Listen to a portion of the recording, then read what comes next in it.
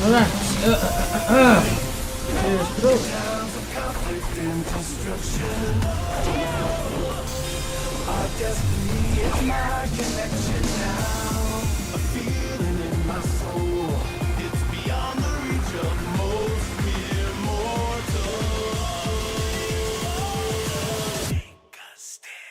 So remember,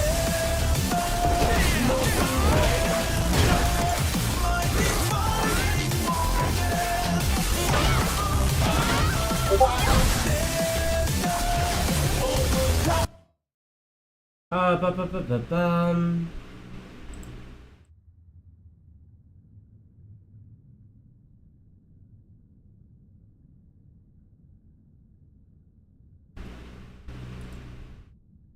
Zay, welcome. Hope you're doing good.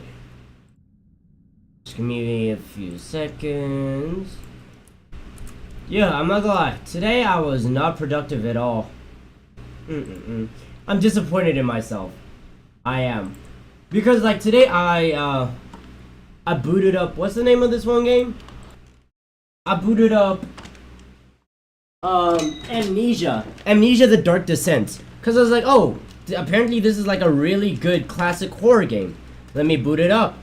I immediately got stuck on the first puzzle, and I was like, I don't want to have this be a game. Maybe I'm just dumb, which could be the case.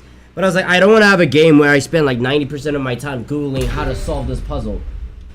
So I decided to just delete the game and then download The Walking Dead. But before I start The Walking Dead, I need to finish Ace Attorney, the entire trilogy. Then I'll hop onto The Walking Dead. That said, for some weird reason, let's see. Pop out chat. Copy link address. And change this. Why is my OBS not cooperating?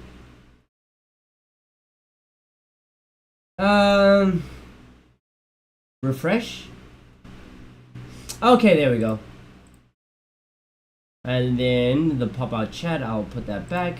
But yeah, I don't know when I'm gonna play Amnesia: The Dark Descent. I might just do it. I don't know when. I really wanted to do it today. But yeah, no.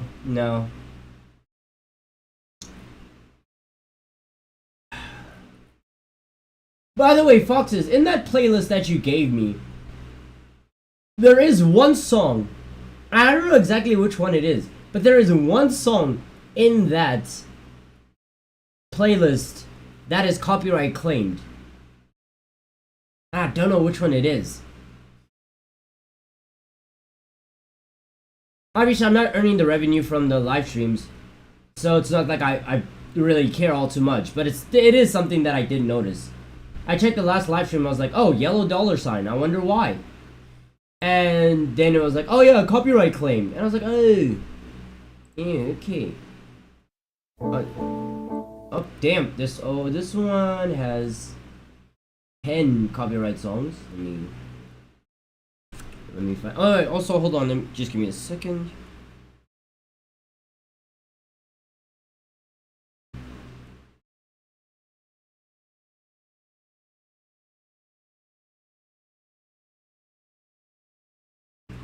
Okay, so it seems like the Jujutsu Kaisen remake, the episode remake for Sukuna vs. Mahoraga has been made, and it's out, but only certain people have access to it for now. So give it a couple days, and it's gonna be available to everyone. You feel me? Yeah, it's Sage Foxes. Welcome. Hope you're doing good. I think I already said that, but yeah. You should make a Dragon Ball Z movie tier list. Does something like that even exist online? Okay, hold on. I need some good songs. You know, some non-copyrighted music.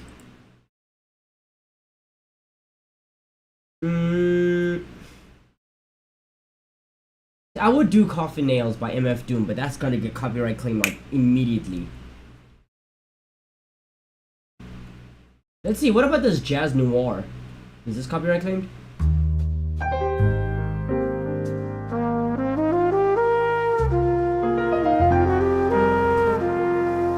Perfectly fine. And it's beautiful too. Okay. Is lo-fi copyrighted? For the most part, no. There are some copyrighted lo-fi songs. Very rare. There are some, but for the most part, no, they aren't. Like, we're good for the most part. So if you have a lo-fi OST or a lo-fi track that you want to send over, go ahead. Just give me a second.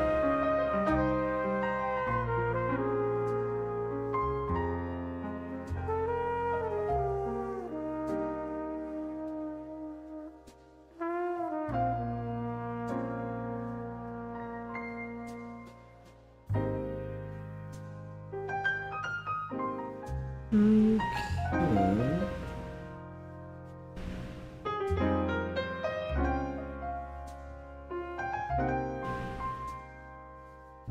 Yeah, it looks like everything's shown.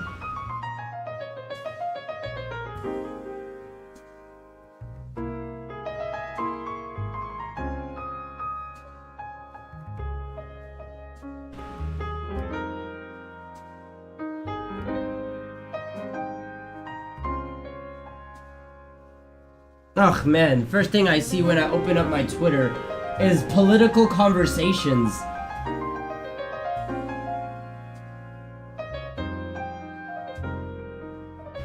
It's the whole conversation about, Israel-Palestine.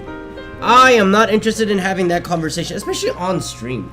So that's probably a conversation I could have in my free time, off stream, but like, I'd never want to bring politics on stream. I feel like that's just dumb, asking for I don't know, problems, bro. You're just asking for a lot of problems.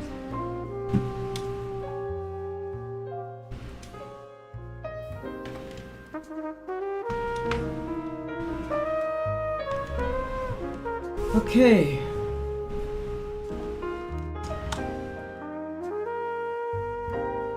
And then, oh yeah, my fault. Is all my lights on? The green screen's up, yes. Okay. May I not get stressed today. May I not get stressed. So, I'll play. If I get stressed, I will boot up another game. I don't know what it is. Elden Ring? Maybe. I don't even know what games I have. Oh, look at that handsome man on our stream. Oh man, Zay, I appreciate you, gang. Love you, man. You'll get stressed out. You just gotta thug it out. Nah, look. Listen. May I not get stressed today. If I get stressed, I will boot up another game. Right now, the only games I have installed are The Walking Dead, Elden Ring, Tekken, Helldivers. And I think there's one more. Or do I only have 4 games installed? Let me double check. Oh yeah, and Phoenix Wright Ace Attorney. Yeah.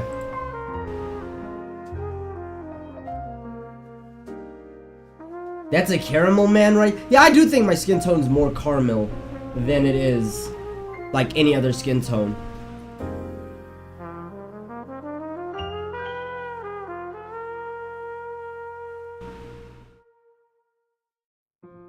Real experience is the best teacher. Oh, brother. And the thing is, he's not wrong. It's just so corny when someone says that. Real experience. The experience is the real teacher. It's like, oh, brother, shut the You know what? I'll leave it. I have no reason to get mad. It's too soon. You know?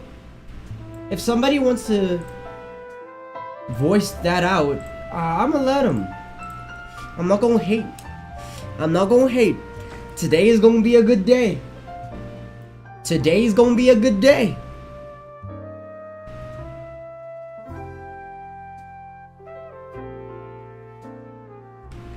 Today is gonna be a good day.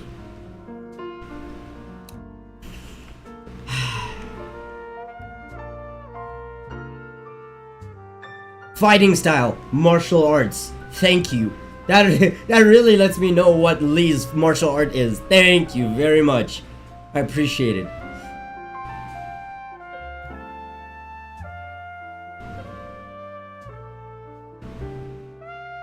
Self-taught style. Why does it feel like there's a character missing? No, I'm probably just imagining things. Fighting style, brute force. Thank you. Hello, hello, hello, hello, hello, hello. Testing. Hello, hello, hello, hello. Testing, testing. 1, 2, 3. Is everything okay? Hello, hello, hello, hello. Can I get a response, please? I accidentally kicked my my Wi-Fi router, so it disconnected me just for a second. So, is the live stream up? Hello?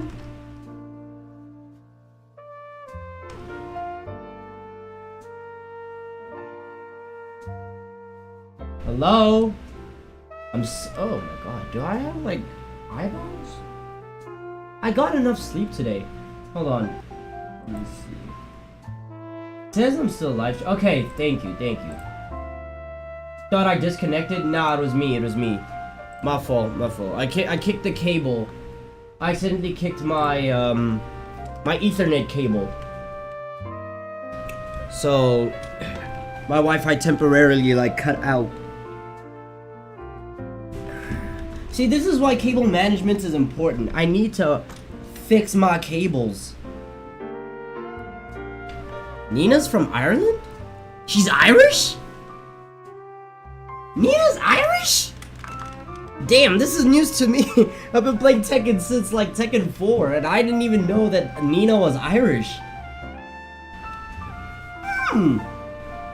She definitely does not speak with that Irish accent. I will say for sure. Let me find a couple. Okay, it's choppy. I thought she was an American. I thought so too. I thought she was like from America, maybe like England, not Irish. You know? Okay. And then Hwarang, of course, the name, the fighting style, of course she's Korean. Right? Makes sense for him. Feng Wei is like Chinese, yep.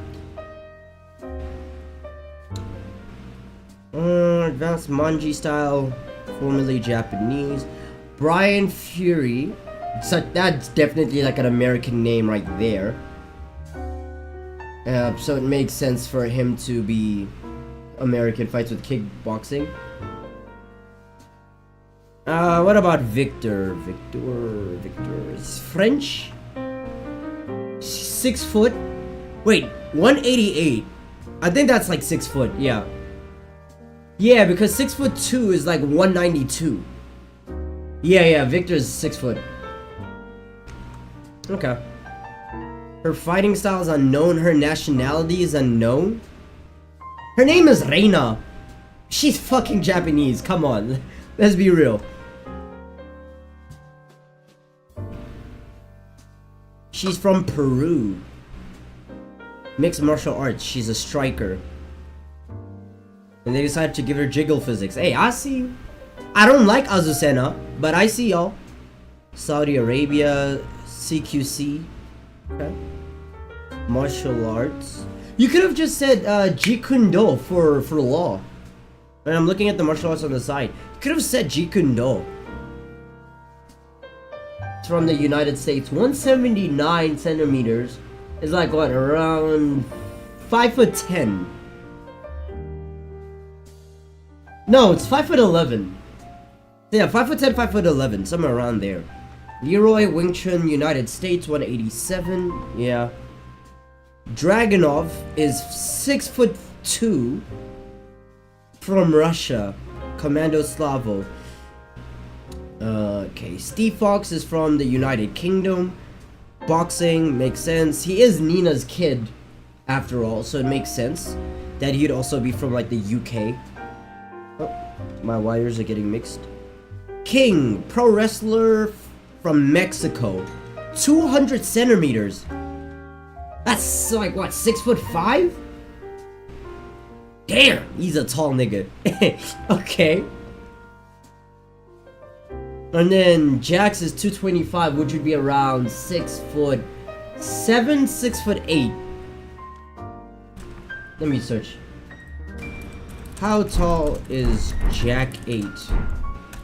Is it 6'8"? 7'8"? No way. Wait, 225. Holy shit. Oh, okay, yeah. Jack being 7 foot. Yeah. 7'8". Yeah. That makes sense. Slubbo Space, welcome. Hope you're doing good. Jack is almost as tall as me. You're 225 centimeters? This nigga. What? Devil Jin's height is unknown. Nigga, just look at Jin. I don't think Devil Jin grows like a couple inches when he transforms. Right? He just gets horns and wings. Talking about fighting style, unknown. Karate. Nationality, unknown. Japanese. Height, unknown. 183. 6'10"? No, 6'10". Jesus Christ. 5'10" or 5'11"? Jin Kazama. Height. 5'11". Okay. Yep. And then his weight, 87 kilograms. Although I do think transforming into Devil Jin with the horns and the wings, it adds a couple kilos to his overall weight.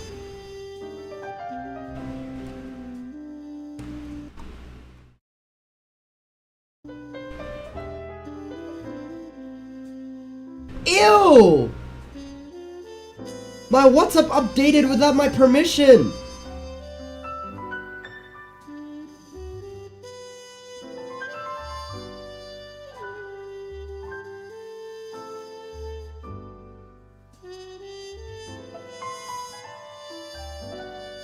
Oh man.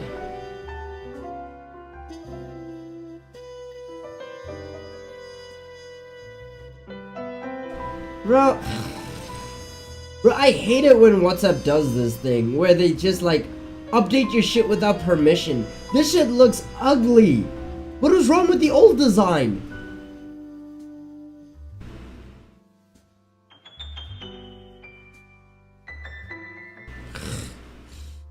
Alright.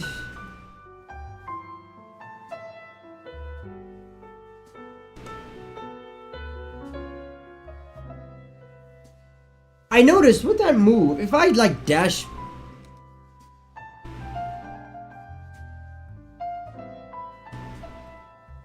What's this? 18?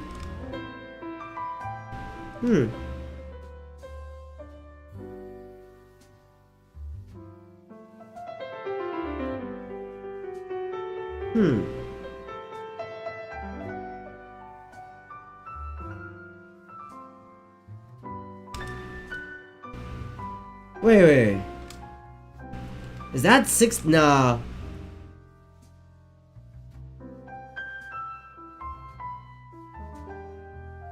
$16?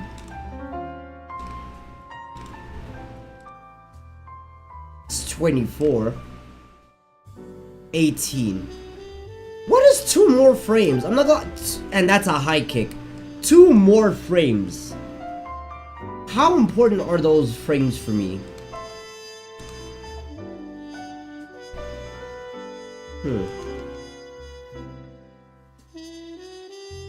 It's 24 frames.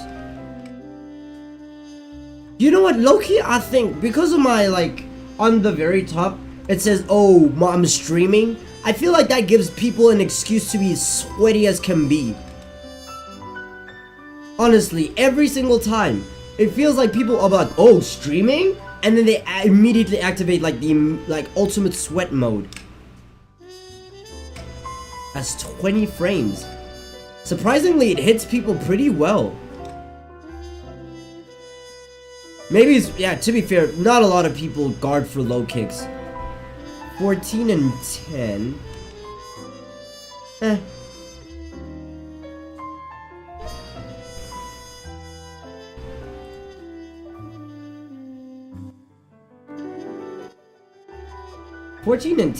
Paul Phoenix. Oh my, I'm fighting somebody who's on 10K's ranking.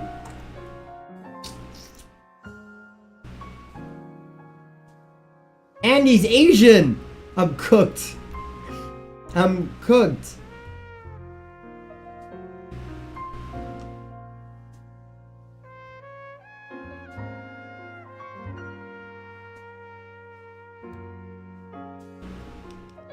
I don't want to see no question marks. You know that Asian fighters, as Asians in fighting games, are just sweaty, bruh.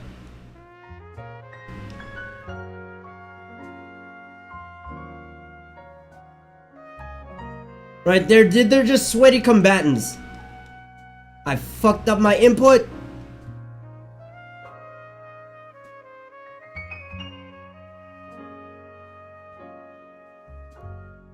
Fuck. You ain't lie? That's what I'm saying. Oh, what the?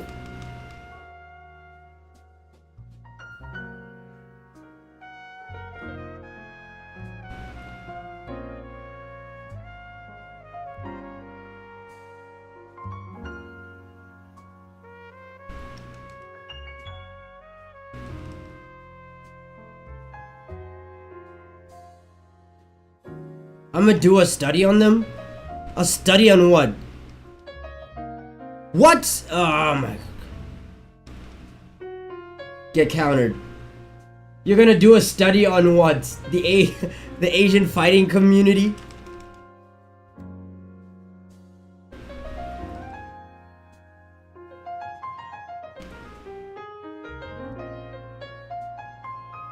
I won't lie though. This Paul isn't really doing the combos I'd expect from a Paul to do. I don't know. This dude said he had. No, I'm not saying he has the same prowess. He has the same ranking though.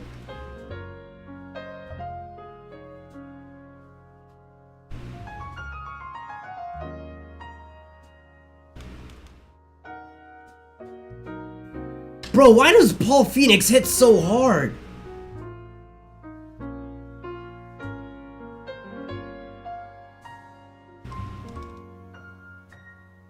What? Oh, I was out of range for that grab. What? Okay. He's gonna probably go for, yeah, a low.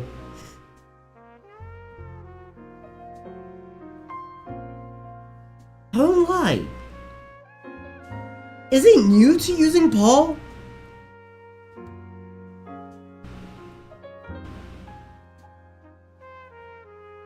There's just something odd about this one.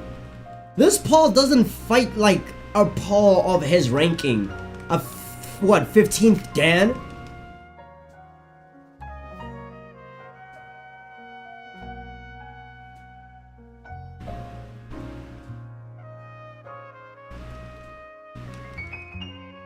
Uh-oh. Maybe he's not used to fighting Leroy's or some shit.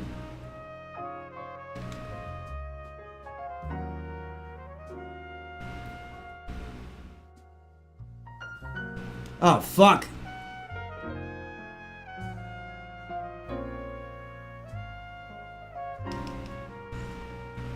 I don't know, maybe he's not used to fighting Leroy's.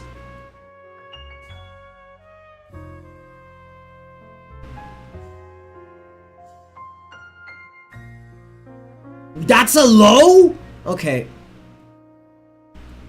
Cool. Holy shit, sweat!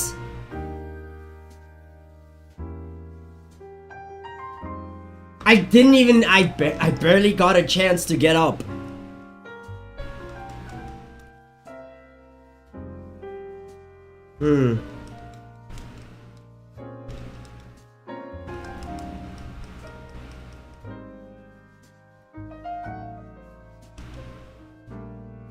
Damn. Okay. Now he's locking in.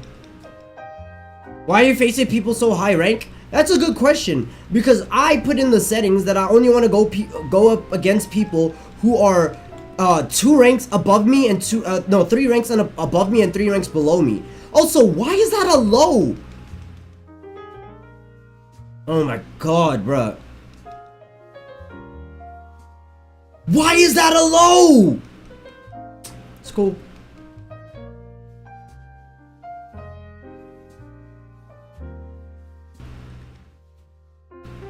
Huh?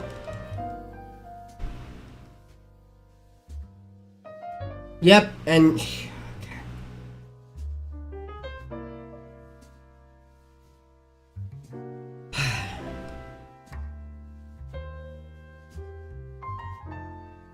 I know I put it in the setting for me to go 3 ranks up and 3 ranks down. If I'm going 3 ranks up, the person should still be in green. If I'm going 3 ranks down, they should be in silver. Right, because I'm 5th Dan.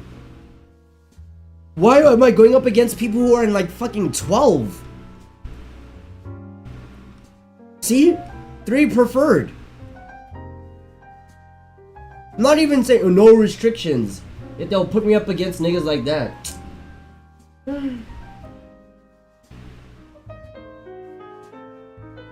I thought you had quick match?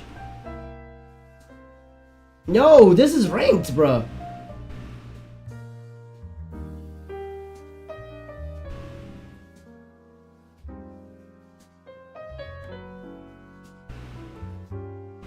Oh man, it looks like this game called Rise of the Ronin. It looks like it's not getting good reviews. Or people are finding the game mid. Huh? At least I know not to buy it.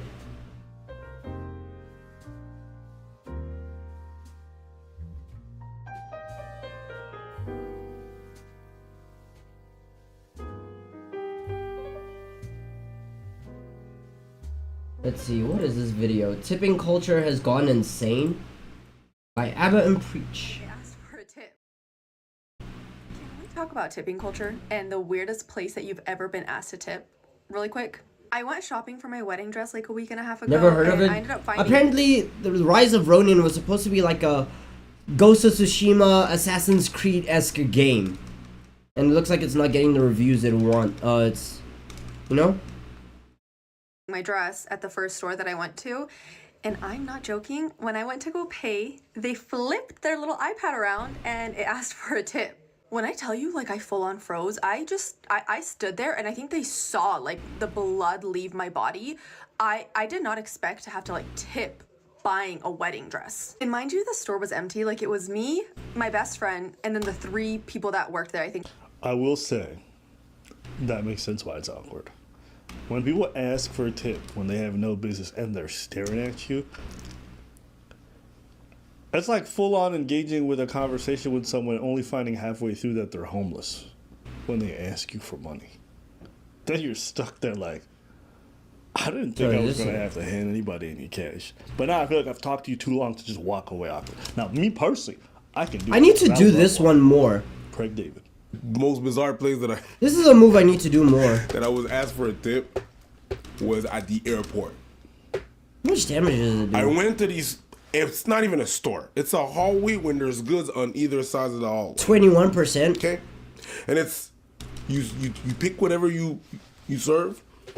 Like you serve yourself. You know what I mean? You pick whatever you want. So That's good for 21% though.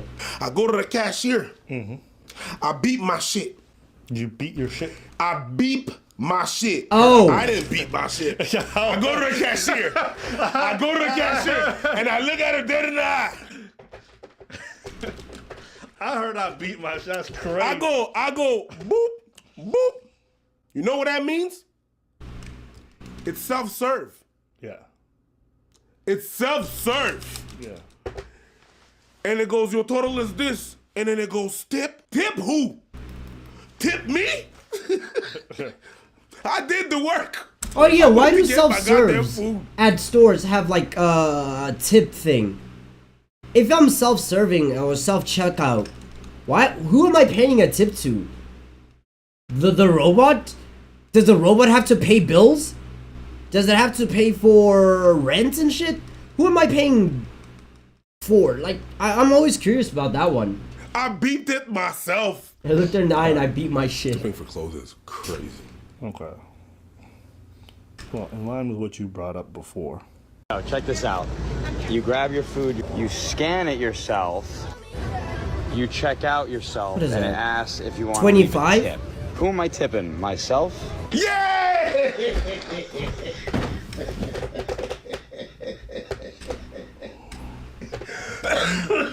17 frames minus 4. Oh, check this out. Yo, my guy.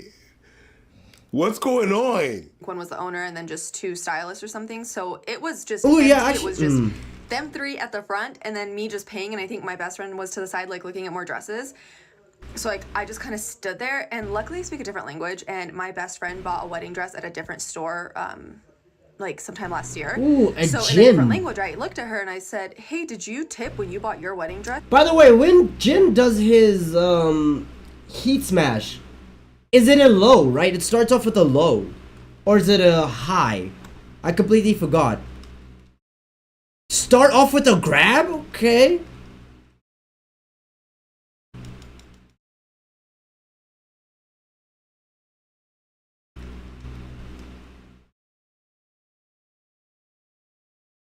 Start off with a grab. That And she was like, "No." it's a And high. then I was All like, right, "Did they thank ask you you. to tip?" And she said no. So then I was like, "Oh my god, like I really don't think you're supposed to be tipping when you buy like a wedding dress." So I'm just kind of like standing there trying to do math in my head because the dress is already expensive, right? And then like a 10% on like a $1,500, $2,000 dress is like another $200.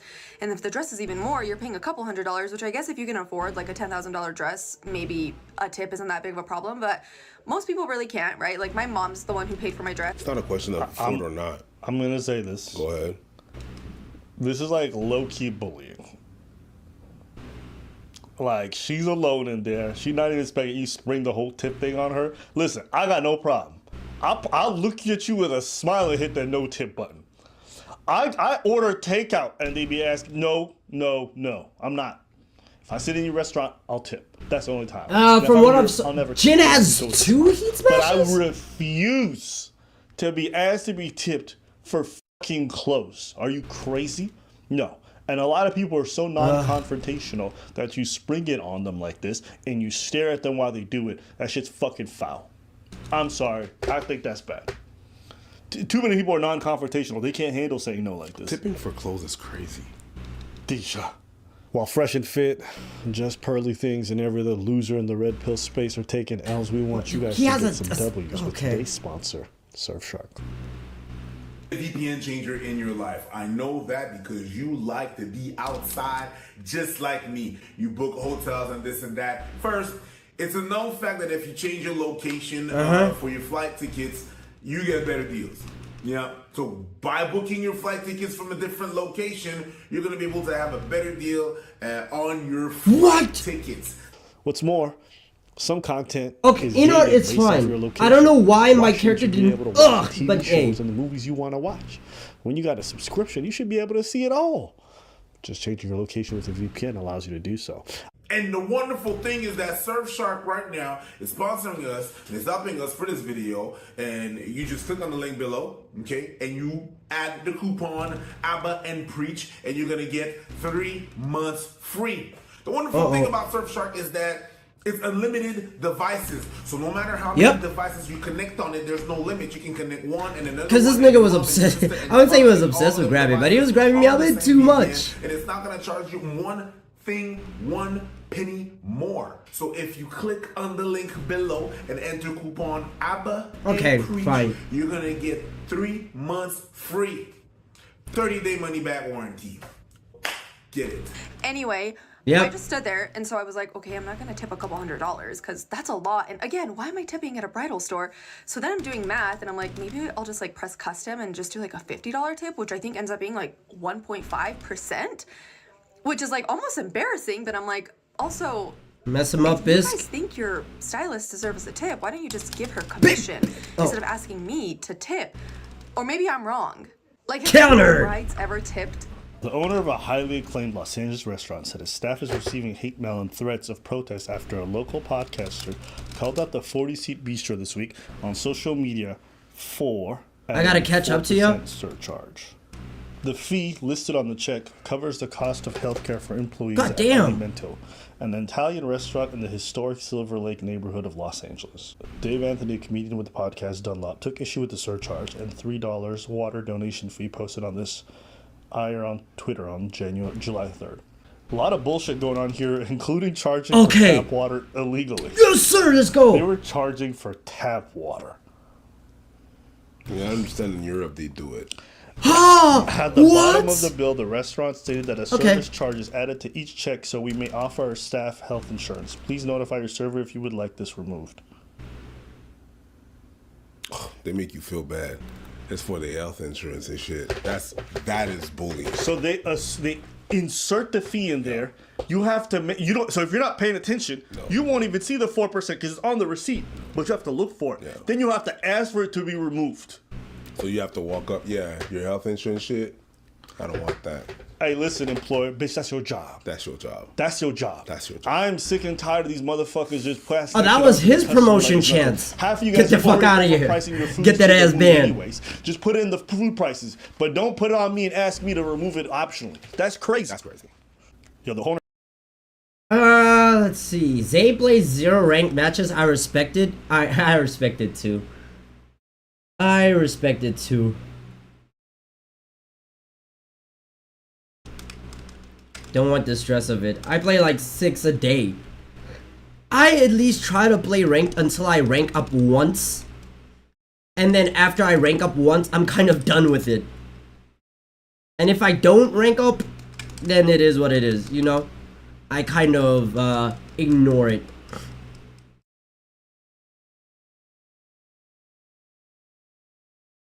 Sucks that doing that one backwards doesn't hurt. It's like a defensive move.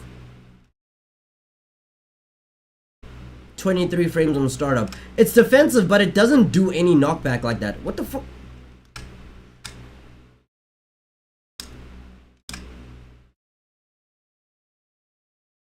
How did I do that?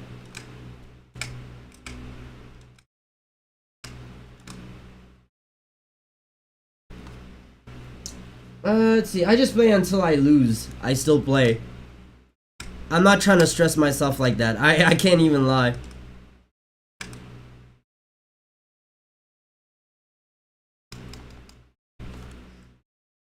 Also want to start playing again because my uni has a tournament coming up soon. I say go for it. Whip them niggas' asses. Is he gonna cancel, bro? The Wi-Fi signal is not that bad. Okay. Owner said, yo, why y'all coming for us? A lot of other LA restaurants do the exact same thing. Yeah, they're crazy. Listen, I'm sorry. I'm here to say, tipping culture is fucking stupid. It should not exist. And every time I travel, I'm reminded why it should not exist. Kazuya. I refuse to believe okay, it. when this guy's heat is activated, it's a low. Why is he so high ranked? Ugh. But yeah, it's a low, mid. Or I think it's a low, mid, high. Either ways, all I need to do is just duck one. No, but to be fair, they usually start off by knocking you to the floor. Then once you're in the floor with no room to protect yourself, then they hit you with that move. About like every Kazuya thing's the same. I main King though, so I don't. Hey, do you know how to do the King Death Grapple? Or whatever it's called. The Death Cradle.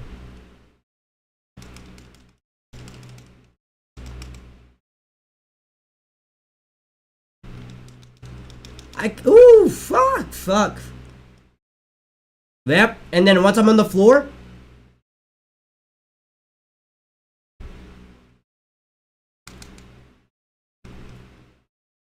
Okay, maybe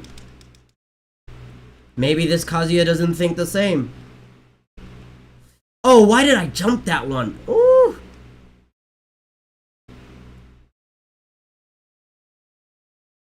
Bro. What the fuck? You know what? Okay.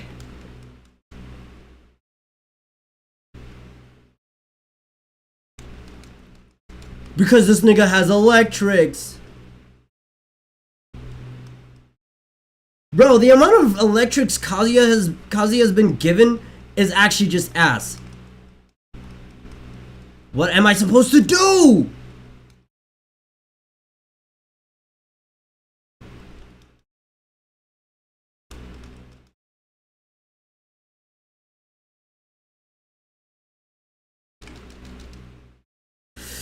No! Fuck! Bro, Kazuya against the wall is actually cancerous. Holy shit.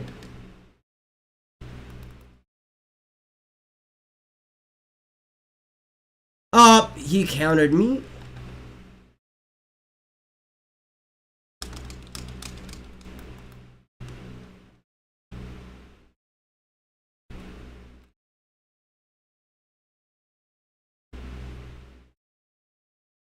This is why I honestly hate Kazuya.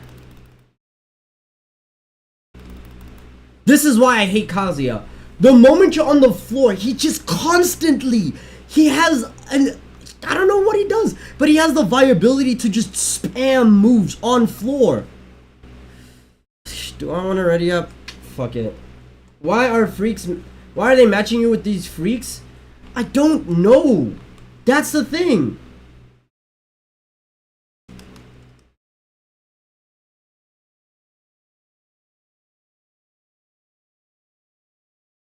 Yeah. And watch, because now I'm wall stuck, Kazuya just has infinite combos to take advantage of me and abuse me like some fucking...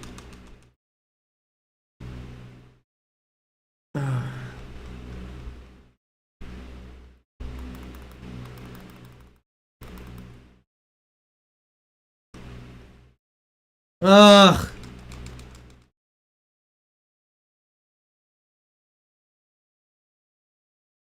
Cool. The sneakers in this game look sick, yeah. He starts up every match with an electric. Up, and I'm getting wall stuck, so I'm about to get comboed.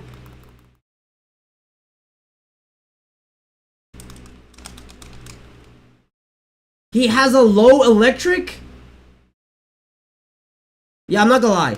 Leo's sneakers are ass.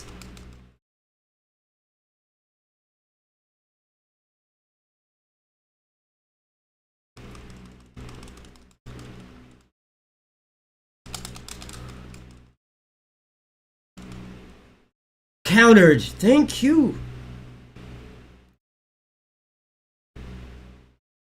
Ugh.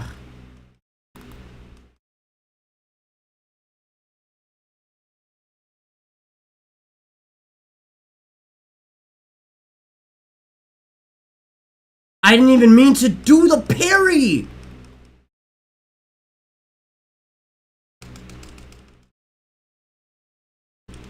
Yep, he knew what I was going for.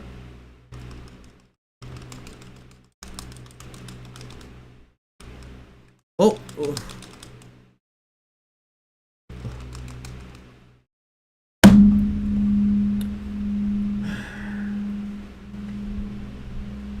Oh, this microphone's still feeling the reverb.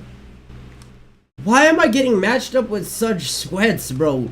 Why are they all so high ranked? We offer better service here in North America because we tip. It's not been my experience. When I travel to Europe, when I travel to other countries where there is no tipping, the service is impeccable. And I've never asked for a tip, ever. So what is it that we're paying for here? The truth is, we're just subsidizing these employers who are too fucking care about their job to pay their employees, or too malicious to want to do it and pawn it off to the customers. That's it. That's what it really is. I like to tip in Europe because this it's little out of mine ass. Like so it actually makes it feel. But when it's compelled, wait, let me practice how to do. Christmas Do I still remember how to do King's Death Cradle? Christmas should be special because you're looking forward to giving gifts to your loved ones that you want to. But this shit is just, it ain't even optional. It's like Secret Santa at your job. No, it has gone too far, and they're adding more and more as employers are trying to find ways to cut corners. It's not even that we can't even afford it. It just becomes insulting at the end of the time. Just because I can pay for something doesn't mean I want to. It's just stupid. It's plain stupid. No, if I don't know. That's crazy. No. There's a lot of instances that it's just crazy. Food and beverage, I understand there's tips, but even then, that's like you said. Why? Yeah. Right? But if that's on the basis that you operate by, I'll go buy it. The surcharge of water, burn that. Paying for a tip when I'm not eating at your place, burn that. Paying a tip when I serve myself, double burn that. Burn it again. It is disgusting how they're adding this tip shit everywhere. No, yeah, it is. And you know what? To all my viewers, I'm very comfortable saying this. Stop doing it. And it's been a surge since the pandemic, I feel like since the pandemic, it's like, tip. It was this thing with the pandemic, it was like, yo, tip more just for your local restaurants to stay open and stuff like that. And the cough season left and... Trust me, I'm not maining King. I'm just practicing the Death Cradle to see if I can still do it. In the grocery store? Not necessarily. When you tip during the grocery store, it doesn't even go to the employees. Not necessarily. Alright, I still can do it. Go to the employees. There's some restaurant. Did you hear what I said? Disgusting. There's some restaurants that they don't even go to the employees, or the owner gets a cut of the tips. I've seen that. Yep. I saw one guy, he donated like $2,000 one time to a server because she was doing such a good job. Yep. And she got fired because she wouldn't give a portion of that tip to her manager, to the super. I'm like, what? That's crazy. You're the manager. You don't get a tip. Once you reach the level of, I don't have to. I know. This whole culture. All that help for one grab. To be fair, it's 3 grabs in one. It's 3 grabs in one, right? Because that's the first one. That's the second. And then there's the Death Cradle, which is the third one.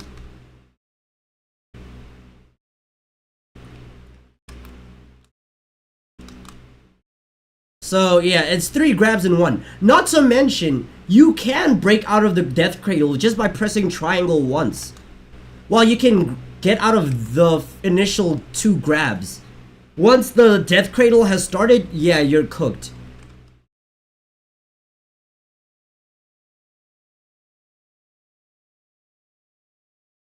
Up. Fucked up the input. I'm here to... Fuck, I forgot the... I'm doing the best I can. Where are you? Man, this is how much health again? This looks like 60-70% of your health in one grab. Yeah, so after the you can interrupt this grab by pressing triangle, right? So you can interrupt this grab by pressing triangle. The second one, I think you can also interrupt by pressing triangle. But the second the cradle starts, you're cooked. There's no getting out of it.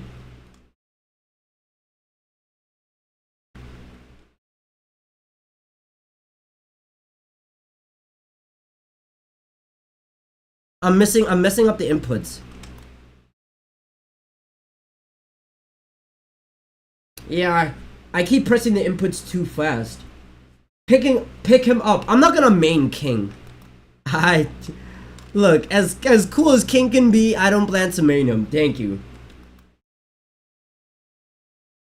If I hit niggas with that shit at school, I might actually get banned. Yeah, because you... No, wait, why would you? In the tournament, do it in the tournament, bro. If you can, you can't tell me that I can't use an aspect of my character. Okay, it's my character. Let me use him how I want to. You can't tell me, oh no, you're not allowed to do the Death Cradle. Nick, no. Just don't get hit by it. Just don't get hit. Unless King is a banned character. In which case, sure, I understand. Like, if he's banned, then sure. But, like, you can't tell me I can't Death Cradle people.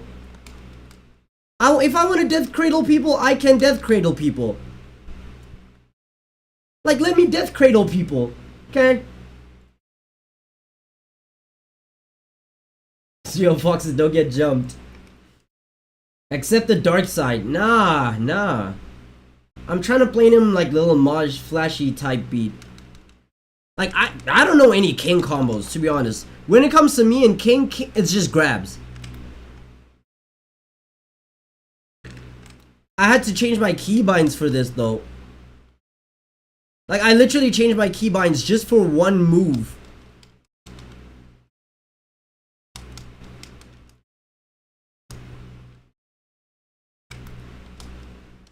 King... Zay knows... Foxes knows what's up. Hey, man. I'll just say, I'm not gonna fall into the dark side and use King. I'm not gonna main him. Prove to me. I'm gonna keep maining Leroy until Eddie comes out. Which sucks, because Eddie is gonna be like $5. $5 on release, I think. I think it's like $5 or $12. I'm like, holy shit, just for one character? Nah, you're bugging.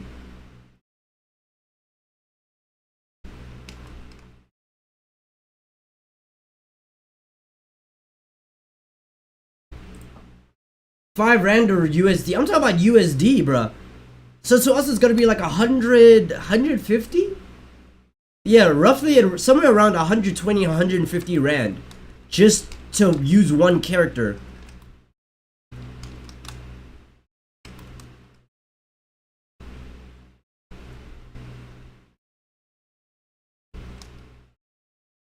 When the next Mishima runs up on you, don't tell me I didn't warn you. Bro.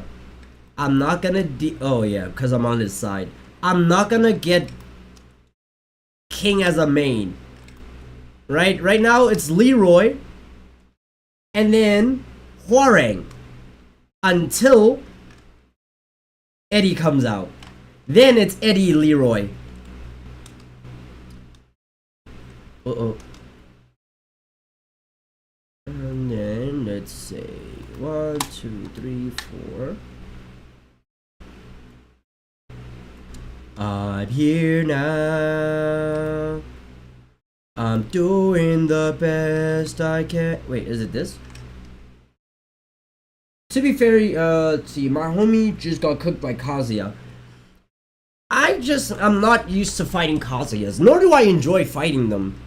Honestly, like, I'm not used to them, and when I do fight them, I don't enjoy it. Cause Kazuya and Jin. Wait, Kazuya, Jin, Reina, and Azucena. These are the 4 characters I hate fighting the most in this game. I haven't fought enough Lilies for me to hate her as a character. I don't like her, but not enough for me to hate her, you know? You won't find it. Tipping is fucking stupid. We do it because it's tradition, and I do it. And I don't bitch and moan when I'm doing it. But when I look at some of this stuff and the way it's expanding, it's really fucking dumb. Mm-hmm. Call it what it is. Agreed. That's all I want to say for this video. I will not be tipping. I will hit the no button. I don't care. I don't care if it's takeout, I ain't tipping. Close, I ain't tipping. If it's any kind of like, I ain't tipping. Close is a new one. Close is a new one. You think it's new? I think it's new, but shit. Yes. Close? It's a new one to me. Yeah, it is. Yeah. And it's hard for you to see anything that's new on the internet. That's correct. So what? It's hard for you to see anything that's new on the internet. But he was a higher rank to be fair. Yeah. True, but also that I was able to get off some rounds. I think I got like what, 2 rounds at most in 1 set against that Kazuya. So it's not like I was completely ass. I was just getting fucked up. Cause the moment this is tipping has got out of hand. I don't tip. I never tip. I'm sorry. I don't care if it's culture. I don't tip. I came to get what I paid for, what I wanted. I'm not paying extra. And you're not gonna convince me to pay extra. I don't care what your reason for it is.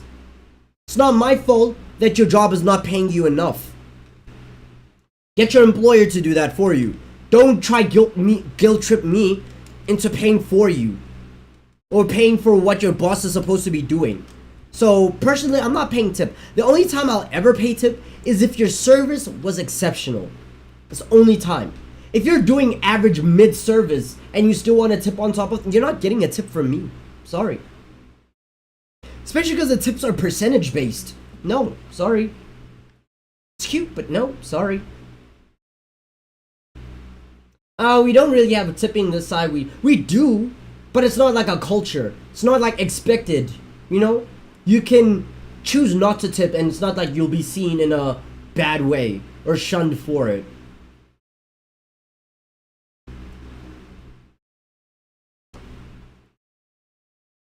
I tip $1 so they don't eat my food. At that point, your food is being held hostage. What the fuck is this guy's rank? His rank is Eliminator. Why are y'all pairing me up with Sweats? 14th Dan. What the fuck? Nah. I'm being paired up with Sweats.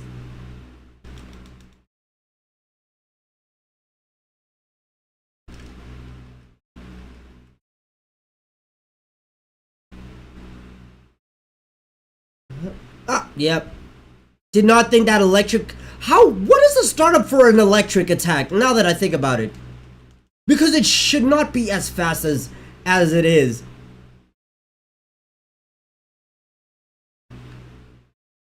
Oh, okay. Oh, that was his. Wow. That's so cool. I forgot, he's a devil. Of course he has ranged attacks.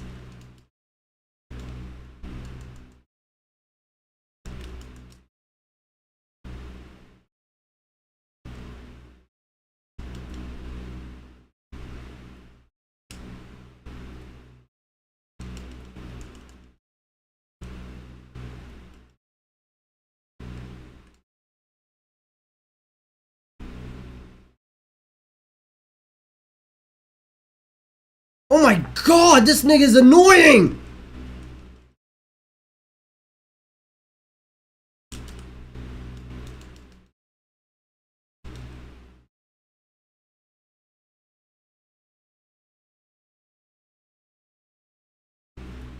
What the f- No way to punish that! How do you punish that?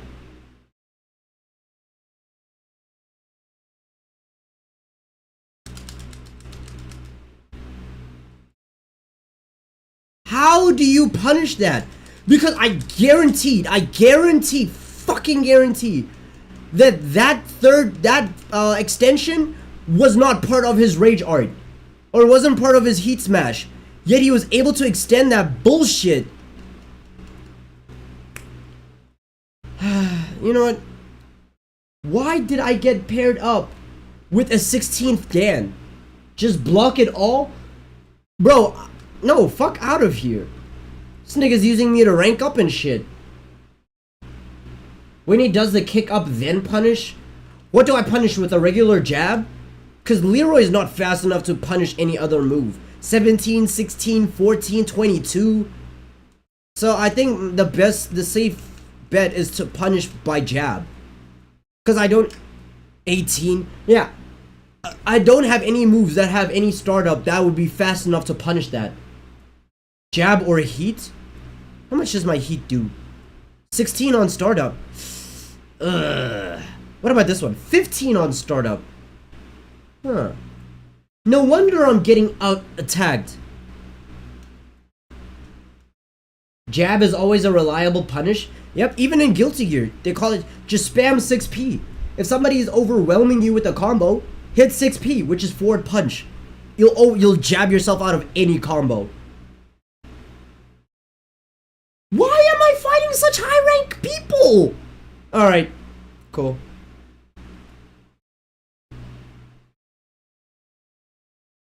Bro, this nigga's ranking is assailant. Look at this nigga's... You guys are gonna say... Look at 10 Dan! Did I not say I only want to fight niggas that are 3 ranks and above? Or 3 ranks or below? Aww.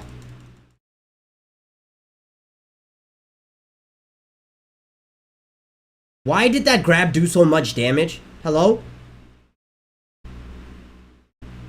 Biscord is cursed with Mishimas. That's also a problem, bro. Why am I only getting Mishimas?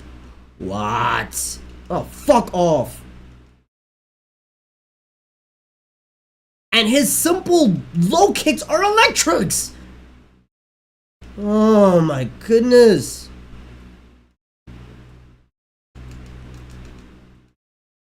How am I fighting a nigga whose lows are electrics?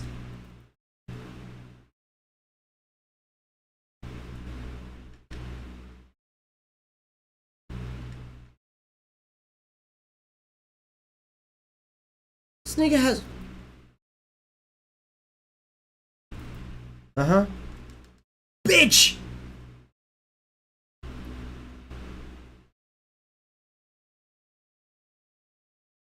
Yeah, oh!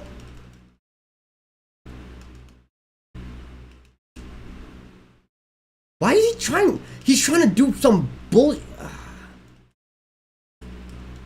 This... I swear, this nigga is a fast masher.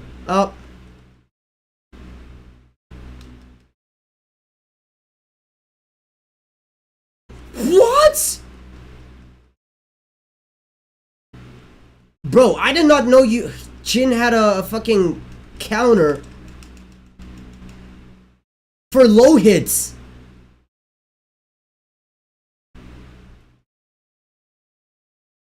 I'm trying to...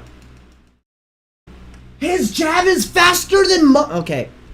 Of course his jab is faster than mine. He's a Mishima. Right? It just makes sense. But when I mash, I get punished. But hey, it's cool.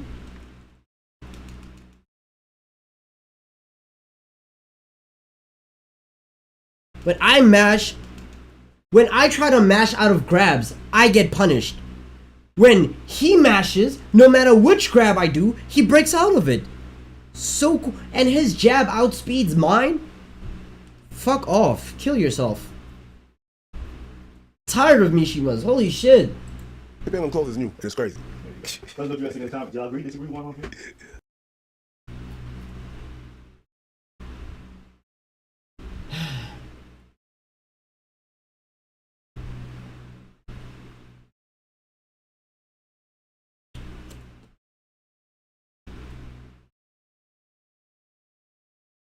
No need to get stressed, Biscord. Shouldn't be wishing death upon people. It's perfectly normal. It's okay. Sometimes games will stress you a little bit. But it's okay. Hopefully this guy that I'm about to fight is not a sweat. It's okay. Same nigga! Oh. Kill yourself. Kill yourself.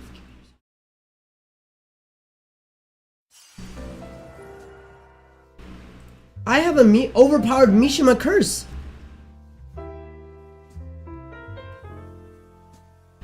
This nigga's name is Top NBA.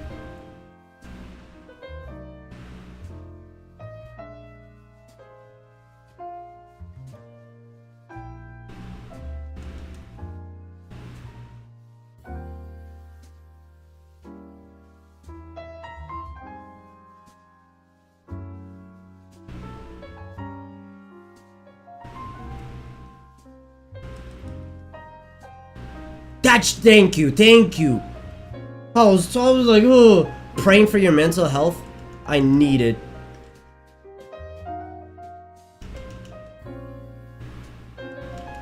That combo annoys me to hell and back.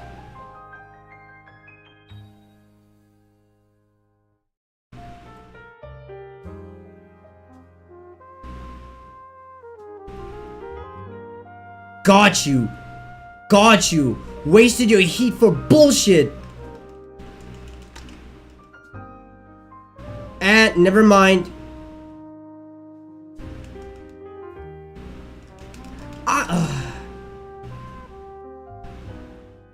When I mash, upon getting grabbed, I always get punished. He mashes, and he's perfectly fine.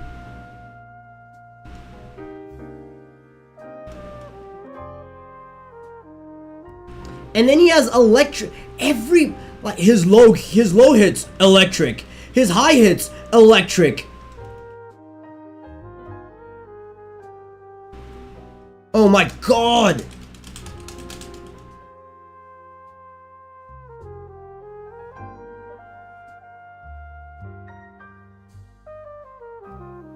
And he hit me with his fucking high hit Rage Art.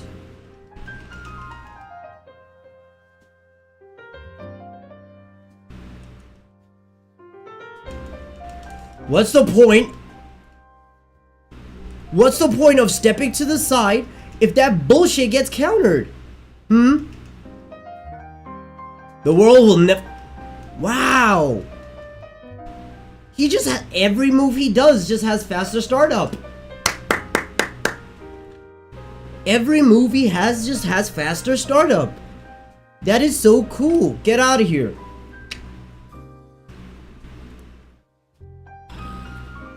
Maybe I should just be a scrub like everyone else. Maybe I should just main difficult niggas. Oh, easy niggas. The meta niggas. Maybe. Maybe I'm just choosing wrong. Most likely that fuck ass scrub. Maybe I should just main a sweat. Because his lows are electric. His highs are electric. His mediums are electric. He has priority over every attack I throw out. His jabs go through my counters. When I grab him and I try to mash out of it, I don't get out. But whenever I grab him, he gets out. Maybe I'm just using the wrong character. Drop everything, boys. Kendrick Lamar posted on his burner account again. What did he post? Yoshimitsu, warrior. What is up with the ranking? Okay. Okay, you know what? He's 3 ranks above me. It's fine. What? Okay. What? Oh my god.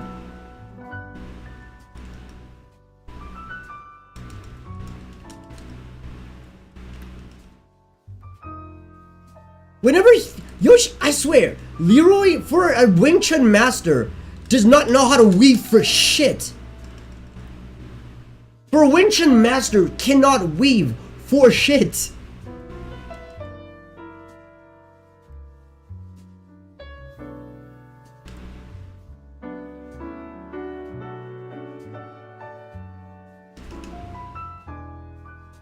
Okay. I had a feeling he was gonna. Oh my goodness. I had a feeling he was gonna grieve that one.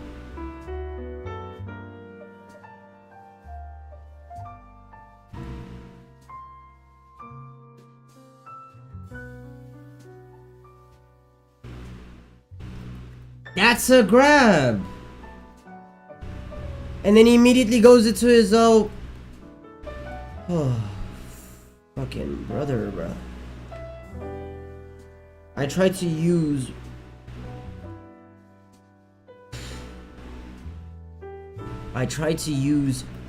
my heat and I got fucked up. The fact that that's a low.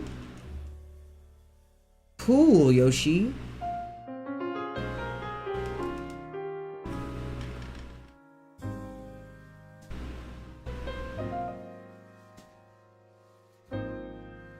Fuck! And I'm stuck in the... Yep. I pressed the wrong button. You know, it's fine. Doing a rage art without having a designated button to it is actually stressful. Because I have to stand still to press R1. But if I press anything, like any direction, while I'm pressing R1, then it's going to force me to either parry, which Y, or do some other bullshit.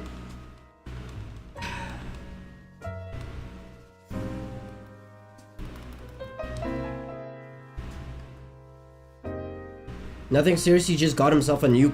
Wow! Wow! So my hyper armor move immediately got swept out. But guaranteed, I hit anybody with a fucking... What are them shits called?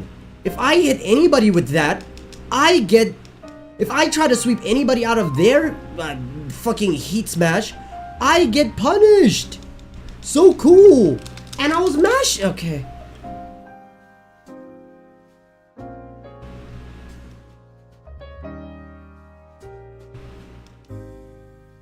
Yoshimitsu has more range than Leroy, I guess. Is it because he's taller? Yeah. And that was a low, and I got perfected. Great.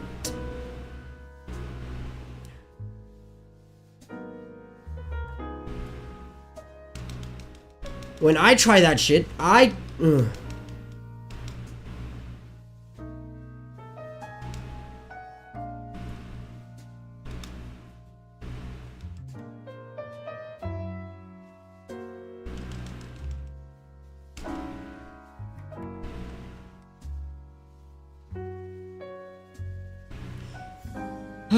just got himself a new car and wrote a whole verse for the caption.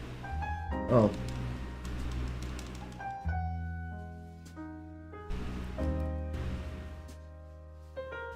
Yes. Kind of like Zay, in which all Yoshimitsus are just hyper aggressive. God. Oh yeah, it's a heat smash. That's why it came out so quick. And that's why it had priority over every other move that I threw out. Honestly, why is Heat Smash a hyper armor move? You already have hyper armor in your Rage art. So why is Heat Smash also hyper armored? That's something that bothers me. Because you can't grab out of it. You can't knock them out of it. They just have hyper armor. Even if you use a hyper armor move against them, That's like this move right here. That gives me hyper armor. Right, doing this is a hyper armor move. But Yoshi can sweep me out of it. But if I do this against anybody while they're doing their heat smash, oh, I get hit. It's probably that Yoshi. Chris Acuity is playing Guilty Gear Strive. Not lying, I just gotta attack non-stop. Yeah, that's usually Yoshimitsu's. Yoshimitsu's are just constantly aggressive. So you can really punish them a lot by countering. Maybe it's because it's a special low. Probably. And I'm fighting Arena. How often am I going to have to fight Mishimas? What's with the Mishimas? Okay. That's a low? You're fucking joking. You're actually joking. That's a low? Oh, fucking hell, bro. That's so cool. That's so cool. That's a low. It looks like a medium. But hey, it's cool.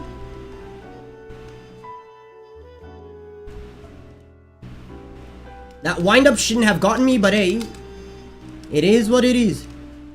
Oh yeah, that doesn't work against Reina. Regular counters aren't get countered again. Regular counters don't work against Reina, only the hyper armor ones. Only the perfect ones work against Reina. Why? I don't know.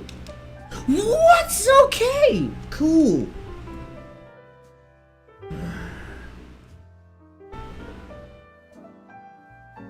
So cool that she could just... Yep. Oh, whenever I weave out of somebody's attack, I get fucking hit. Bitch!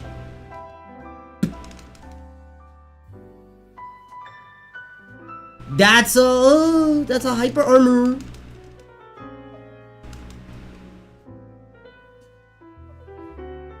I know what she... That has a follow-up. Cool.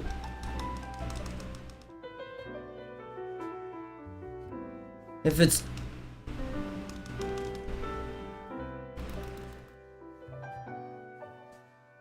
Fighting a screw...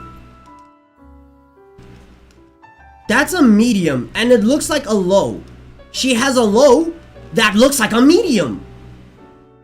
It's okay.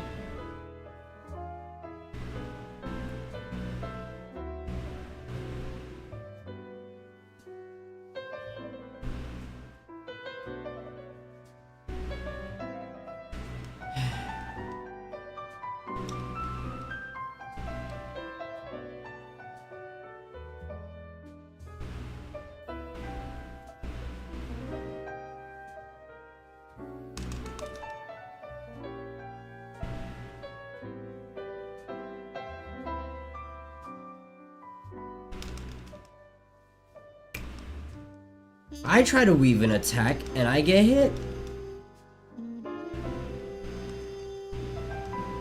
Somehow that has faster priority. Okay. That's cool.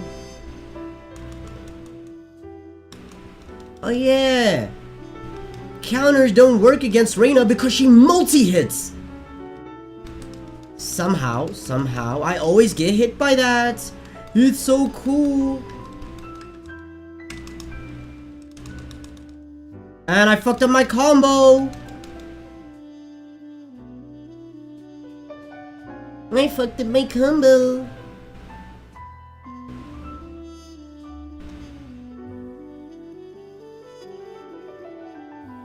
I don't know what the... Oh. Isn't it so cool when she can just sidestep and have priority over every single move? It's cool. Priority even over the most simplest of jabs.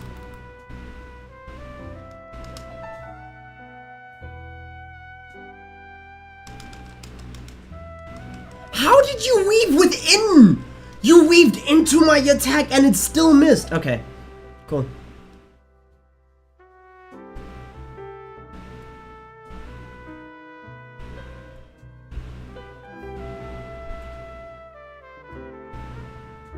I don't know why Reina tries to be such a badass character. You're not her. I don't know who you're trying to be like, but you'll never be them. You're a corny ass character. Like, yeah, you're the most popular introduced, new character introduced to a Tekken game because you're fucking broken. Because you're a Mishima, you're given electrics out the wazoo. Only reason why people choose you is because you have the e-girl aesthetic. You're fucking trash. Everybody who uses you is also trash. Fucking kill yourself. And it's probably gonna be her as well.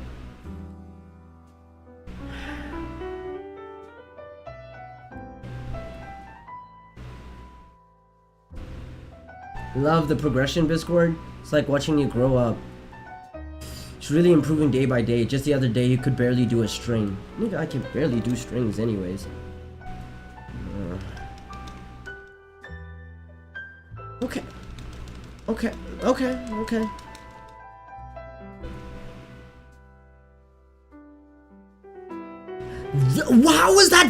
How is that startup so fast? You know what?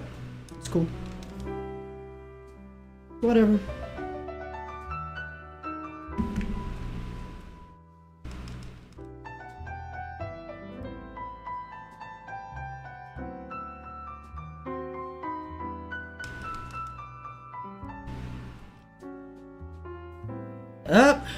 Startup frames are much faster.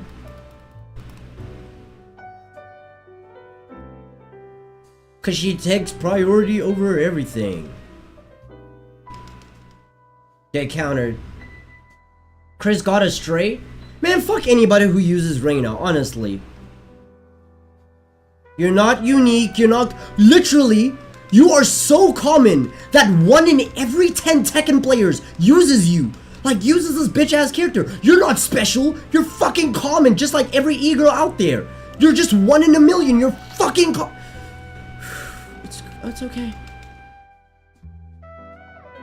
How is that a low? In what universe is that a low? It looks like a medium. Literally, it looks and functions like a fuck-ass medium. But oh, that's a low. Okay. It's cool. And yep.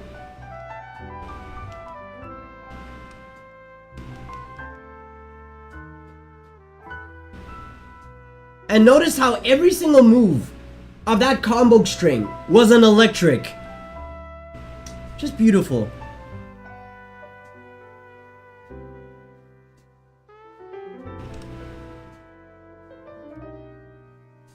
I'm not even gonna block you. Because like I said, you're so fucking common that 1 in every 10 Tekken player is a Reina main.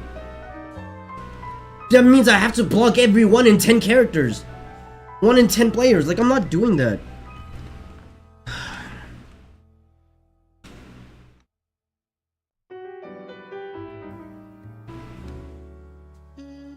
Server's undergoing maintenance. Great, save me from this hell.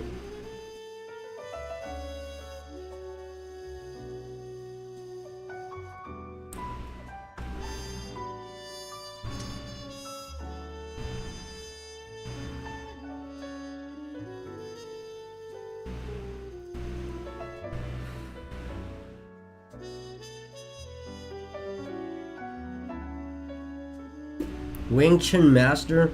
Win 50 matches with Leroy. I've played 50 matches? Damn, time flies. Just give me a second. Kat sent me a reel? She's not the type to send reels. The fuck did she send me?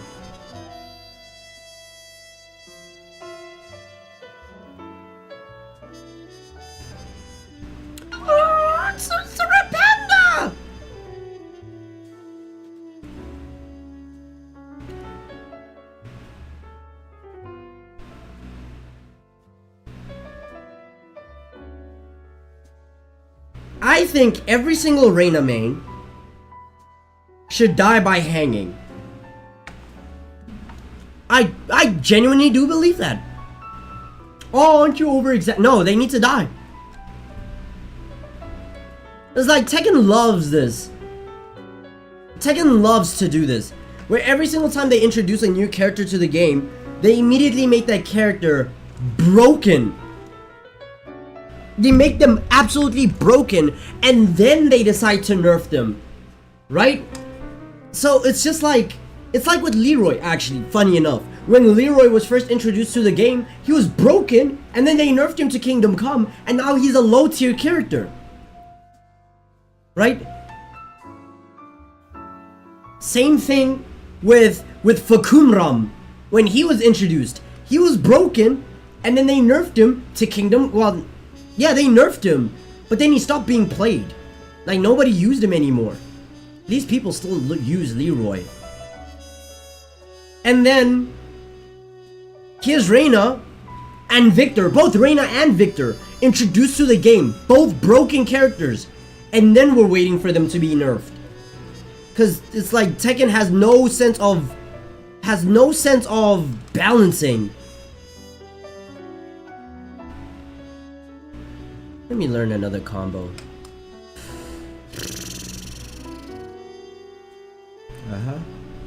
Wait, I already know this one. Hold on. Gonna be on the Harada chopping block. I hope they get nerfed. Fuck.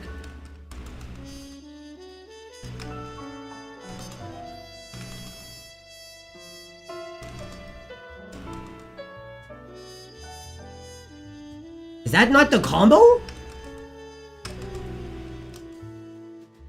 Like, there we go.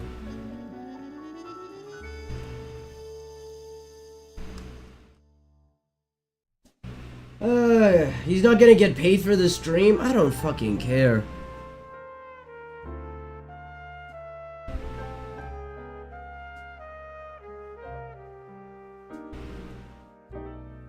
Most likely gonna be R1 circle.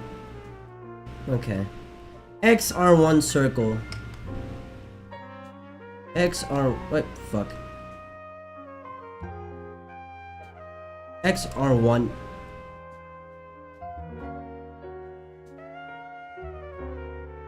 Oh! Oh, and then there's, I forgot, there's more to the bottom of the combo.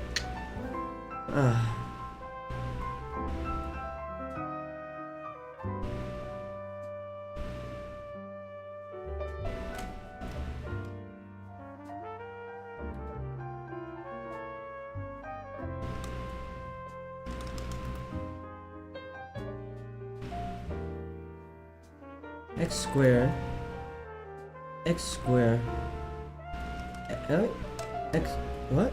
X. Nigga. Oh, it's. I keep pressing square. X square triangle. X square R1.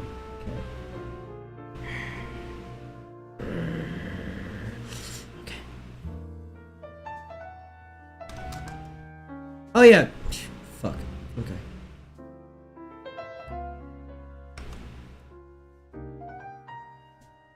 Keep pressing triangle.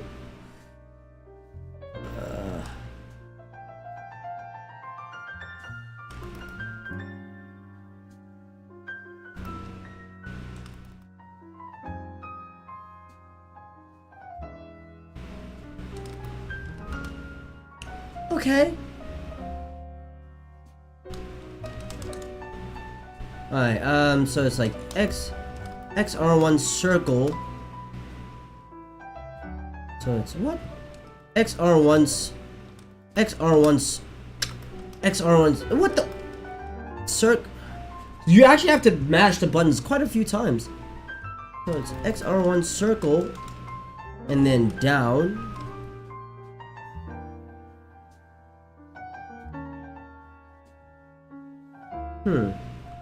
How much damage does it do? 58?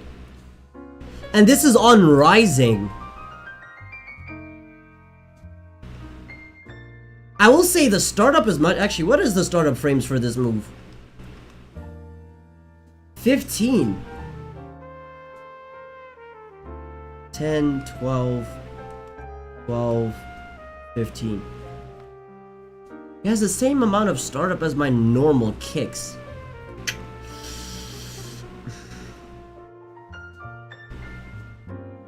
Just drink heat. For 43 damage? Nah, I'd literally just rather use the one that does 52. Like, that does 52, I'd rather do that.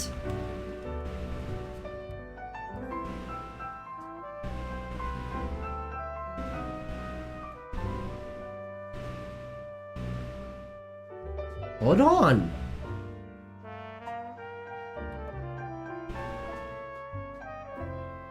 Okay, so this one is when they're already on the floor, right? Their bodies are already kind of on the floor. And then the second one is if I'm able to launch them into the air. Okay, so Circle X? What the? Okay. Ah! Okay.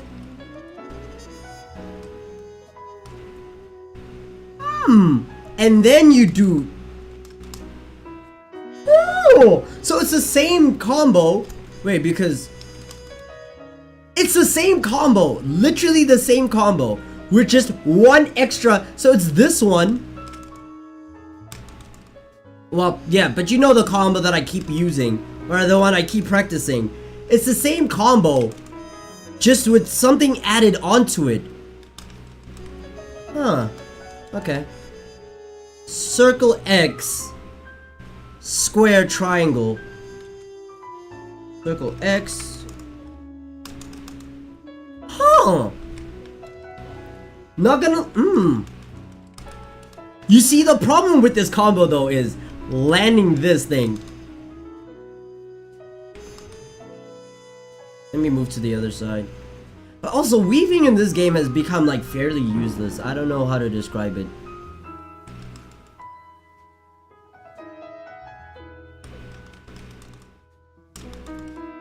Fuck, I fucked that one up. So it's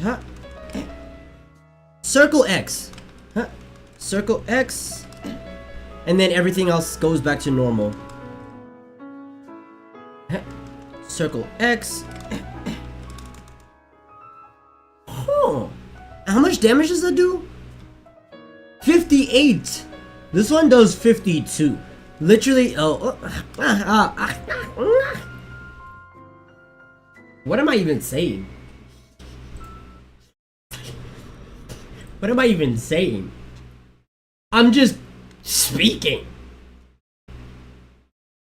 I'm not even speaking. Okay, hold on. Breathe. I can't get my... I cannot. I refuse to let a game determine my mood. Right? I refuse to have a game determine my mood.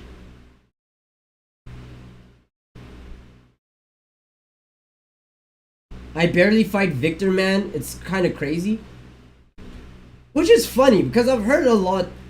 Victor's what? The 4th most popular character in Tekken?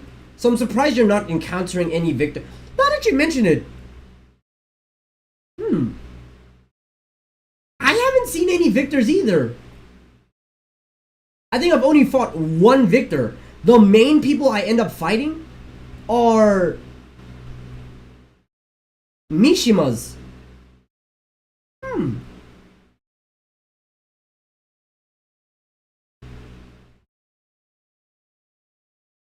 Strange. Hold on.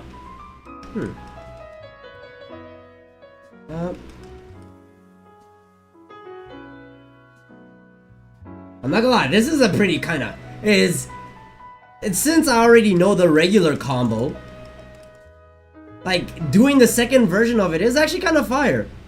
I can't lie.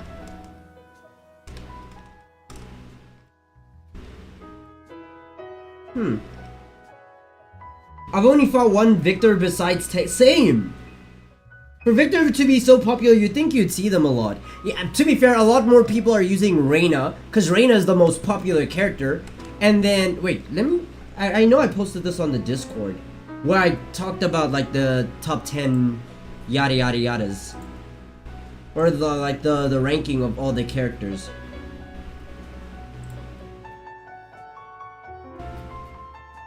Okay, so number 1 is Reina. Number 2 is Dragunov. Which is weird, because I've only fought 2 Dragunovs. But I've fought like a lot of Reinas.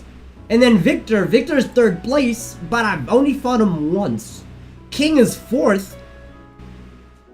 Jin is 5th. Kazuya's 6th.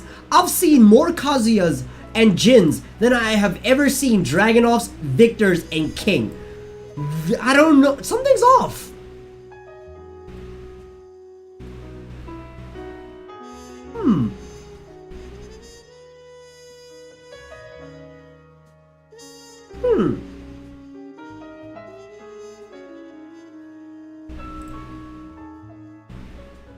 The ranking ain't real? Nah, because it was a popularity test. It was a popularity thingy. Let's see. Tekken 8. I just noticed right now I'm screen sharing. I'm not like gaming. I've been screen sharing this whole time. And just set it to... Alright, there we go.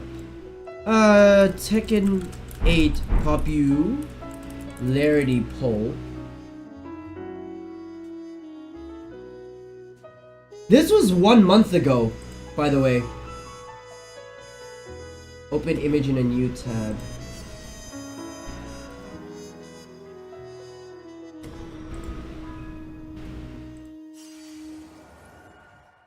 I'm trying to like zoom up with this image. How do I zoom in on Reddit? Do I have to save the image? No, because it saves as a WebP. Tekken 8 popularity poll. Let's see if I can find a better image.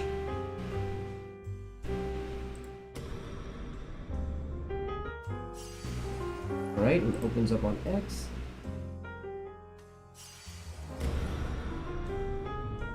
Yeah, look, as of February 8th, 2024, here's the popularity poll for Tekken 8. I'm not gonna glaze my character like Leo, but like that man isn't as popular as people say he is. Clearly, the popularity poll says otherwise. And this was from like 1 month ago, right? Dragunov is number 1 now? No, I have not seen any Dragunov. Dragunov is 1? Leroy got pushed from number 4 to number 3. Niggas do not fuck with my character, bro. My main, bro. No, niggas do not fuck with my main. So, number 1 is Dragunov. Number 2 is Reina. Number 3 is Victor, number 4 is King, number 5 is Jin. Then Azucena, Devil Jin, Kazuya, Brian, Jun, Yoshimitsu, Hwarang, Paul, Lee, Steve, Lily, Lars, Law, Lisa, and Asuka, Feng, Leo, Jack, Claudio, Kuma, Nina, Raven, Zhao Yu, Shakim, Leroy, Zafina, Panda.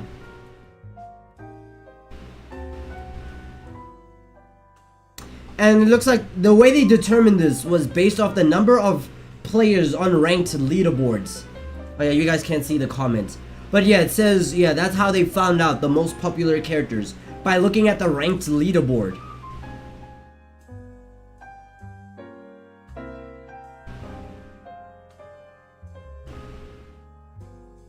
I got put on in front of Zhao Yu. I gotta put on for Zhao Yu. Oh, yeah, she's the 5th least liked character. Yoshimitsu's in the top 10. 1, 2, 3, 4, 5, 6, 7, 8, 9, 10. Oh no, never mind. He went from number 8 to number 11. Huh. Okay. fascinating. Huh. Yeah, the fact that my main is going down in the ranks, not even climbing. This nigga is going down? Yeah, I'm not gonna lie. Cooked. Cooked. My main is cooked.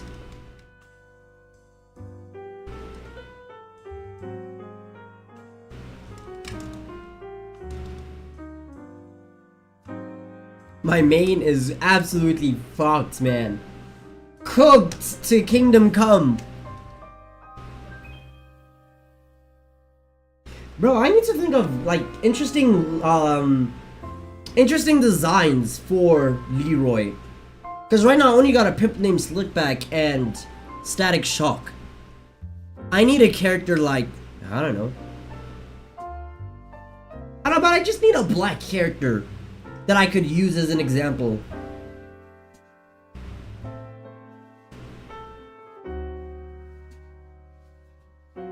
But yeah, seeing Victor and seeing Dragunov at number 1 is odd. Seeing Victor at number 3, I expected that one. Reina went from number 1 to number 2, which is interesting. Huh. Okay.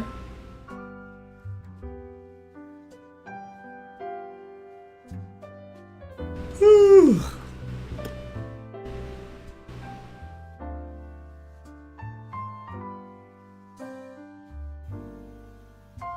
I think one of the reasons why Yoshimitsu has definitely like climbed the ranks. Well, I mean, he's went down in the ranks, but like one of the reasons why he was up there in terms of popularity. This is one of, if not the best Yoshimitsu design to date. Out of every Tekken game, by far, this is the best Yoshimitsu design. It's great. Looks amazing.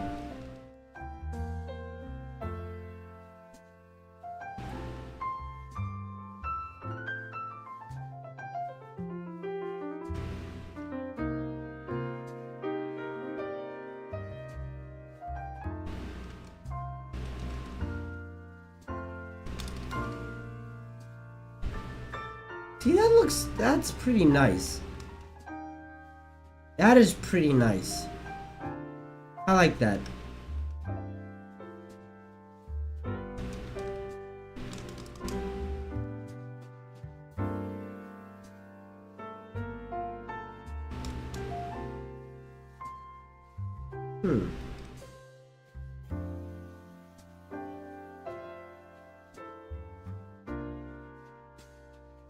See, I don't like the fact that this is 23 frames on startup. Honestly, yeah, Leroy needs a lot of buffs. He definitely does.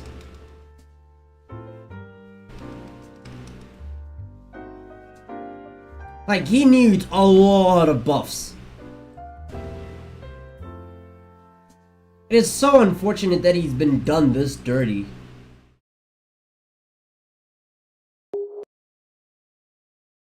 A Jack 8. Okay. Yep. Because all Jack 8s start aggressive.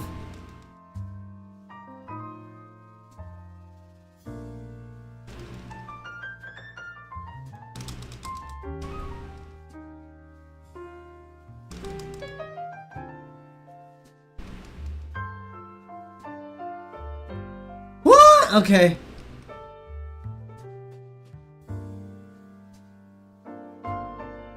To be fair, I don't blame him. He is of a lower rank.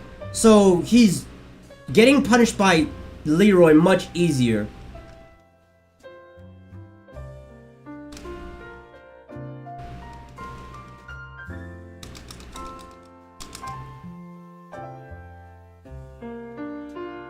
Okay.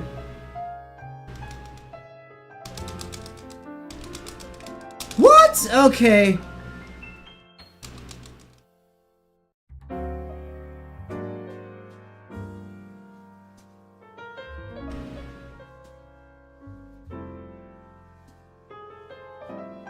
He should dead, yep.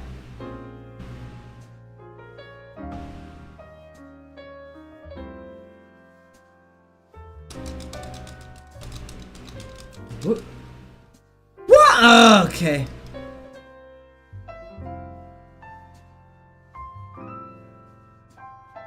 Yeah, it seems like very inexperienced Jack. He's gonna sprint? Yep. Very inexperienced Jack. I don't know. He feels like me before I learned my combos. Ooh! Fuck. The classical music would piss me off if I was losing. Yeah. Yeah, that's a lot of damage, baby girl! What? Okay.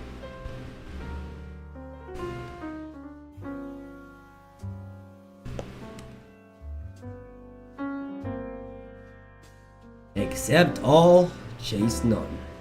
Yeah, that Jack was definitely moving like how I moved when I did not know any Leroy combos. Kind of like throwing everything at the wall using the same move, seeing what would stick. I definitely see that in this Jack. Oh, using a charged heavy. Really? That was fairly irresponsible. Oh, that was my fault.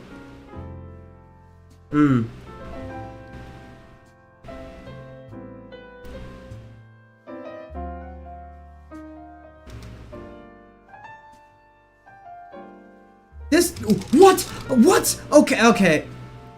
I hate this game, bro. When it comes to Leroy and grabbing and shit like that, getting grabbed is so fucking frustrating.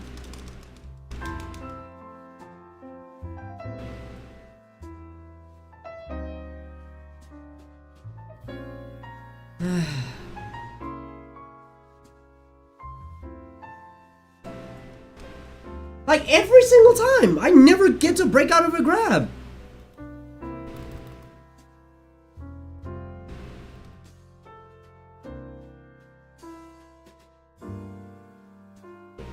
Bro. Okay.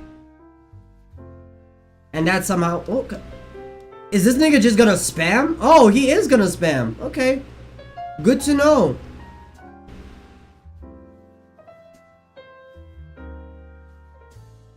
Ugh, alright.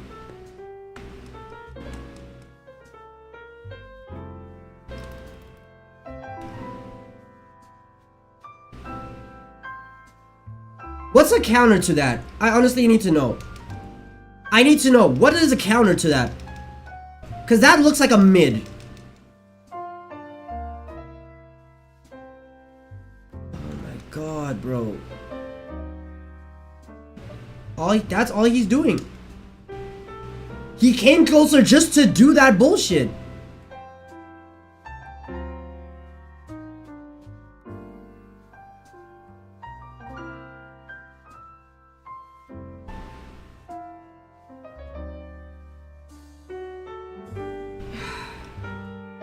Look, I get it. You don't know how to use your character.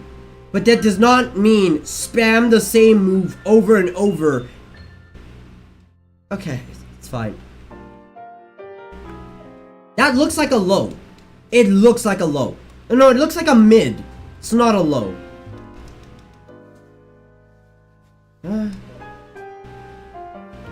Off rip, just spam. He was about to do it again. I hope you know that that's punishable.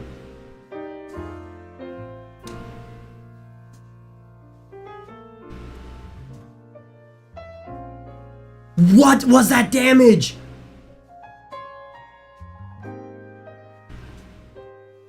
What is that? Oh, okay.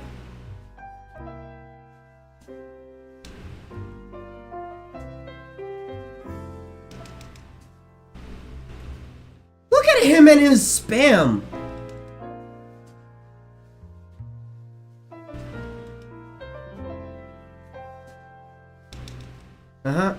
I could spam too.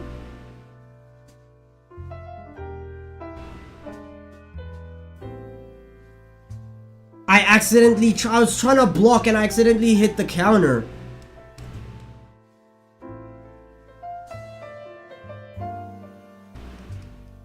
Oh my god, oh my.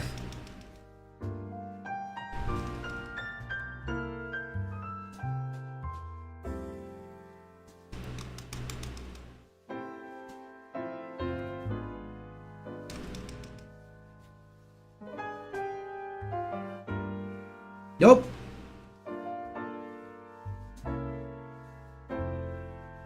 Oh, thank you.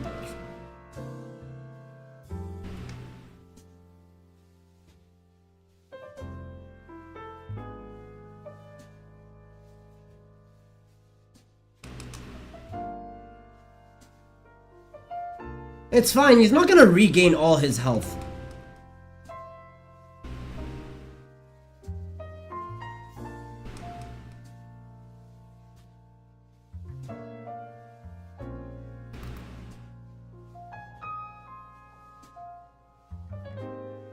Just a straight up spammer, holy shit. Okay. Look at him! He's not even close and he... Ugh, okay.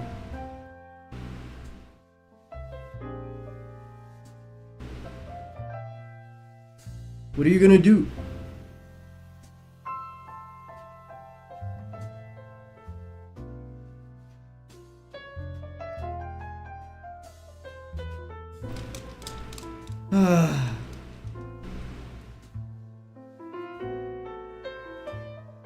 What? I'm actually fighting a spammer. Alright. And I can't block him right now.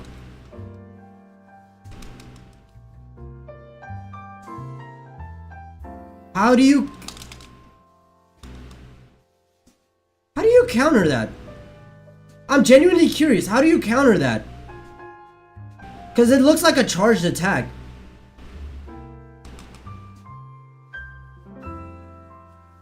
Of course.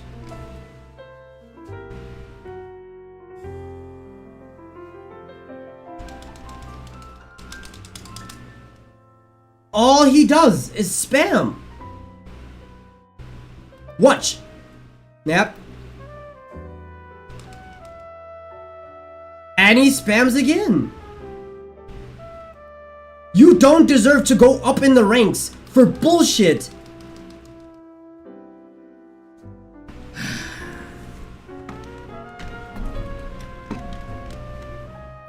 And I died to that bullshit. Alright, cool.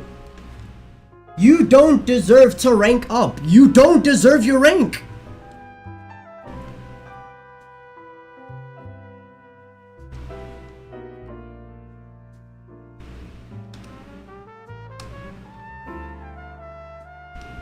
You don't deserve your rank. What, this nigga think he's gonna get all the way up there to the high Tekken God shit by spamming? Crazy. But hey.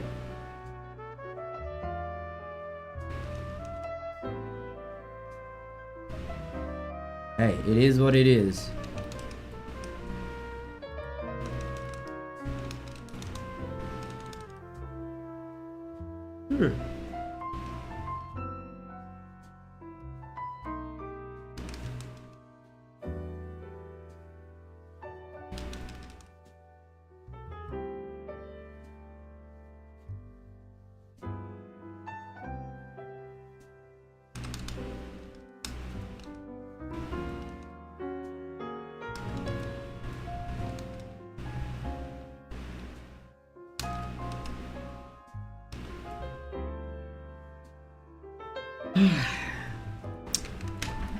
It is what it is. And then this move. 15 frame startup, 67 frame advantage. 24 frame startup, 20.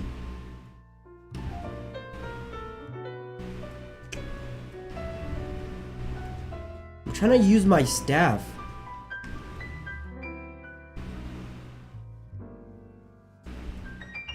See, yeah, I can never rely on using my staff in the fight. And, yeah. I can never rely on using the staff in the fight. Because whenever I try to throw it out, it doesn't come out.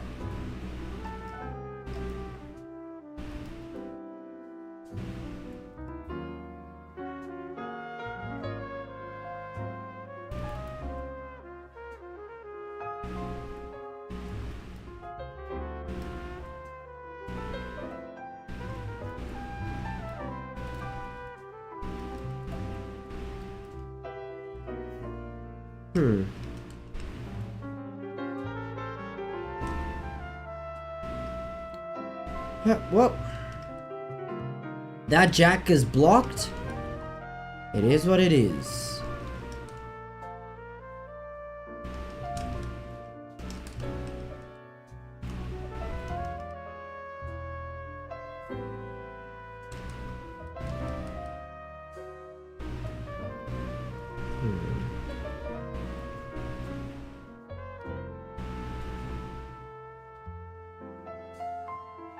Okay.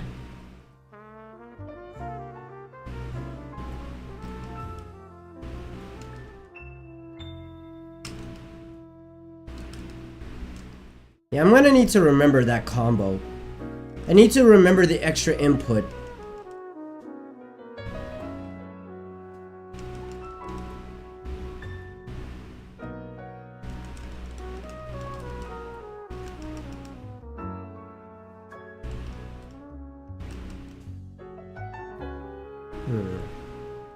Okay, it's fine. I need to check my block list as well. I want to see how many people have blocked already. I think it's like 6 now. Including that jack, it must be 6.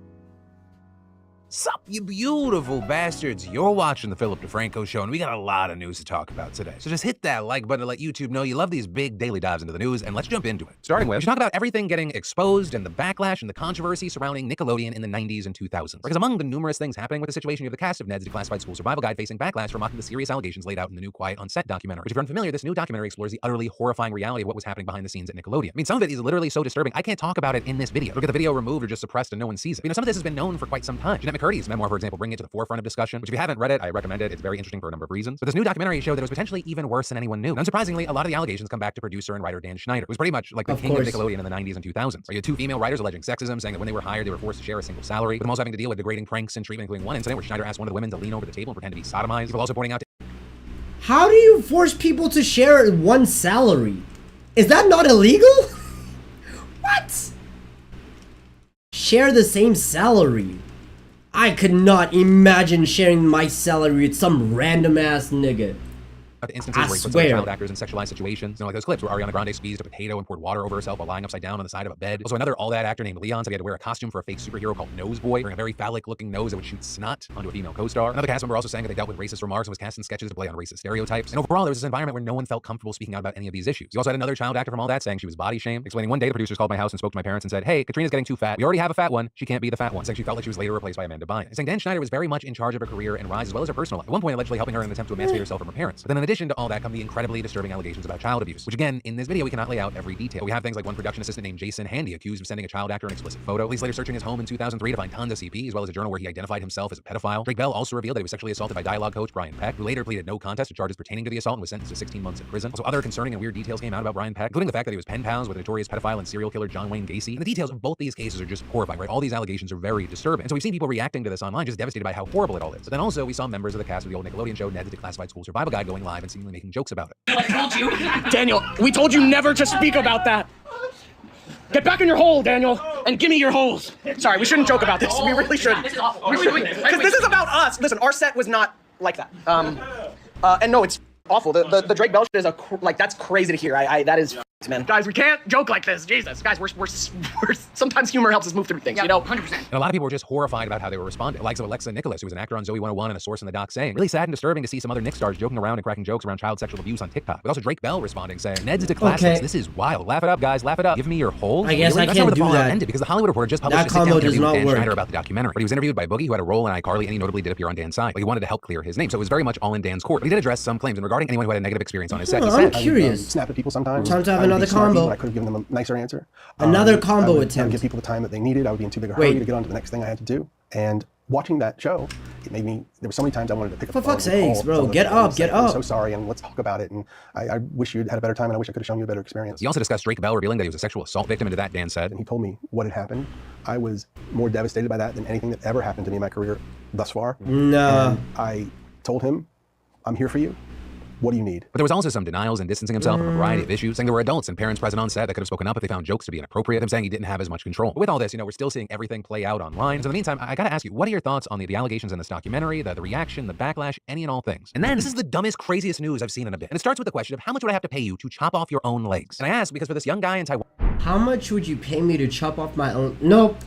Sorry, I love my legs too much to lose them. Right? He goes by the name Zhang, and in high school, he befriended possibly the worst person imaginable. His name's Liao. But this story happens after graduation when they're both 23 years old. But apparently, they reconnect, and Liao has some bad news, saying that gangsters are coming for him, and Zhang believes it. But with this, Liao's like, don't worry though, I got a plan. And so the first thing they do is they buy several expensive policies for life insurance, travel insurance, and accident insurance. And then, just days later, because, that is not suspicious at all, they ride around on a motorbike at night, allegedly to lend some credibility to the alibi that Zhang got frostbite from the cold air. This notably, even though the temperature that night never dipped below 42 degrees Fahrenheit. But eventually, they get home, and that is when the insane part of this story fully begins. Because Liao allegedly restrained Zhang to a chair using cable ties, with him then submerging his friend's feet into a plastic bucket filled with dry ice. And there he sits from 2 a.m. until afternoon, enduring this pain for over 10 hours. So by the end of it, he removes his legs, or I guess what used to be his legs, out of this bucket, and they're necrotic, they're swollen, they're a frostbitten nightmare. But of course, that is exactly what they were hoping for. Them then rushing over to the emergency room as if they just simply lost track of time riding on their motorbike. And this is gonna shock you. Immediately, the doctors are like, none of this makes sense. You are the most suspicious bastards on the planet. But first of all, we're in Taiwan, a subtropical country. You do not get frostbite here. Second, his legs show no shoe or sock marks. And third, his injuries appear oddly symmetrical, almost as if he, I don't know, this is crazy, left his feet in a bucket full of dry ice. And so they report the case to the authorities. But also, they still have to amputate his legs below the knees because he genuinely needed it. Except, that big insurance payout that he and his friends were hoping for, it never pops up. Because unfortunately for these geniuses, when the police searched their place, they found the plastic bucket, insurance documents, a white polystyrene box for dry ice, 8 mobile phones, and a tablet computer. Also, remember those gangsters going after Liao? Allegedly, that's not because he just lost money trading crypto. But apparently, it was an effective lie because he was able to convince Zhang into signing a legal note obligating him to pay out $800,000 after he got the insurance payout. Of course, they didn't get that money because fraud. And this is often the case. The main point of this story is don't be stupid.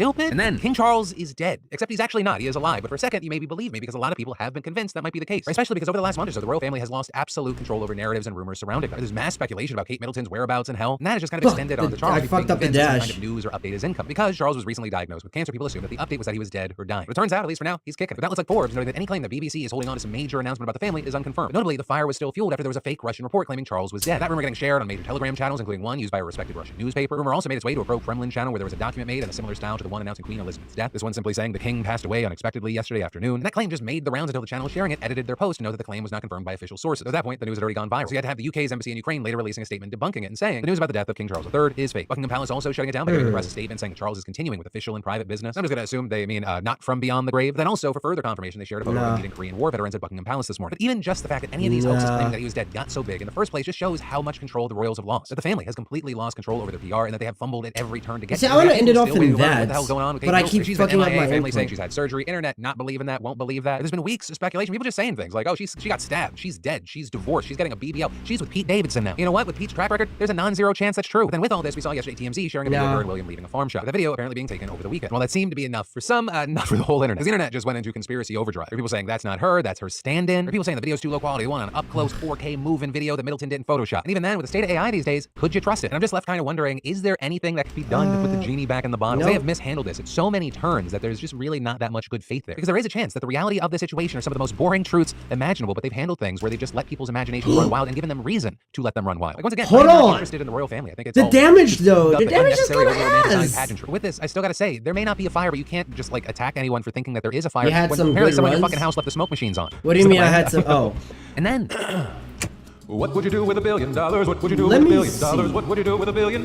Would you give it to Trump? Please, and by please I mean you motherfuckers. That is essentially what a definite sane person Mark Levin tweeted yesterday, saying, why are there no Republican multi-billionaires offering to lend President Trump the funds to file his appeal in the outrageous case in New York State? Are none of them liquid enough to help or join with others to help? This is an outrage. Because if you don't know the details right now, Trump's in a little bit of combo works. He could have his assets and real estate property seized at a matter of days. The combo works. Now it's just a matter of getting it off without fucking up. But the combo works.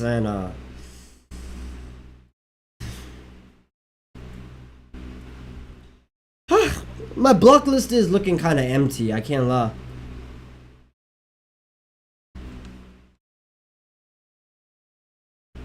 Already? Wow. What? I didn't even get to get up! I actually hate Azucenas. I hate Azucenas. That wasn't electric? Okay.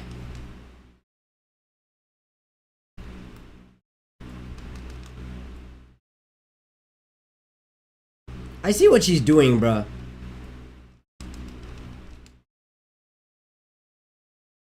Yep, my block list is looking very empty right now. What the fuck?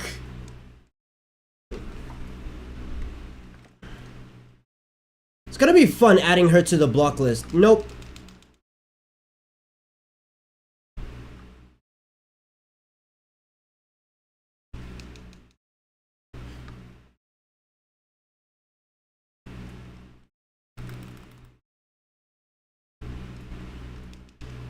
Huh? What? I was on the floor! How did that miss me? Okay, great. Yep.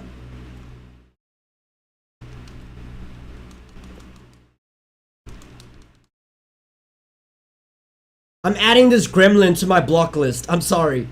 I don't care if I win. I'm adding this gremlin to my block list.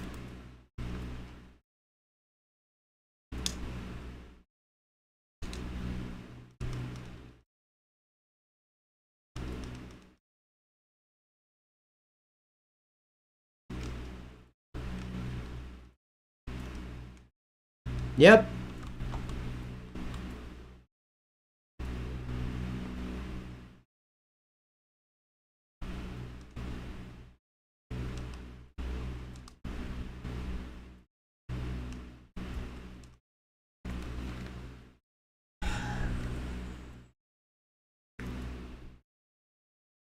They can't get any company to pay the $454 million bond in a civil fraud case in New York while he appeals his judgment, which notably was brought against him by the judge overseeing the case after finding that Trump had defrauded banks for years. All Azucenas get blocked immediately. So in their legal I'm not even gonna.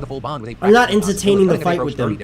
Block. You're an Azucena main. Block. Would basically have to agree to pay that massive penalty if Trump lost his appeal and was forced to cough up. So in exchange, he has to put up over $550 million in cash and other liquid assets as collateral, as well as paying a fee that could be as much as $20 million. But apparently, Trump doesn't have enough liquidity, especially because he just finalized another $91.6 million bond in the defamation case he lost to E. Jean Carroll. So with this, we know that most of his money is in real estate holdings, which bond companies usually won't accept as collateral. And that appears to especially be true here because literally the whole reason Trump owes money in the first place is because he fraudulently overvalued his real estate assets. So you've got people asking why the fuck would anyone actually Let's see, how many people are in my block list? How do I check? The $454 million judgment while he appeals. But I'm also preemptively asking to appeal to the state's highest court if the lower level appellate doesn't rule in his favor there. But it's also unclear when that lower court would make a ruling here. More specifically, whether it would make a ruling before this coming Monday, because that is the end of the 30-day grace period that New York 1, 2, 3, 4, 5, 6, 7. Oh, I thought I had 5. Technically, she could have started seizing his assets as soon as the judgment came down. 7 people blocked. Now, a big thing here is even if the lower appeals court strikes down Trump's request, he still has some other options. Right? In addition to preemptively asking to appeal to the state's highest court, and 2 of them are Azucenas. Or try and get help from a super rich supporter. Right? Hence the Mark Levin plea. You know, all of this is coming as Trump scrambling to raise money, especially after the E. Jean Carroll ruling dried up. That's fair. Reportedly, his campaign's also currently facing some major funding shortfalls. I don't regret a single block. That's fair. Meanwhile, his legal bills continue to mount as the 4 criminal trials he faces inch closer and closer. And this desperation for money could also explain why we got the news yesterday that Trump is suing ABC News and George Stephanopoulos for defamation, claiming that the host repeatedly said that Trump had been found liable for raping E. Jean Carroll when the jury had actually found him liable for sexually abusing her. Though notably here, the judge in that case did explicitly clarify that because New York has such a narrow definition of rape, the jury's findings didn't mean that Carroll, quote, failed to prove that Mr. Trump raped her as many people commonly understand the word rape. That is where we are right now. We're gonna have to wait to see what happens. Will A, or several billionaires come out of the woodwork and do something here, whether as some sort of fealty test or as a way to try to own a possible president? Who knows? But all of this is playing out in real time, especially as we get closer and closer to the general election. And then, okay, so does this sound familiar? You or someone you know has a medical issue, you need a doctor, and maybe you have one, but when you call and you finally get through to the receptionist, you find out you know that electric attacks for the Mishimas are so overused. You know that the electric for the Mishimas is so brain dead and easy to use and so overpowered that it is advertised in the fucking arcade mode. Oh, I go to the lounge. Guess what's the first thing I see? How to do a Mishima style electric. That stupid electric uppercut. the doctor can't see you for 3 weeks or more, or you don't have a doctor and you can't find the right one for you. And this is a real thing because feeling comfortable with someone who prioritizes your health needs is important. Also, a big thing, do they take your insurance? But guess what? The typical wait to see a doctor booked on ZocDoc is between 24 to 72 hours. Sometimes even score same-day appointments. I'm talking about with doctors with verified reviews from real patients, not bots, actual people. So one, thank you ZocDoc for being a fantastic sponsor and partner of the show, and two, for giving us options. No way ZocDoc is a free app and website where you can search and compare highly rated. You can't get banned for blocking people. We're talking about booking appointments with tens of thousands of top-rated, patient-reviewed, credible doctors and specialists. The app is so easy to use, and it's not about just finding your general practitioner. There's no way ways you can get banned for blocking people. ZocDoc specialists too, dermatologists, dentists, psychiatrists, eye doctors. I can go on. Just go to ZocDoc.com/Phil and download the ZocDoc app for free. And find and book a top-rated doctor today. That's ZocDoc.com/Phil. ZocDoc.com/Phil. And then, in a historic and unexpected move, the Environmental Protection Agency just banned the last legal forms of asbestos. Which I'll say, I also found surprising that this was even done, because I had incorrectly thought that this had already happened. Because it's been known for a long time that not only is asbestos really dangerous, but there's an established connection with cancer. 40,000 people in the US are believed to have died yearly because of exposure to this stuff. But its use didn't just completely stop. What actually happened is we've been phasing it out over a very long time across many industries. Although notably, the EPA said that was stalled after you would have gotten a notice, I think. Yeah. They would have told me if I got banned. A 6-month window to transition off of it, like with the auto industry, which uses it for anything that has friction, so brakes, lining, gaskets, stuff like that. The longest exception being for a subset. The fact that I haven't been banned. Oh, I didn't get the notice. Yeah, there's no way you can ban me for using the block feature. So yeah, sure, I blocked 7 people. Okay, and? That the trade associations that represent those plans, they say 5 years isn't enough. They want 15 years. Now with this ban, of course, there are a number of questions. Things like, does this ban mean that deaths from asbestos will be a thing of the past? Well, yes, but likely not for a long time. Because asbestos-related diseases and cancers can actually take decades to manifest. While there have been long-standing bans in many industries, it's still all over the place. Which makes sense. It was seen as this amazing thing. It was cheap and amazingly resistant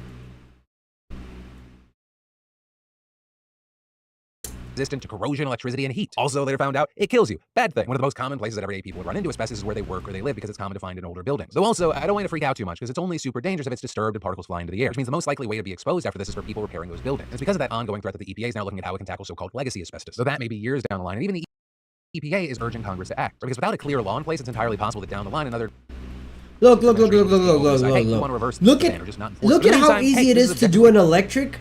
The fact that they show it right over here, because we're gonna die from something else. I think most Americans these days are made up of like 17% down diagonal forward triangle. That's how you do an electric. Let me show you. Actually, let me show you. At stake, whether it be policy-based or just democracy in general. But there are also let me do that exact same combo, and you're gonna see exactly what I'm talking about. It's so overused with the Mishimas that they literally show you how to do it on the fucking billboards. North Carolina Republican voters selected current Lieutenant Governor Mark Robinson. Tell me you dick suck the Mishimas without telling me you dick suck them.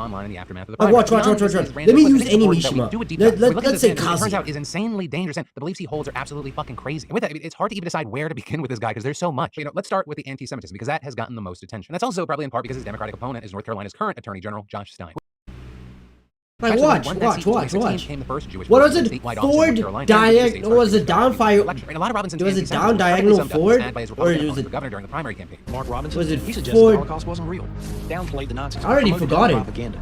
That's just plain wrong. I'm Bill Graham. The Holocaust was there. It is. It was evil. And those are things that Robinson said in Facebook. That every Mishima has. Why are we listening to this man? Summer, largely thanks to the work I usually watch him for like the news and shit. They talk about American politics, which I don't give a fuck about.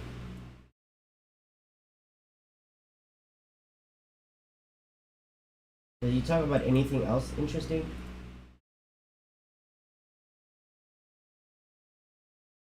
Here's the cuties, being guilty years drive.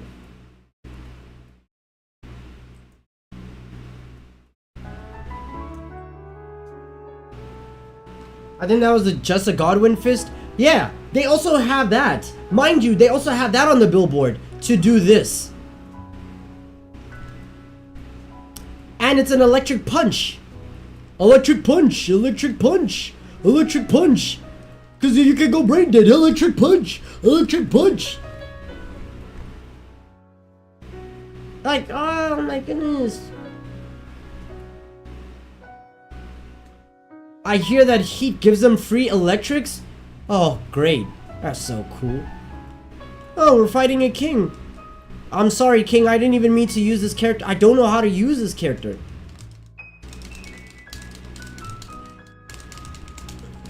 Yeah, my goodness. Look, you know I'm blocking this nigga as well because he's using the specialty shit.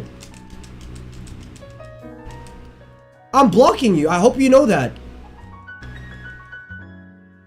I can't even rage quit right now because I don't want to get banned for that. I truly don't want to get banned for that.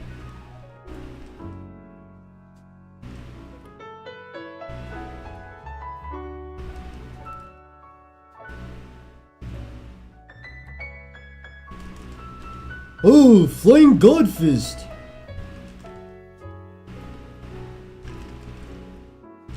You see how brain dead it is to use Kazuya?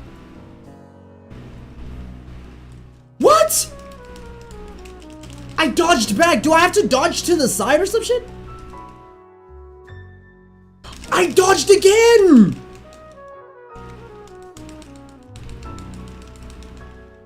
Okay. Look, he just has... I'm blocking this nigga. Guaranteed.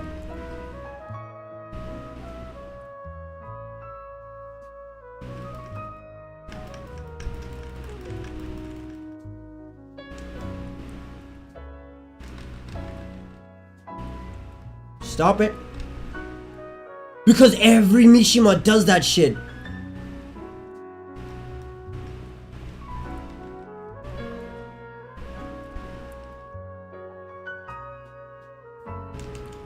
Get fucked. Okay.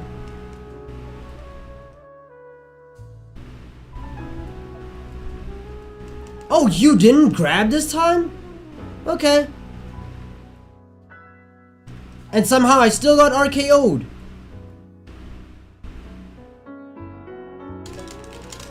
Break out! Okay. I'm blocking this nigga straight up.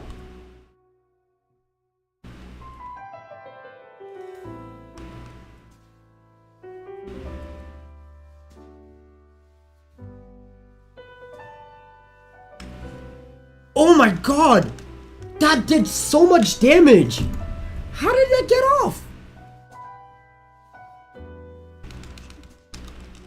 Look, look, look, look! You can even see what shit he's spamming!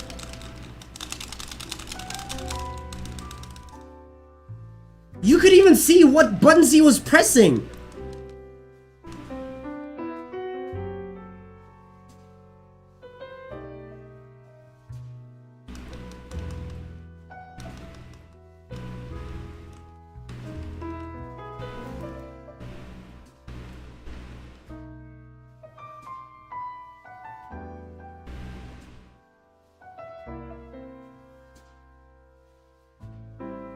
Do you know how I learned that move? I looked at the fucking billboard.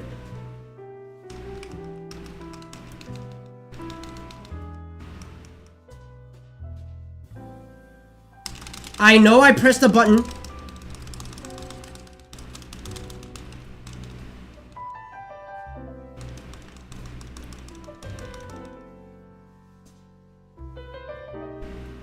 I'm blocking you. I'm blocking you, you bitch ass nigga. And I've fought you before. Get blocked. No, don't ready me. I'm not your friend. Block. Don't friend me. GG, let's play again. Don't talk to me. Oh my goodness.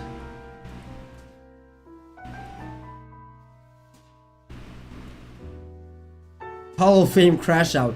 This nigga was really using King 1, then he was using King chain grabs 2, and and 3 he was using specialties, and he still couldn't win. You're a bum ass nigga. Worthless scrub. Even when you're assisted, like the fucking sped you are, you can't even play right.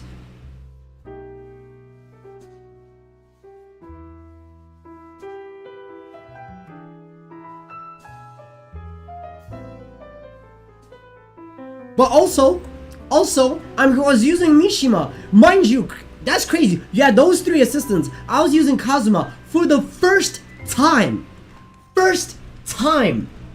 And I whooped you. I beat you. Your ass. Do you know why? Because this game glazes the fuck out of Mishimas. Do you know what I did? Dash forward, pause, down, forward, triangle. Do you know what that did? Uppercut. That shit fucked up your health. Because Mishimas are broken. But hey, it doesn't matter. You suck either ways. I hope you enjoyed that block list.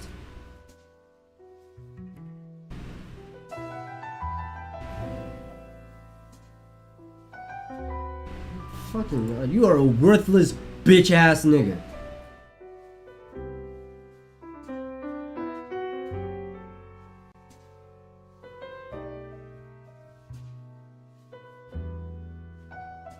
If you use a specialty, banned. If you're an Azucena, banned. If you're a spammer, banned. Trust me, I'm not playing no games. I'm not playing like this. I'm not your friend in fucking Tekken.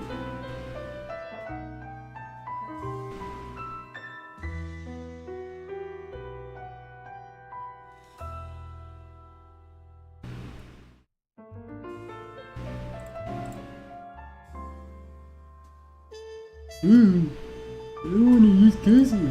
I wanna use Azucena.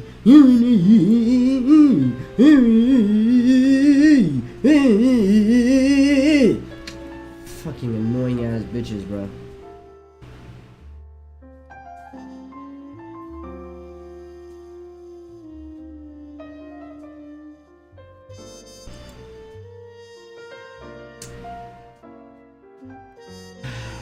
It's okay though.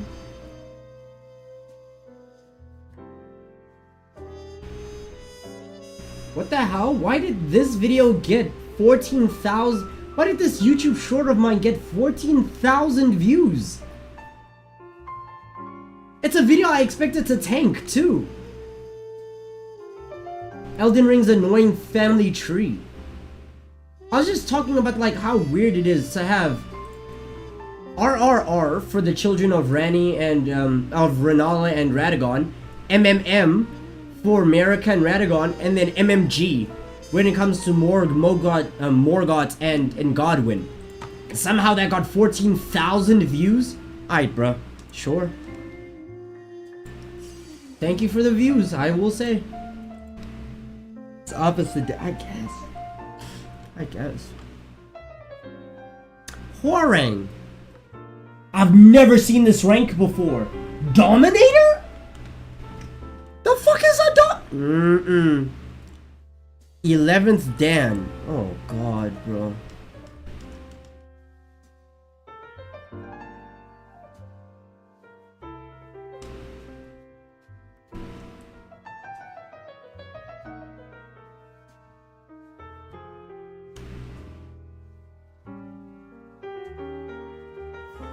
Dominators are high? I'm glad I figured that shit out.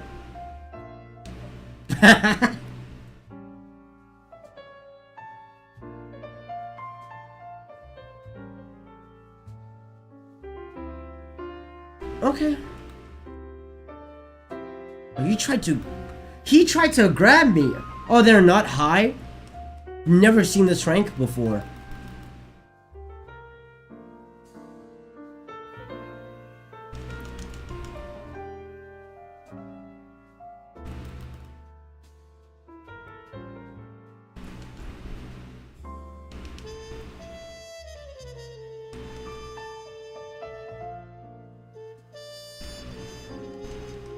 Same, okay.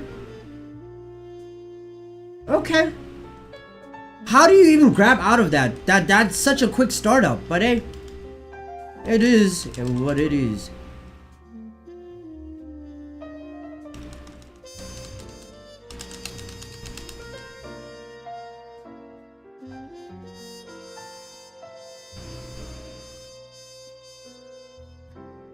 Why? I grabbed him.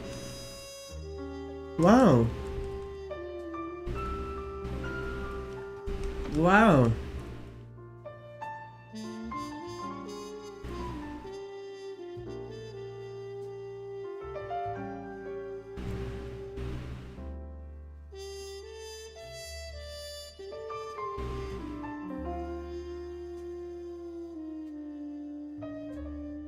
How do I deal with bullshit, bro?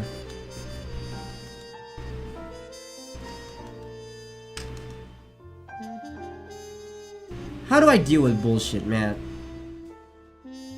Genuine question. How do I...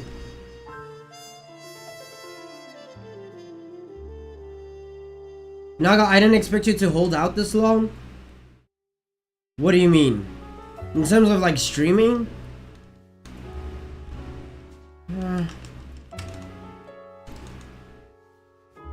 I guess. Oh shit.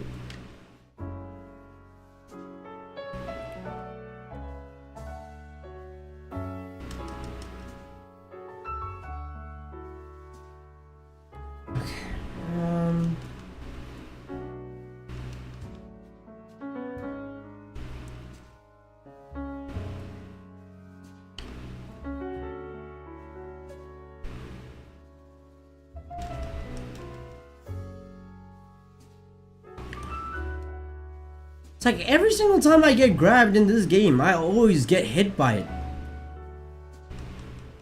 Oh, my mental? Yeah.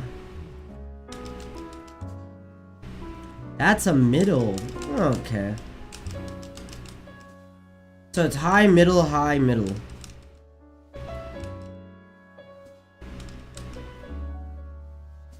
There are different inputs for grabs. I know. And usually, like, square and triangle, I try to block those, I still get hit. Triangle, I still get hit. And then there's those other grabs that King does. There's some King buttons that King does that I just cannot get out of. Like, if I get hit with a chain grab, I know you can break out of it if you mash triangle. Triangle specifically. Like his, what is it? If he tries to hit you with the death cradle, you can break out of it by spamming triangle. But then the other ones is just like, holy shit. I know he has one grab that you cannot break out of.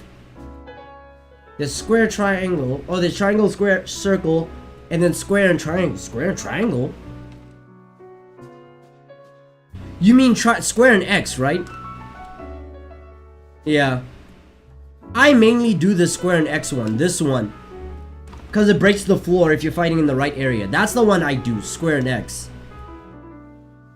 This one's, I'm not really a fan of it. How much damage does it do? 20? And how much damage does this do? Also 20? I couldn't even do the math on that one.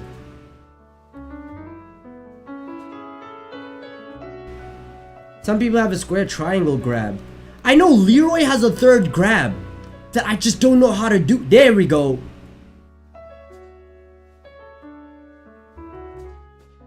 It's like upwards diagonal square triangle.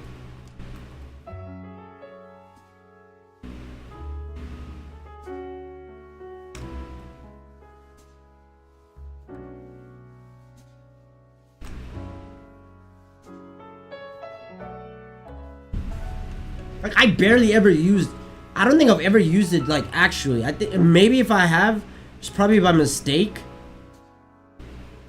Wait, how much startup frames is a normal grab? 12. 12. 12. Huh.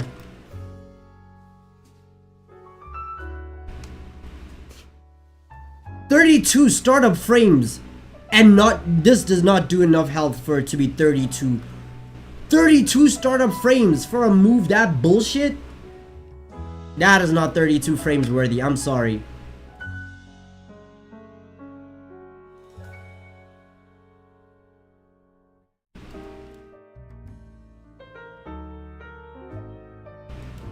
$32 startup frames.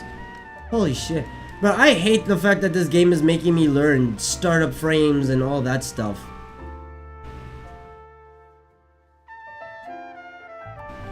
This game is making me sweat.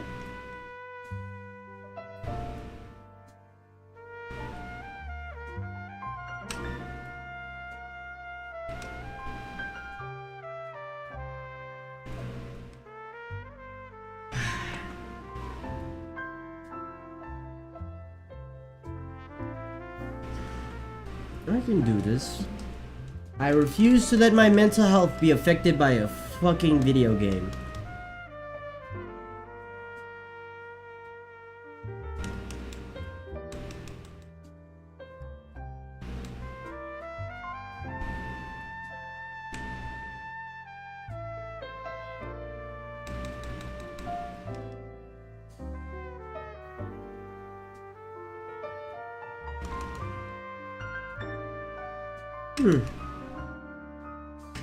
That's a middle. But wait. Do you know what's crazy? That is a middle. They're both middles. Guaranteed though. When I was fighting Reina did a move that visually looked at the same level as this, but it counted as a low. It counted as a low. Great.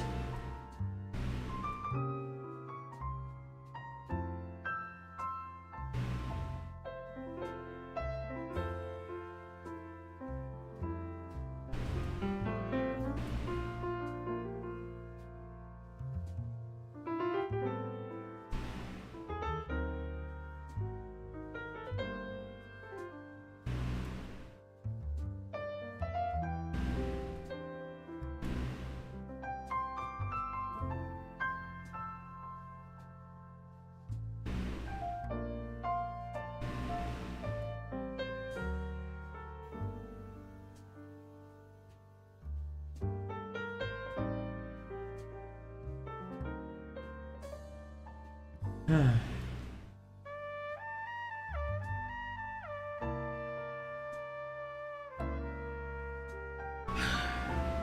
mental is fine. It's still survived, you know? It's still alive for this game.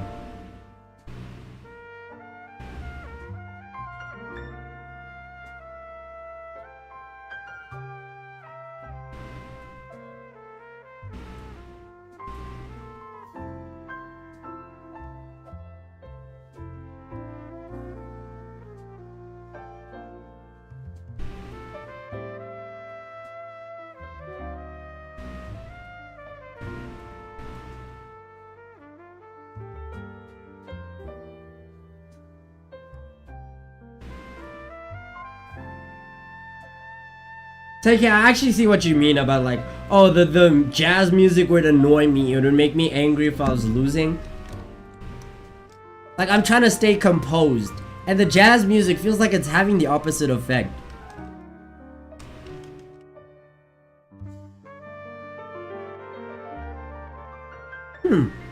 Curious.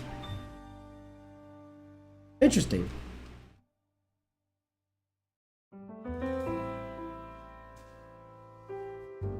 Alright. Like, I need to hear something else in the background.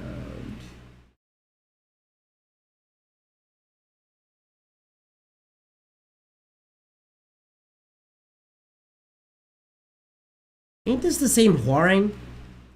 It is!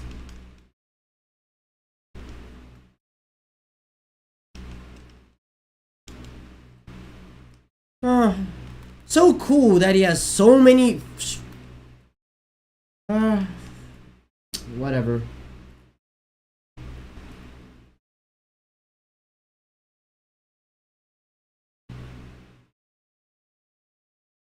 Go on, keep attacking.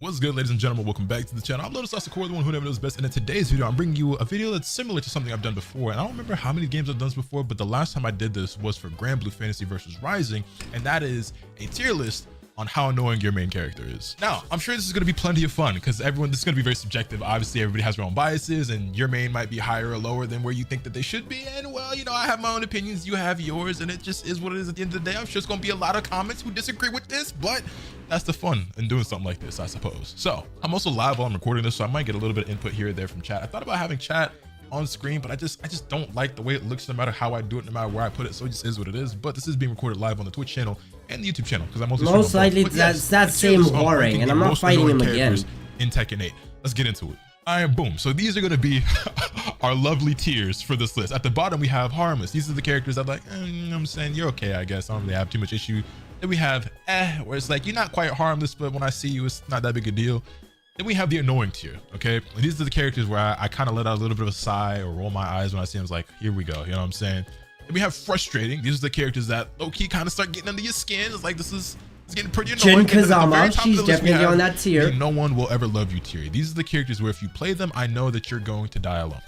Jokes aside though, these are, that's Reina, in my opinion, the most annoying characters in the game. Like I said, I might be taking a little bit of input from chat, but for the most part, these are going to be my opinions. And that is, of course, the #1 rule to keep in mind at the end of the day, that this is just my opinion, okay? I have my own biases, my own opinions, and you're going to have some that you agree, disagree with, and that's fine. Feel free to leave your own tier list in the comments down below. In fact, I encourage you to leave your own tiers or talk about the characters that you think are the most annoying in the comments. I'd be very interested to see see where you guys stand on that. But with that, let's go ahead and get into it. The first character, we're just gonna go in order as they're listed here. The first character is Jack, and I'm gonna put Jack in the annoying tier. And here's why, right? For the most part, I don't think the Jack back one is that feel big faster than of the an forward issue. one.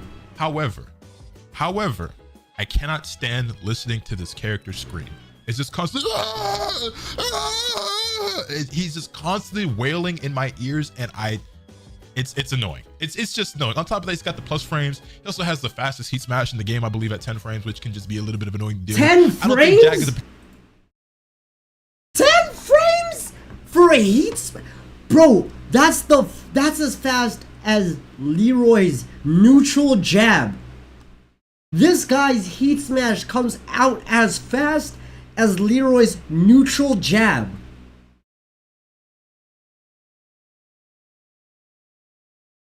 Wow.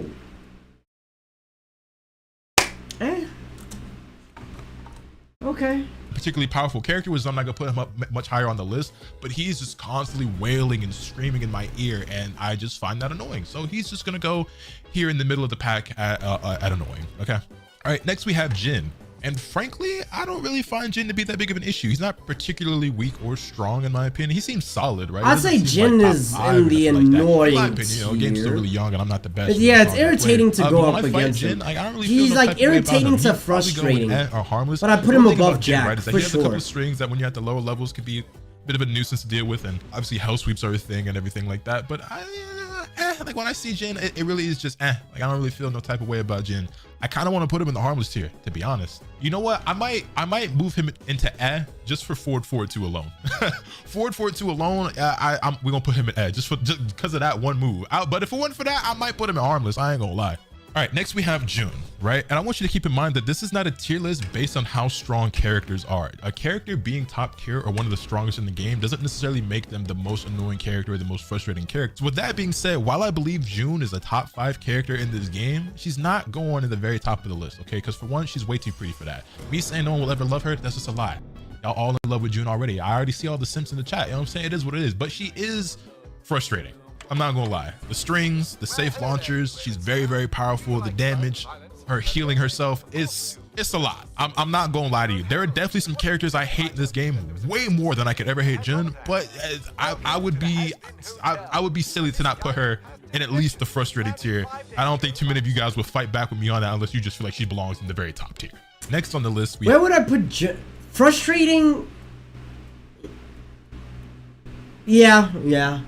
Have Kazuya. And Kazuya is an interesting character. No. Because the Kazuya mains will tell you that he's bottom tier, bottom 5.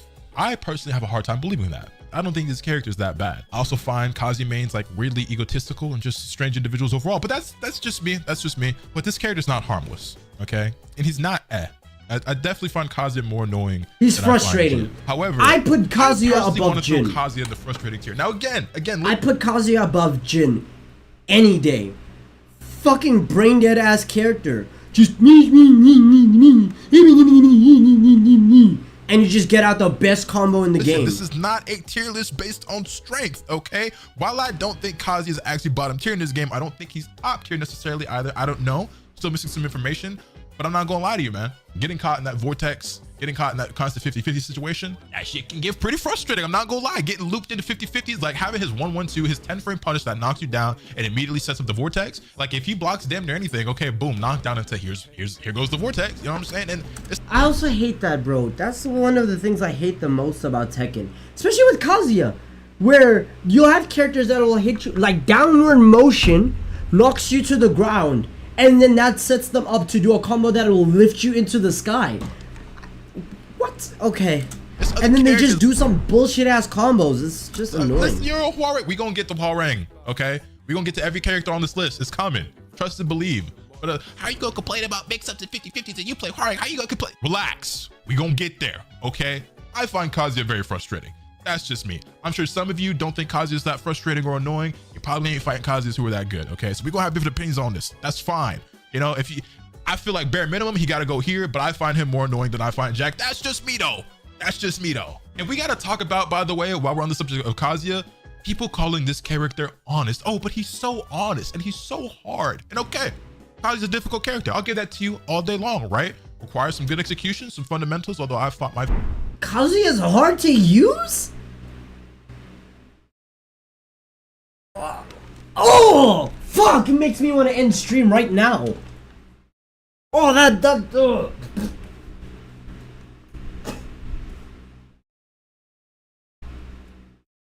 that sentence actually made me want to end the stream right now. I've never been so pissed off by a statement. Kazuya's hard to use.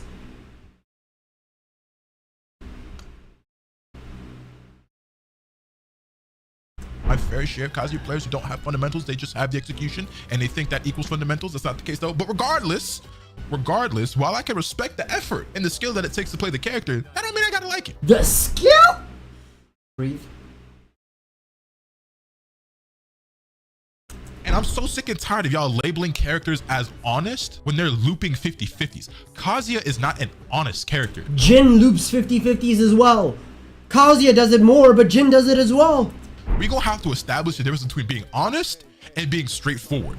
Kazuya is a very straightforward character. He is not a very honest character. There's nothing honest about constantly doing a 50-50 vortex over and over again. It's like, you know it's coming, but there's nothing we can do about it. You know what I'm saying?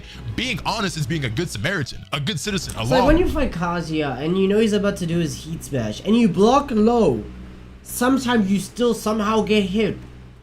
How? I don't know, fuck I know. Abiding citizen. Kazuya is not a law-abiding citizen. He is a thief, a crook. Also, I hate... What's the point of striding when you dodge left and right to dodge an attack? I remember I tried to dodge a move from Reina, and I'll probably check my replays, where she threw a jab forward and I dodged this way and the move still hit me. I'm like, how? I dodged. What the fuck you mean? And then I try to hit her, she does the same thing, she weaves out of it. I'm like, okay, I guess women have smaller hitboxes, right? A robber, but he gonna tell you he gonna do it. You know what to expect when he's coming through. You're not surprised that he's running you for your pockets, but you know it's coming. That nigga not honest. You just know what to expect. This doesn't mean that you can do anything about it. Honest, straightforward. Kazuya is not honest. He is straightforward. Same thing goes for characters like Azure Sana and others that we'll get to, but I just feel like that needed to be made clear. Anyway, moving on. King is frustrating, okay? I know for some of you, he might be in the no one will ever love you tier, and...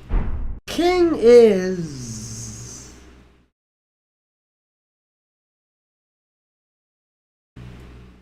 I'd say mid frustrating. Yeah, I don't think he's no one will ever love you tier. And even that one king that was fucking spam chain grabbing me. I just feel like that tier is reserved for a few characters in particular who gotta go up there, and I just don't think he quite meets the threshold. I understand King is very frustrating for a lot of people, but that's why he goes to the frustrating tier. The grabs are ridiculous, the heat smash is ridiculous, but like for the most part, there are characters I'm struggling with more in this game and that frustrate me more when I fight them. Like King is again another one of those characters, like when I get to that match, like I'm gonna roll my eyes, but like I know what to expect, I know what I'm getting myself into, and if you just break enough throws or if you duck enough without getting launched, it becomes a Oh yeah, that too. Good way to fight King is to duck a lot. Except King has a downwards grab. Much less of you'll just grab down. And then, ugh, okay. Frustrating matchup, but it's still one of those characters where it's just like, you know, that heat smash low-key gotta go. Next, we get to one of my favorite characters to talk about, and not for the reason that you might think. Lars, very top of no one will ever love you. This character is a complete and total loser. Sonic the Hedgehog spin dash, ripping and rolling, running around at the speed of sound. I will say, Lars' aggression is, I think Lars is the most aggressive character in the game. Him and Yoshimitsu, if you use Yoshi right. But Lars and Yoshimitsu are the most aggressive characters in the game right now. And I can see where he's coming from to put Lars in the no one will ever love you tier. Just because of how aggressive he is, barely giving you any room to throw out an attack. I understand, but where would I put him? I think for now I'd put him in annoying tier. I wouldn't say he's frustrating, he's just annoying. Same thing with Yoshimitsu. When Yoshimitsu pops up, I also put him in annoying. Flipping, spipping, this character's not cool. He's not cool. Don't want to hear it. This character's lame. He's annoying. He's stupid. Simple as that. Everybody. Simple as that. Next, we have Law right there. You go right there beside Law. Law? I put Law in I put him in until he got you against a wall. The moment you're against a wall and you're fighting a law, frustrating. But on average, I'd put him in a It's like, oh, I'm not stressed if I see a law, you know? Okay, listen, you want to talk about gimmicks? You want to talk about strings? You want to talk about these niggas have no clue what they're doing when they play Tekken? I will say though, Law is definitely one of the more Mash-friendly characters in the game. Wait, what the hell is it?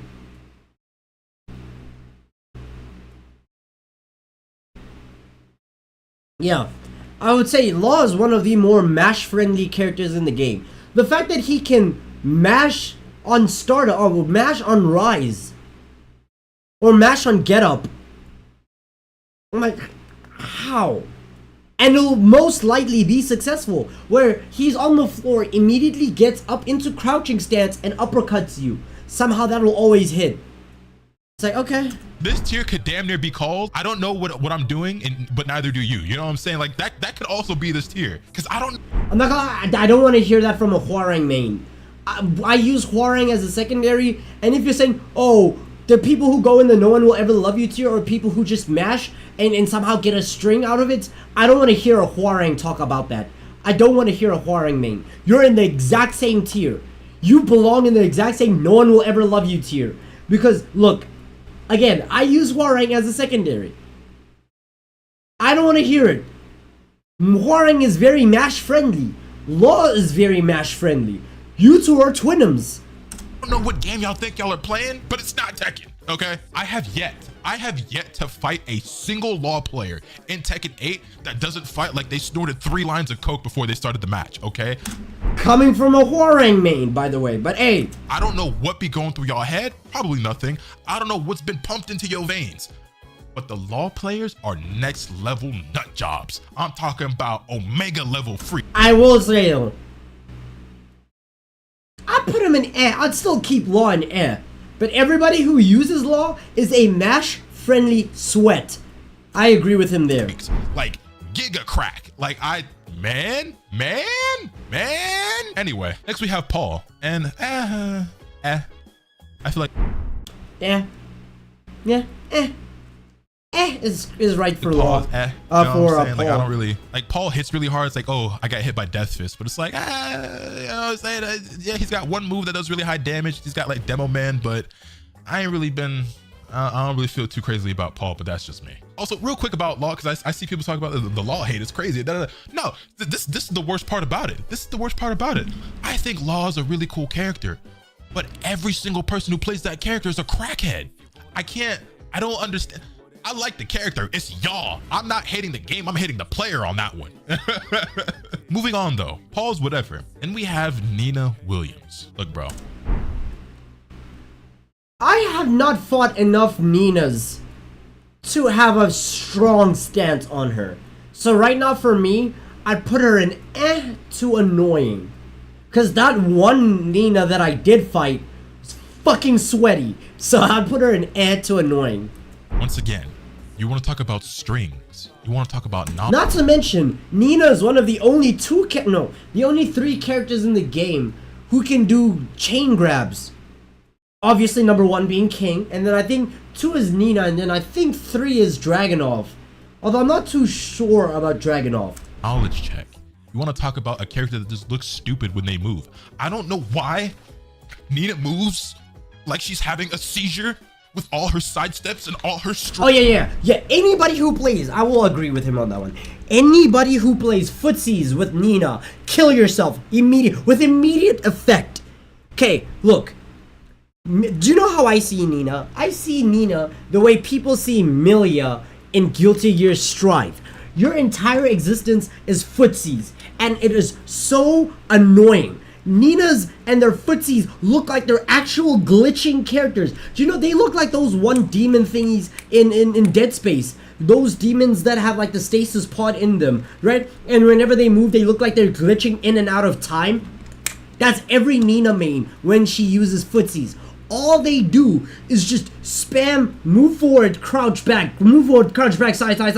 Like, I pray, I wish I could see the inputs The button inputs of every single Nina main, the way they move, is like they're actually having a seizure while playing the game.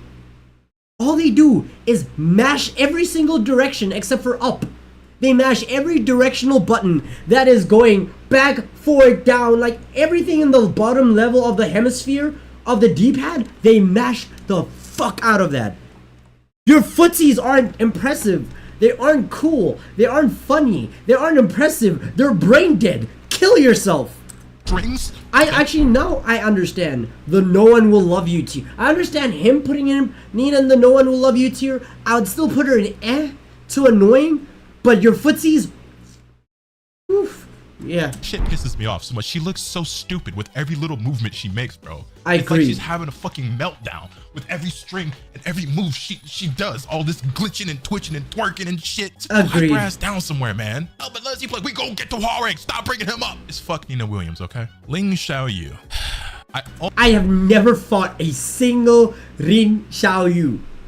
I've never in my life fought a single. No, I have one. But that was so dumb that I don't even remember the fight. So I put her in harmless. I put her in harmless tier. Almost want to put her in the no one will ever love you tier. But I kind of got a little bit of a soft spot for Xiaoyu, okay? Xiaoyu is bare minimum frustrating though, okay? There's a lot of discourse surrounding this character at the moment on Twitter and just in general, because not only is Xiaoyu arguably a top 5 character, she's very, very strong. Top 5? I know I lost when I fought that one Xiaoyu, but I didn't know how to play the game. Top 5? I'd still put her in harmless. But like, I'll see a Xiaoyu and I won't be like, ugh, let me just, you know, I'll just leave them.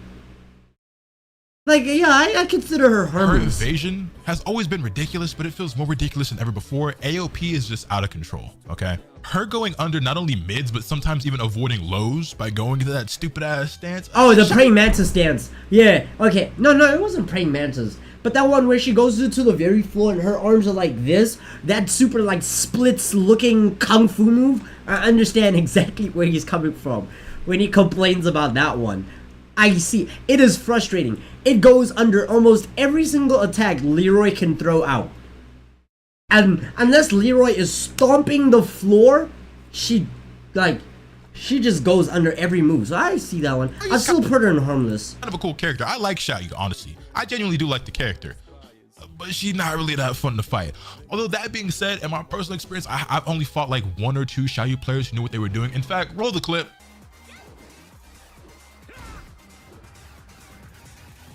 Are you breakdancing?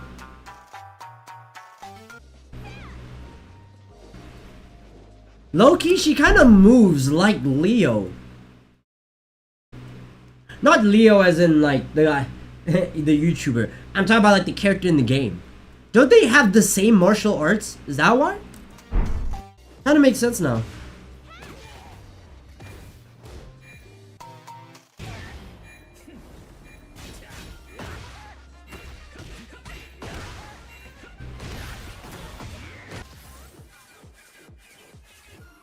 What are you doing? It's like she's trying to bait an attack.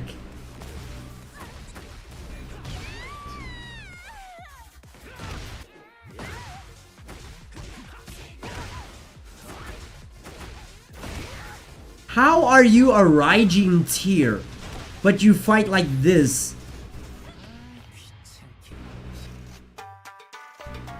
It's gonna go over. Is it gonna hit? Okay. I thought it looked like she was about to slip underneath.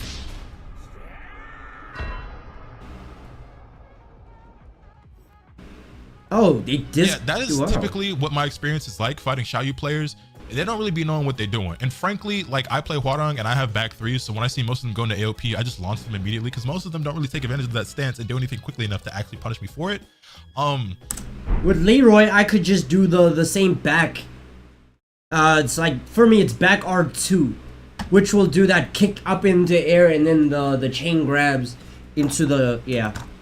So I could do that as well. Most of my matches against Xiaoyu, but the couple that I did fight that actually knew what they were doing to some capacity, Yeah.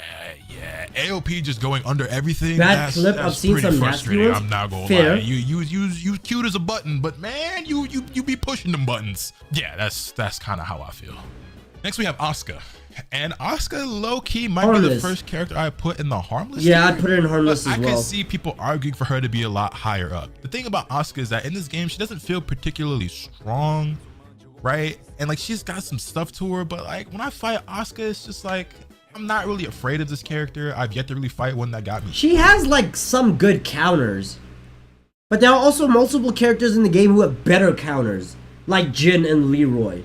Even though Leroy's counters are ass, yeah, they kind of better than Asuka's. Tilted, I don't think. Like, also need to learn how to do that one counter where somebody tries to kick you down low and you can like sweep their leg up. She has back three, she has parry or whatever. Like if you play defensively against her, like at all, it's like what is she gonna do? We low key just might delete this bottom tier. We might just delete the harmless tier altogether and just put her in eh. She's another one of those characters. Like when I'm on the matchup screen, it's just like eh. Now I'll put her in harmless. You know, but does it feel right to have her in the same category as Jin and Paul? Because I feel like she's below Jin and Paul, but that's just me. Call it you know what?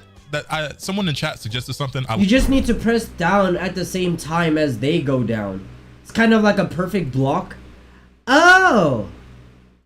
Yeah, never mind. I'm never landing those then. Like we'll add another row, but instead of calling it harmless, what we gonna do? We gonna call it I ain't mad at it. I like that. When I see Asuka, I ain't mad at it. It just, you know what I'm saying? I ain't mad at it. Next on the list, we have Leroy. And for me, I feel like Leroy kind of just goes in the F tier. The only thing that keeps him above I ain't mad at it is that the parries and stuff. You know what I'm saying? He's just... I agree. Weirdly enough, I agree. Look, Leroy, the only thing that's annoying about Leroy is his perfect block, the square one. The back square where he lifts your leg and then he caves your other leg in.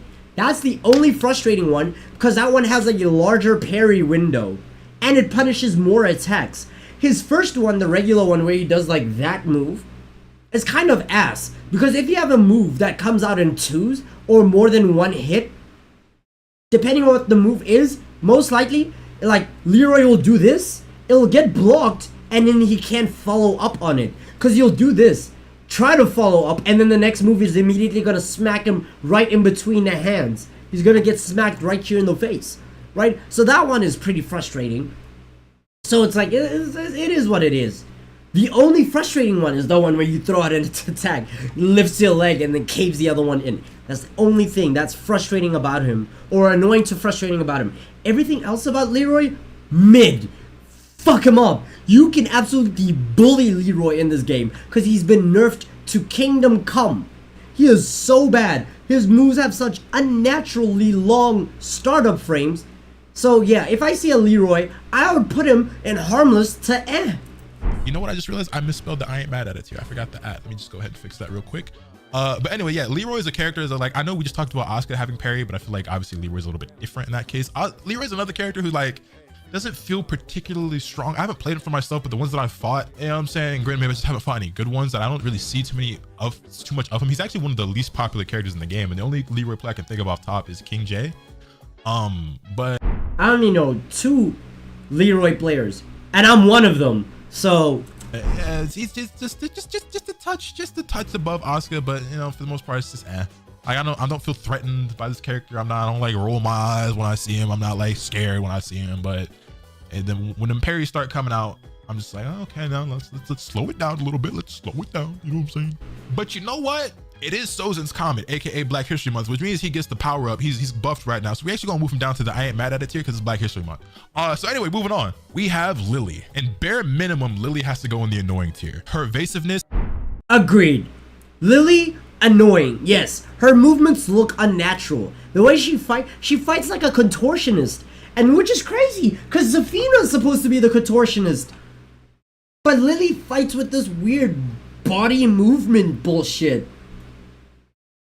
Every single time I see her move, my brain struggles to comprehend what the fuck are you trying to do? And why does it still hit me? When she does her sprint, that sprint attack that she does, the kind of like the one that Azucena does, incredibly fast startups, very punishing. Like what the fuck is is that move? Yeah, actually, I wouldn't even put it in annoying. I'd put it in frustrating. I'd put her in the same tier I put Kazuya in. Yeah. This is not quite the level of Xiaoyu, right? But that sidestep is OD. Now, I like Lily as a character. That's another thing, too, is that there's going to be characters on this list that are certain places, but I like those characters. You know what I'm saying? Like, I like June. I like Xiaoyu. You know what I'm saying? I think Lars, I mean, whoa. I think Lars is whack. I think Law is kind of cool. But that don't mean that they're fun to fight. You know what I'm saying? And Lily is a character like, you know, she cute or whatever. You know what I'm saying? I like some of her moves. I actually played her a tiny, just a little touch in Tekken 7, and she was kind of fun or whatever. Not a character that I would ever main, but I dabbled a little tiny bit. But just the way she be moving and grooving and twirling and whirling, and the back flips and the launchers and the big old boot that's a counter hit launcher that hits from. Yeah, not to mention that move. Lily has way too many launchers. It's way too many launchers with fast startups. To an annoying degree. You're a little girl. How the fuck are you kicking me as an old 60, 50-year-old man into the sky and then chaining me with infinite combos? I don't get it. Lily, 100% frustrating tier. Full screen and everything like that. It's like, yeah, character a little bit annoying. You know what I'm saying? I don't think I quite put her on the level as like June and Kazuya and King. She's the character I'm struggling with a little bit, but you know what I'm saying? Like when I see her, I'm just like, for me, when I see this character, it's not like, here we fucking go. It's more so like, nah. Ah man, one of those characters I'm not that good. Nah, for me, it's here we fucking go. Not to mention they're not common either. So it's like, you'll rarely see a Lily. But when you do, it's an annoying encounter. It's just like, I don't see you often. But the moment I do, I want to roll my eyes and I just want to log. I want to plug. Just disconnect immediately. Great against. She could be like borderline frustrating, but if she's frustrated, she got to be at the bottom of the list. Which, by the way, these tiers are not ordered. For the record, I guess it's a little bit late in the video. I might do like a little cut in earlier on in the video to say that, but these aren't in order, like from left to right, just from top to bottom. You know what I'm saying? But for the moment, I'm just gonna leave her in the annoying tier. Then we have Hwarang. Okay, this is the Hwarang is one of the most match-friendly characters in the game. I would put him very high frustrating tier to very low no one will love you. And he's my secondary. I even recognize using the character is like being the unloved child in the family. I don't understand why you would use Hwarang. I mean, he's cool, right? I like kicking characters. That's why I use Eddie. That's why I like using Leroy. That's why I use Hwarangs from time to time. I like characters who fight with their feet more than with their fists. Same thing with Lee and Law. I am just a kicking character, right? Even in real life, when I fight, I prefer to use feet more than I use my fists, right? I've just always been like that. But outside of that, why are you using Hwarang? He's mash friendly. He's annoying. He's fast. There's so much that Hwarang has that I 100% understand why he'd be in the no one will love you tier. Honestly, he deserves the no one will love you tier. Either that or at the very top, number 1 of frustrating number 2 of frustrating tier, because that still belongs to Kazuya. The character that I think at this point he's my main, right? He's a character I've been playing the most, I've learned the most on the highest rank with. I played him in Tekken 7, I'm playing him again in Tekken 8. It was a toss-up between him, Victor, and Azucena for me. I loved all 3 of those characters.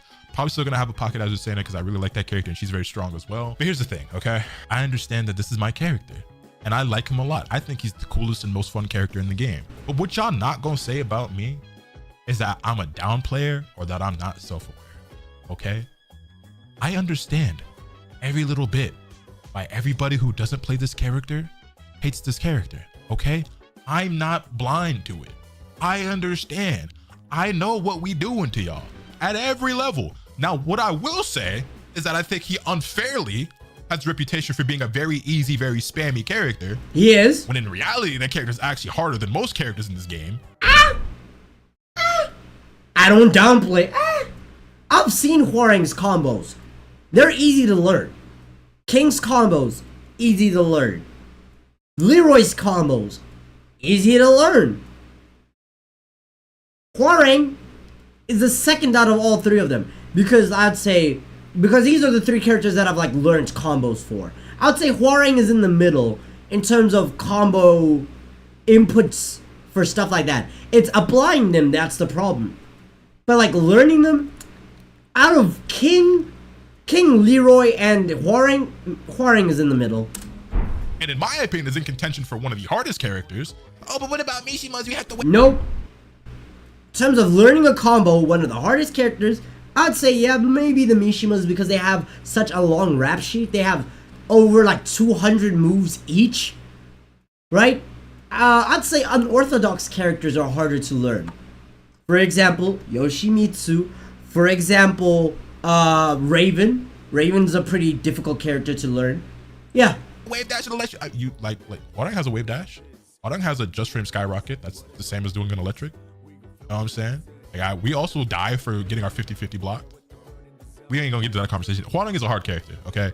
But he's a very, very annoying character. And that is why, I know, I'm not stupid. Y'all act like just because I play a character, that means I can't acknowledge that they're strong. Hey, when I said Hwoarang was in the no one will love you tier, DC recognizes that Hwoarang is so bad he deserves a whole tier of his own. Oh, or annoying. But the reality is, the nigga deserves his own tier. Like, realistically, I get it. I get it. Now, he's cool as hell. Like, I don't mind the mirror match. I win in the mirror match more often than not. But, like, I can understand why fighting this motherfucker could be really annoying. For most people, he's probably going to be the most annoying character in the game. Not to mention, he has a move. He has a kick, right? Where he sidesteps. So he twirls to your side and then kicks you with a launching kick. So not launching into the air, but like sends you flying back. So that means you can avoid most attacks by twirling to the side and immediately kicking them. So yeah. For a lot of people, okay? I get it. I get it. I know what I am. Hold that though. Flamingo, bam, 4-3, bam, 4-2, bam, back 2, bam. Oh, what's that? You duck up 4-4, bam, launch it, bam, full screen carry, high, wall combo. Yeah. I get it. I get it, okay? Hold that. It is what it is. It is what it is. Anyway, with that out of the way, we have Claudio. And Claudio is I just feel very about Claudio. Yeah. I think Claudio's a pretty lame character, but I also feel like he's kind of inoffensive. Like, I don't really have strong feelings about Claudio at all. Like, I just, you know what I'm saying? Then we have Azucena. Basically, my backup. No one will love you. If you use Azucena, you're at the top of nobody will love you. You deserve to die. Actually, no. I'll put you at the very top of no one will love you tier, but I don't think you deserve to die. That spot is specifically reserved for Reina mains. Those ones need to kill themselves. My character, my secondary character, my pocket character, whatever you want to call her. I think she's really cool, really fun, and very, very strong, okay? Probably like a top 5-ish character in the game. Top 3. I can acknowledge all of that, okay? And while I personally don't find her too much of an issue because you're a Hwoarang main deal with, in terms, partially also because I play her, so like I know a little bit about how to deal with the matchup. But I mean, bare minimum, she got to be in the frustrating tier.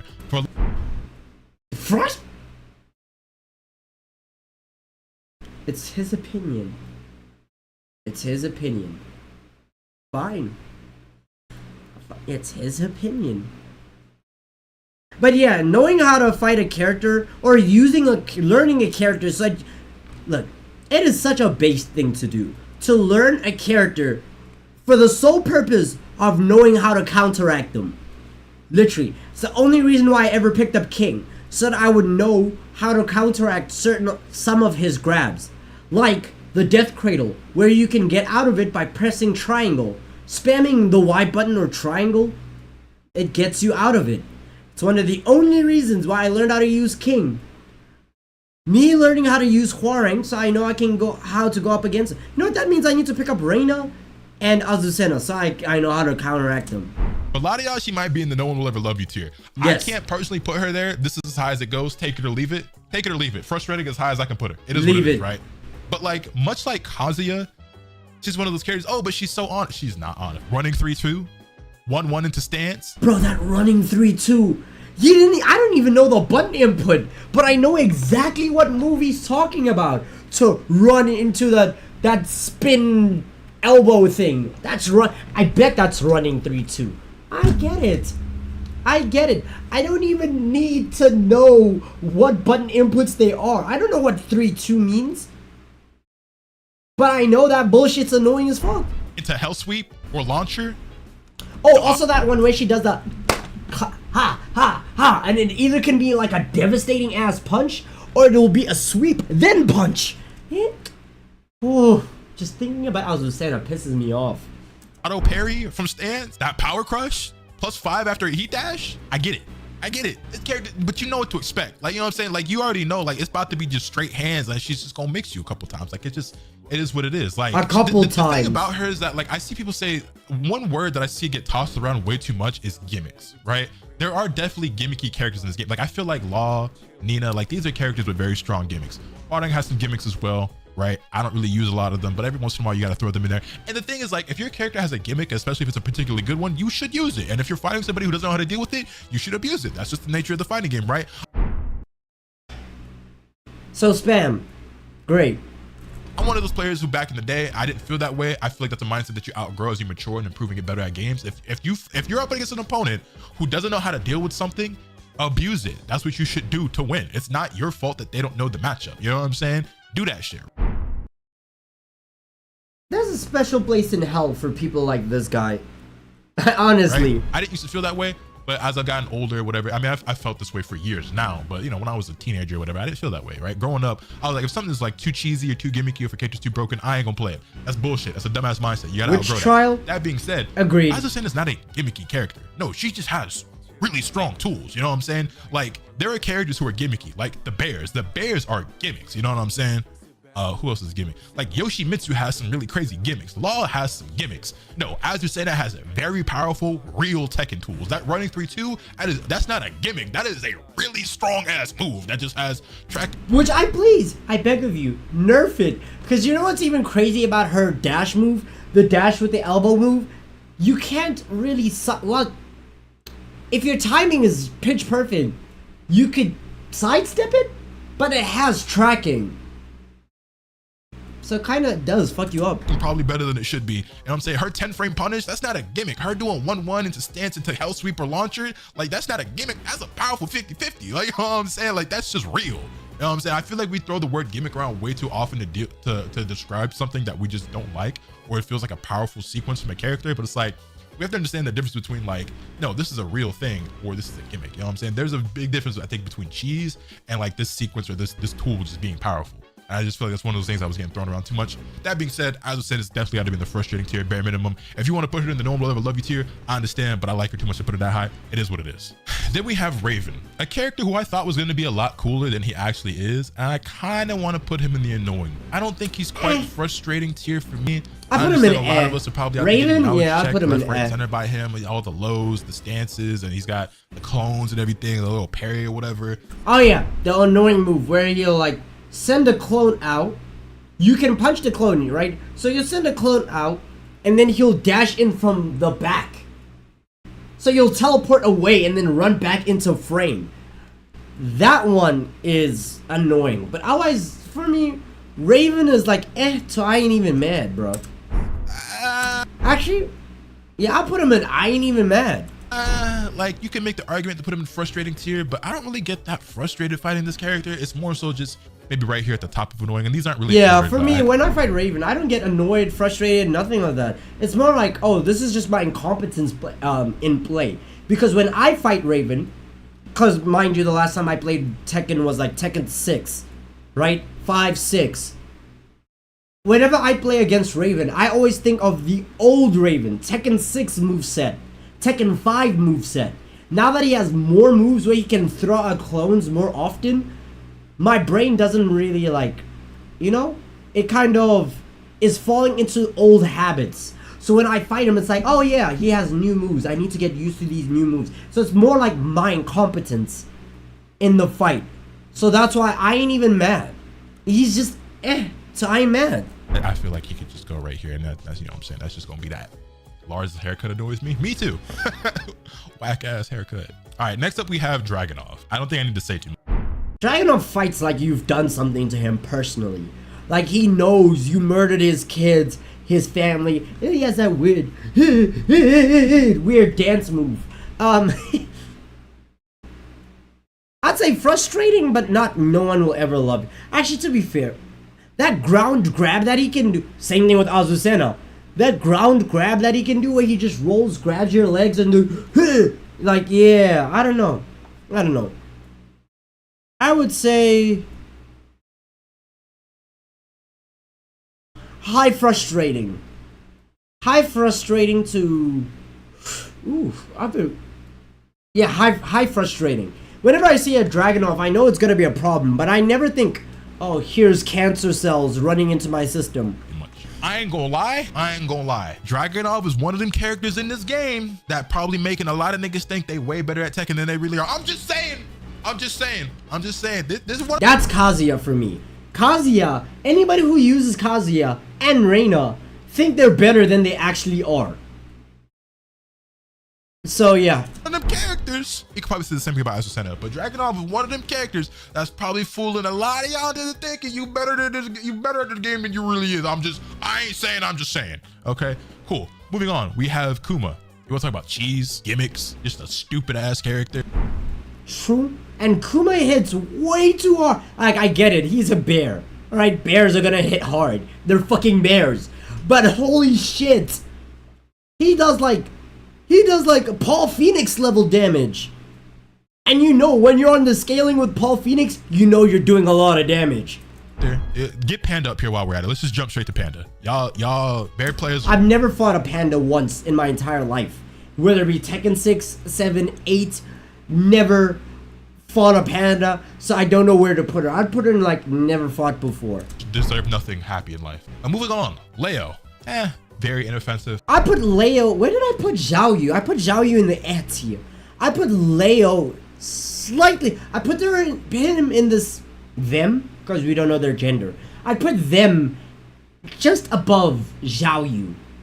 Their movement is very like snaky, but I wouldn't say annoying or frustrating. I'll just put it. It's like but you have the potential to be annoying.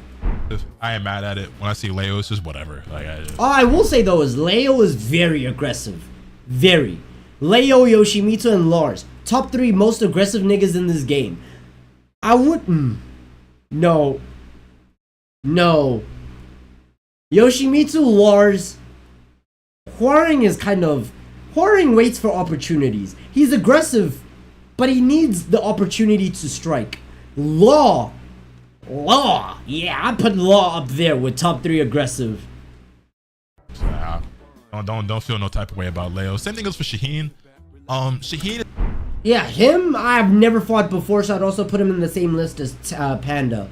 Is a character that is very unpopular in this game right now. It was frankly pretty unpopular in 7. So much so that I'm surprised that he made it back into Tekken 8. But I don't really know a whole lot about him. We don't really see him that much. I think he has a really whack ass rage art, but other than that, I ain't mad. Like if you pick Shaheen, it's whatever. Like the character was really boring in 7, but I can't even say if he's boring or not in Tekken 8 because you don't really see him. And when I do see him, like he mostly just seems like he's doing the same thing. Like I don't know. Yeah, I think we have ain't Steve, even mad. and I think Steve's a pretty cool character. Yeah. The most annoying thing about Steve is his weaving. But hey, that's boxing. Boxing is like weaving encounters. So I'm not even mad at it. I ain't even mad. If I see a king, I ain't even mad. I'd agree. I'd put him on the same tier. Not really mad at it when I see him. Steve is also one of those characters that's a bit harder to play, execution wise, and also just because he doesn't have like certain. There's that one weird move that he does though, where he's like he's doing the, what is that thing called? You know that one game where there's the line and you have to go underneath, like how low can you go? That when he does that weird pose, you know it's coming, like an uppercut is coming, right? And when it hits you, it launches you, sends you into orbit. But otherwise, yeah, he is what he is. I ain't even mad. Tools like he doesn't really have like a fast like block punisher that you use as a launcher. He doesn't have like a 15 frame down forward 2 or something like that. You kind of got to rely on counter hits for that. Obviously, he's also a stance character, similar to Hwoarang in that sense. And some of his best moves are like behind those stances, other than like back one and stuff, which is obviously like a big counter hit. Like Steve is a good character, but I ain't even mad. But like when I see Steve, it's like I respect the craft when it comes to Steve, and I just think he's a really hype character to watch at times. So I don't really have like a whole lot of negative feelings toward this character. So it's just that you feel me? Then we have Yoshimitsu, and where do I put Yoshi? I put him in A tier. Because when it comes to fighting Zay and fighting other Yoshimitsus in the game, hyper aggressive, but as a Leroy who can counter if you time it right, you can really punish a Yoshimitsu's aggressiveness really well. And because the counter does 20 damage, 20% of your health per counter, you can really like kill a Yoshimitsu based on counters alone or parries alone. So I'm not mad at him. I'll put him in eh. He's a formidable foe, but I'd still put him in eh. Yoshimitsu is an interesting one, okay? Because here's the thing. I think this Yoshimitsu is the absolute coolest that Yoshimitsu has ever been. True. I think aesthetically, Yoshimitsu is really, really cool. I think his current moveset is the coolest that it's ever been. He's got more actual uses with his sword and everything like that. I think Yoshi is really, really cool, and it's a character that I honestly wouldn't even mind trying out at some point. The problem with Yoshimitsu... Yeah, I'm not gonna lie. The previous Tekken games made Yoshimitsu almost an unviable option, except for Tekken 7. Tekken 7 tried. Because he was so unorthodox, and because he was so unorthodox, he had a lot of punishable attacks. He had a lot of open frames for punishment. So that's why I wouldn't really... My nose is getting blocked because there's a fan blowing my nose. But there were a lot of moves that you, with Yoshi, that you could like, oh, he's doing, punish. You know? But now, he's really well done. I don't have a complaint for Yoshimitsu. Does he do too much damage? I mean, his Heat Smash does, but outside the Heat Smash, Yoshimitsu is one of the more balanced characters in this game, weirdly enough. So I have no problems with him. I ain't mad. I'm putting him in eh, so I ain't mad. Yoshi is really balanced, weirdly enough. Yeah. He's also a character that can be very cheesy, very gimmicky. The low kick, that spin kick thing that he does.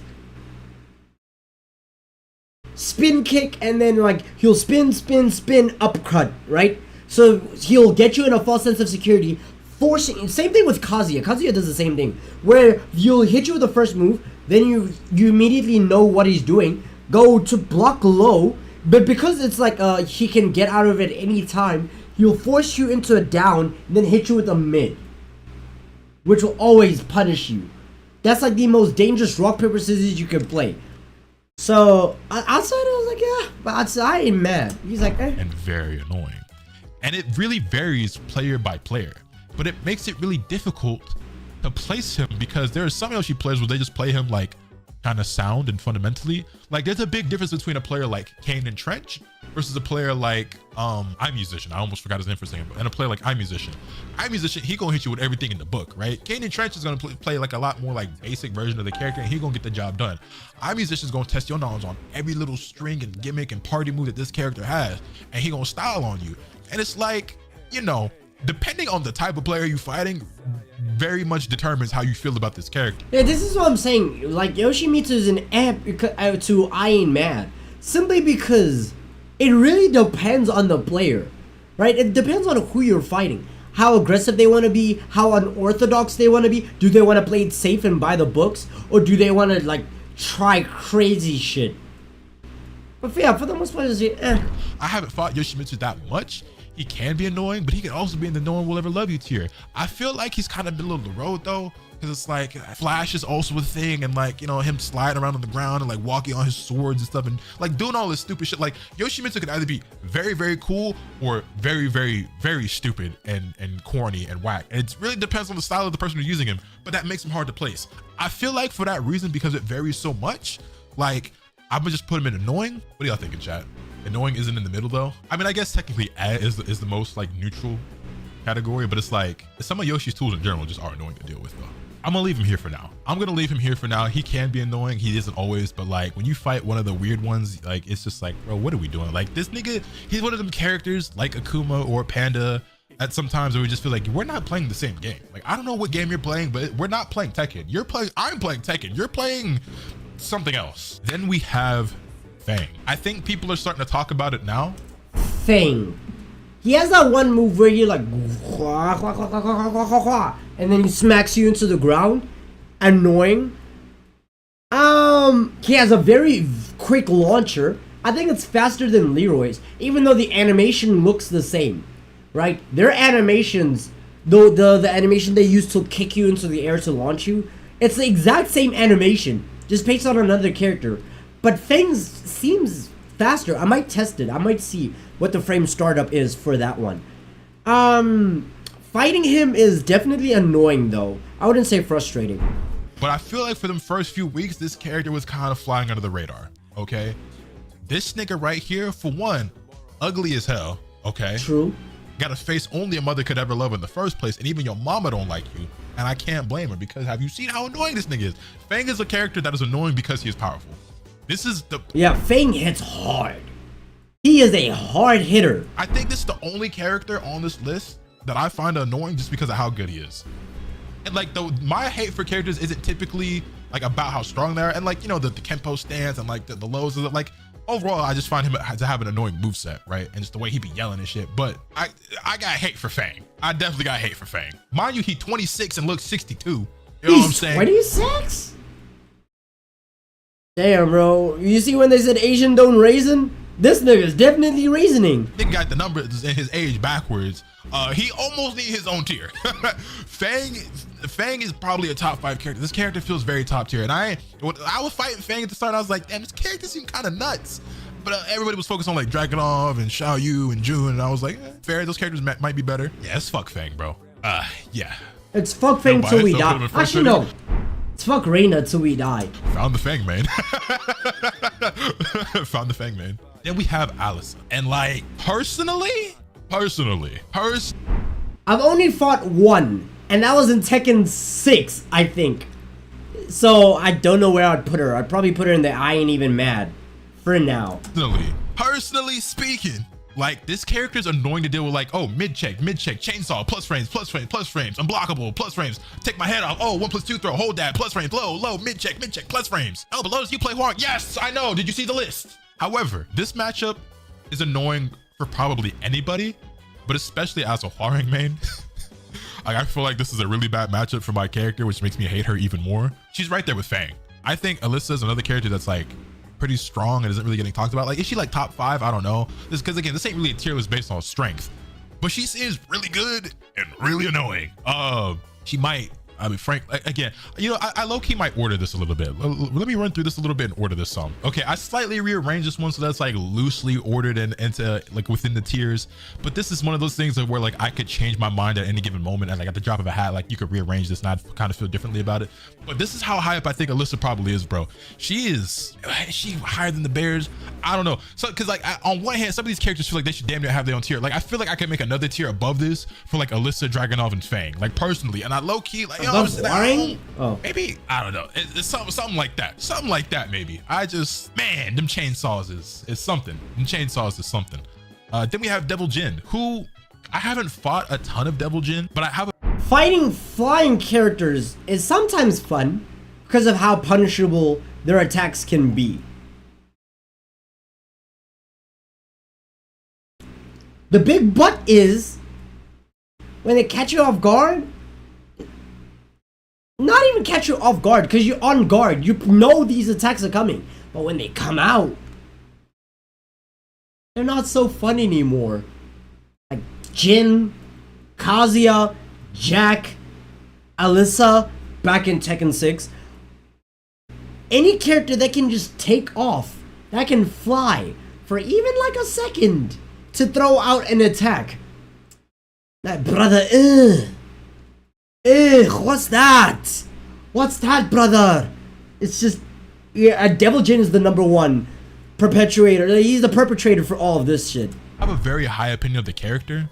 I think he's really cool. I think he's really dope. I think he's very strong. He's difficult. He's not as difficult as like a Kazuya. But like, where would I put him? High annoying to low frustrating. I don't find him that big of a pain in the ass though. I don't know what it is about Devil Jin. Yeah, like this, like, I would put Jin much higher than Devil Jin. Weirdly enough, Devil Jin feels like, because you can still punish some of his attacks. Feels like you can punish more from Devil Jin than you can from Jin. Like, you know what I mean? Like, okay, the heat smash is kind of nuts, right? Hell sweep is kind of nuts, but like, even though he has strong tools outside of that, like, he's just not one of those characters like I really get that upset about, like when I'm fighting. Like I just don't really And like, you know what I'm saying? I just feel very Ed about him. You're so generous with the Jins. Do I just have bias toward Jin? But like, again, like I think Devil Jin is a top tier character. I think Devil Jin is like arguably like a top 5 character. But I just personally just don't find him that annoying to fight. I also just haven't fought him that much. So maybe that's part of it. But I just don't find Jin like a very offensive character. Like there's other characters that I find way more annoying and they're on this list. And it's like with Devil Jin, it's like I kind of know what to expect for the most part, but it's not as frustrating as like when I'm dealing with like Kazuya, for example. Like they're all Mishimas, right? I don't know, maybe I just have bias, but I like Kazuya. I think Kazuya is a cool character. I don't think the people who play him are that cool usually, but you know, I think the character itself is dope, but when I fight, it's just something different. It's just something different. This is a character that like my opinion will probably change the more exposure I get to him. But I just like, again, I think he's very, very strong, but I just haven't really fought one that made me go, man, I hate this character, you know? Whereas everyone else in these tiers above, I fought at least one player where I was like, all right, bro, fuck you. Like I've got to fight a Jin player, but like, all right, man, fuck you. You know what I'm saying? But every other character above him, I fought a player and was like, and fuck you and this character. You feel me? I haven't said that about like understandable or Devil Jin yet. All right, then we have Lee, and I haven't fought enough Lees to have an opinion on him, so I put him in like I'm pretty mad strong to me, and I feel like he's getting downplayed a lot. I will say he is a very good like mix. He's a very good like equalizer for Hwoarang. But that said, I don't think I'll put him up all the way up there. I'm not mad at him. Like I've seen Lee's, I've seen like 1 or 2.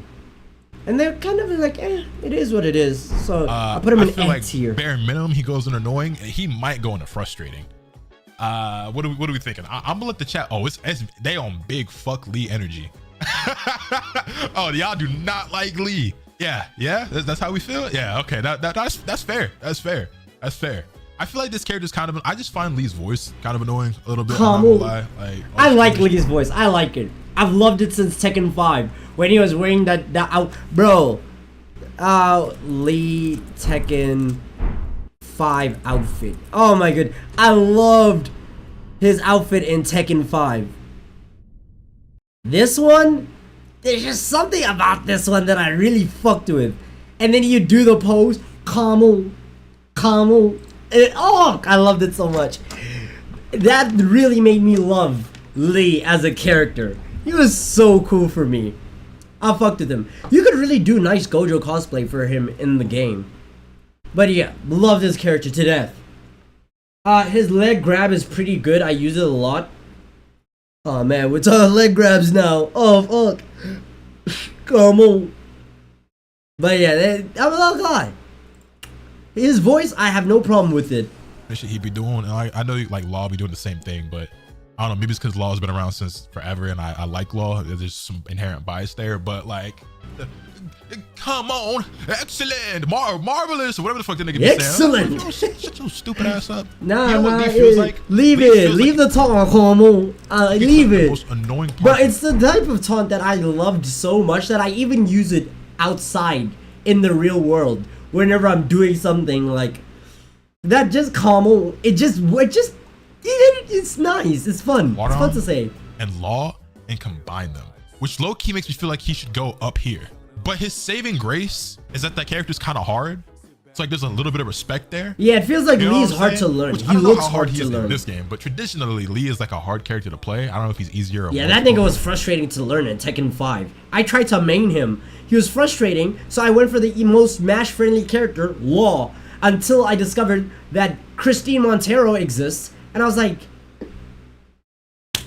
baby boo. I saw her using capoeira, and I was like, fuck yeah. This game, we're about the same, but like, I'm gonna leave him in the frustrating tier for now though. Zafina is annoying, just crawling all over the floor and shit. Like I don't feel super strongly about her, but she can be a bit of a pain. She's very, very uncommon though. You hardly ever see her. Yeah. But they just be sliding all over the floor, just lows stance. I'm hopping away on one leg like I'm a bootleg version of Wadon. You know what I'm saying? Like it's just, I don't know. Like it's definitely characters I just. How do I feel about Zafina? How am I feeling about her?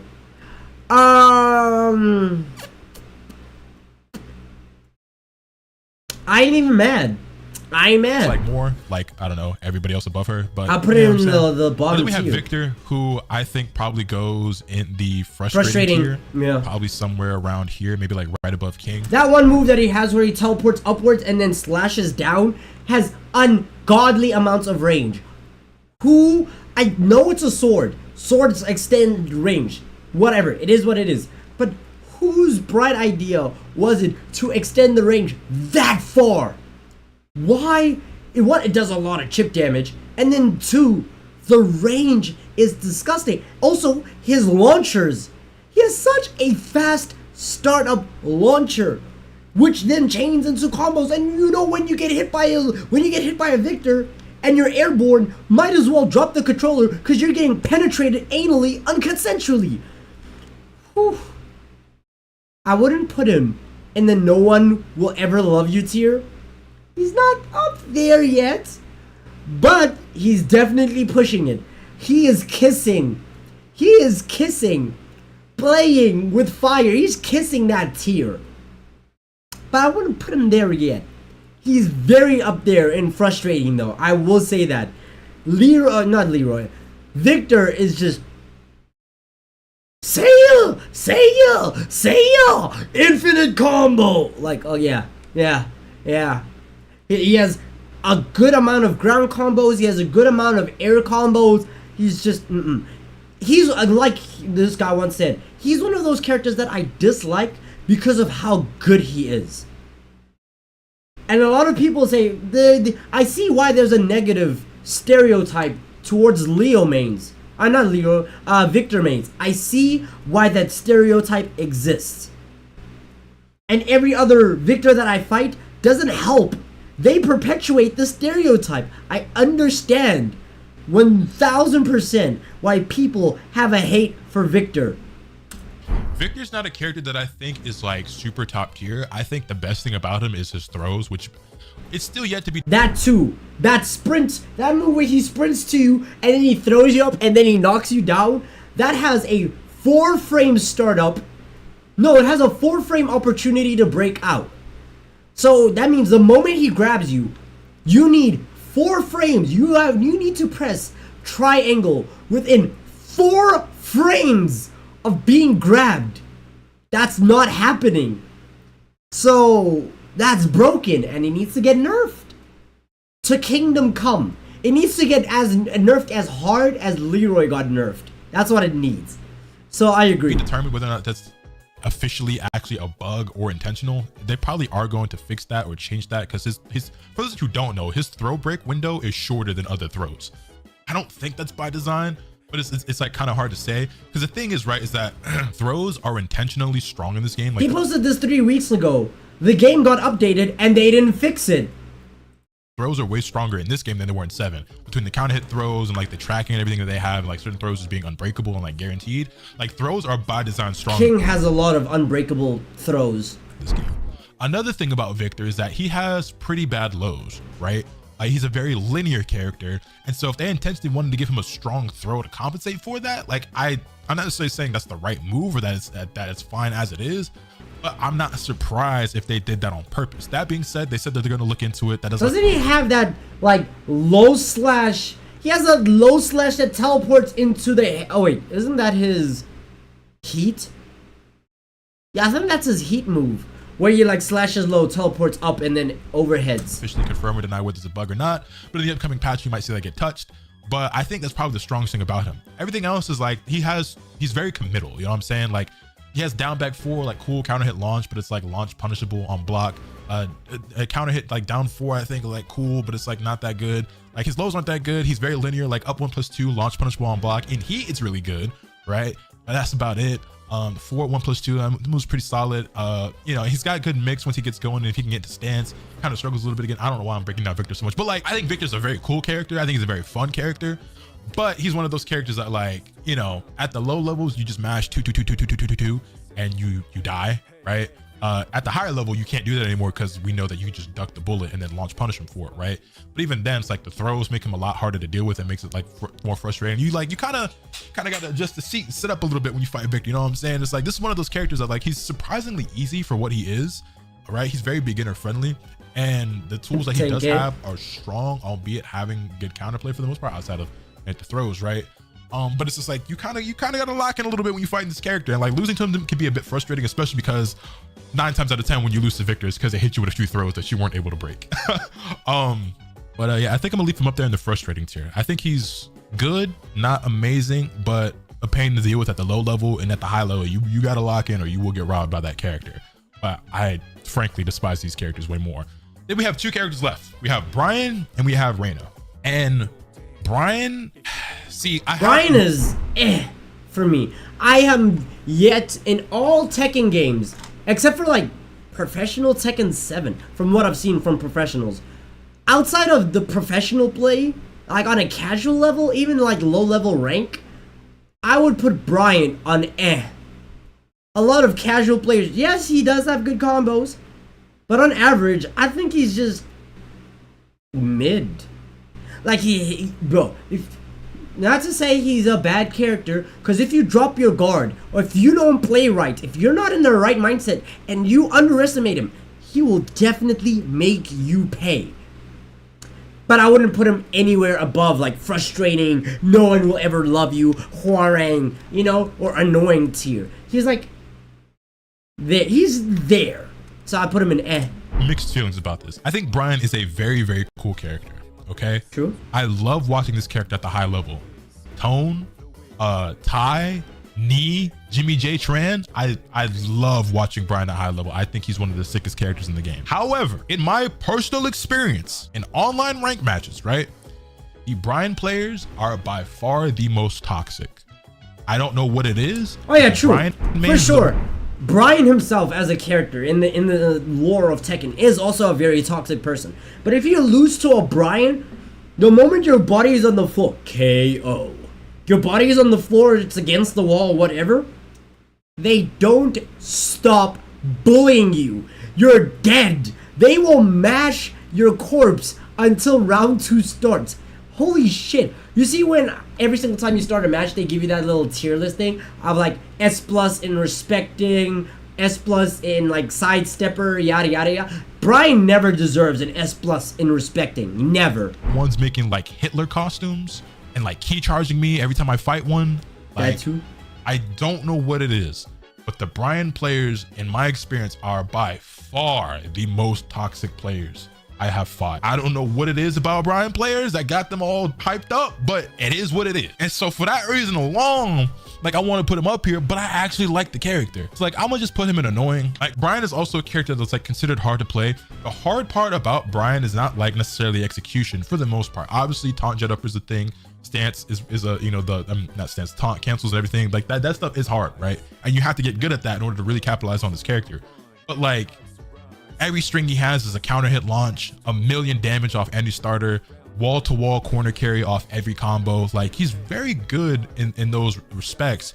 And at a low level, you'll get very far very quickly with him because people are just going to constantly be mashing. You're just going to get counter hit launchers 6 times a match and just steamroll people, right? He gets harder the higher up you go, as a lot of characters tend to, right? Because you kind of have to play it like your opponent's pace or enforce your will and hope that they mash while you're oppressing them with like back one and all these other strings and everything like that.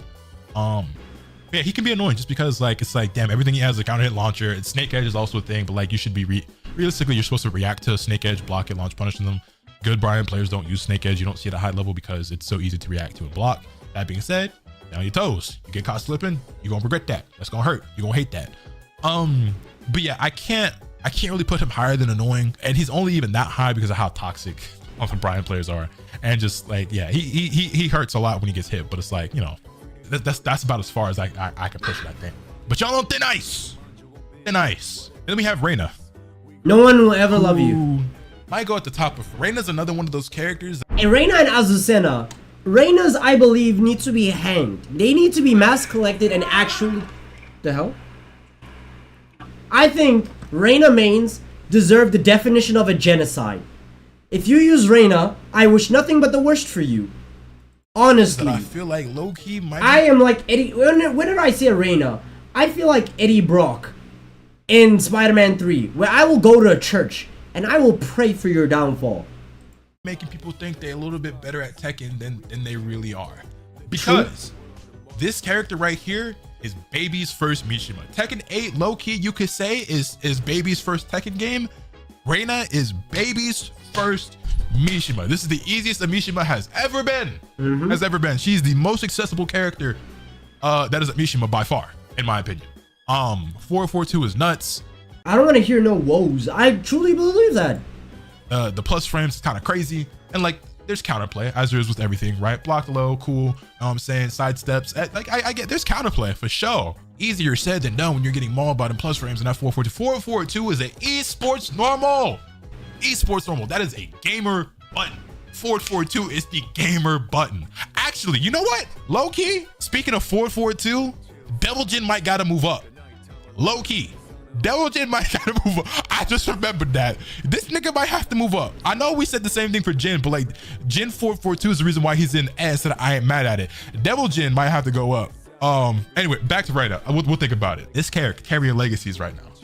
This character is saving legacies right now. She's very strong. She's very, very strong, and it's a lot easier than you would think she is because she's a Mishima. Yeah, she's and that's the funny part too, is because I feel like Mishima players always take so much pride, right? Like, oh, but our characters are hard and they require so many fundamentals and such difficult execution and and then Reina just throws all that shit out the window, and it's just like way easier than like Kazuya or Devil Jin or whatever to play, and it's just like, hold that shit. She's pretty easy compared to them. Ironically enough, based off some infographics that came out that we've seen floating around on Twitter and stuff, Reina has one of the lowest win rates in the game while also being the most popular, or one of the most popular characters in the game. And at first that doesn't sound like it makes sense. When you think about it, it does, right? Because if a character has way more players, there's going to be way more people who are losing. Obviously, most people who play Tekken are not good at Tekken, right? There's going to be way more casuals and like low level players and intermediate level players and like high level and like good players, right? So that just makes sense. So the more popular your character is, yeah, if you're one of the top 3 most popular characters, then it probably makes sense that you also have a ton of players who are losing. But also, like I said, I think there's a lot of people who are playing that character that think they're a lot better at the game than they are because she's a Mishima. It's like, oh, Mishima's. If I ever visit a friend's house, I'm like, yo, let's play Tekken 7. And then they choose Reina, I'm leaving the house, I'm going home. I'm taking an Uber back home. And they're not, so I don't care if you're my ride. That's my theory. That's just my theory, though. That's just my theory, though. You can feel free to agree or disagree. It just is what it is. I like Reina. I think she's cool. Don't get it wrong. Again, like just because I have a character up here doesn't mean I don't like the character. You know what I'm saying? By the way, I wonder, can you mod Tekken? But I understand. I love Victor. I love Azucena. I think Law is pretty cool. I think Xiao Yu is pretty cool. I think King's alright. Kazuya's dope. I might even try out June. You know what I'm saying? Reina's cool. I fuck with Reina. She ain't fun to fight though. She's not fun to fight. But all right, I think that's gonna do it. Like I said, I'm sure there's gonna be plenty of things that people in the comments agree or disagree with. I can't wait to see all the comments from people who like. Tekken 8 is moddable.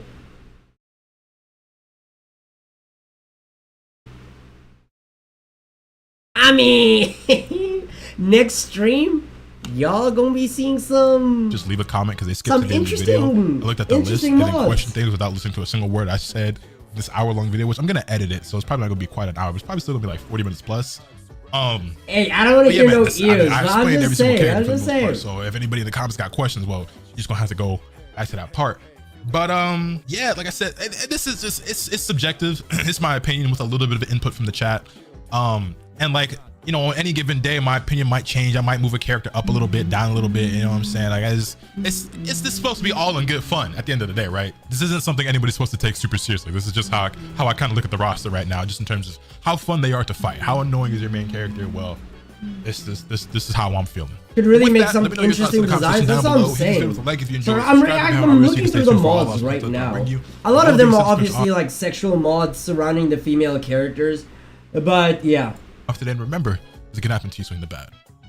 Later. This is definitely gonna ruffle some feathers. It's me, I'm Feathers. Okay. I'm looking through the mods right now, and I will see just quickly.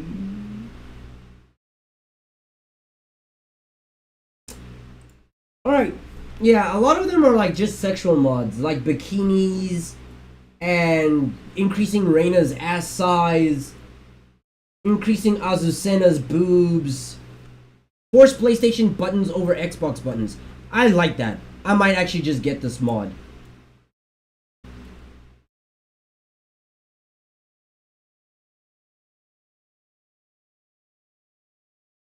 I'm assuming that's circle, right? Yeah, it's circle. Yeah, I'm gonna get this mod so it's easier to learn the game by just visualize. If I know the colors, then it's much easier for me to visualize this shit. So go to files, manual download, slow download. Cause playing Tekken and there's like, oh, Xbox buttons. I don't want no Xbox buttons. Okay, what else? A short dress for Nina, lacy panties for customizable miniskirts. Yeah, a lot of these are just porn mods, right? A lot of these are just like gooner mods.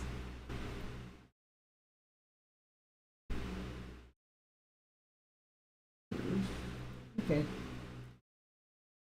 Right, give me more mods.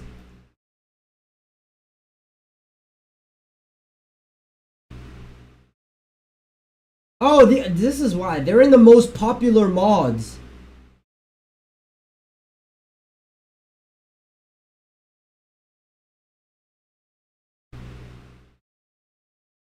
Tasteful Thick Azucena, Tasteful Thick Reina. Tifa Lockhart cosplay for all female characters. Nah. Tastefully Thick Zafina.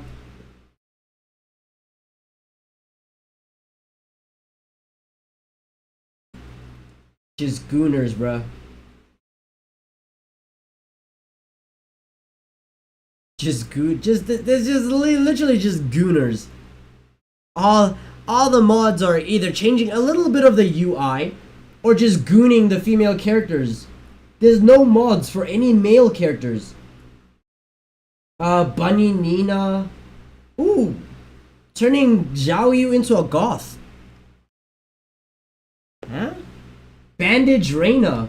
Okay, look, it's a porn mod, yes, but it looks fire. It looks good. I'm not gonna show it on screen, of course, but it looks good. I will say. Oh, just as I was talking about, I haven't fought enough Zenitsu?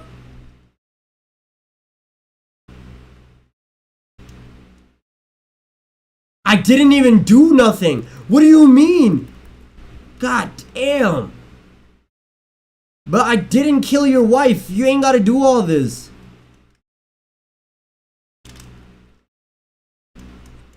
Shit.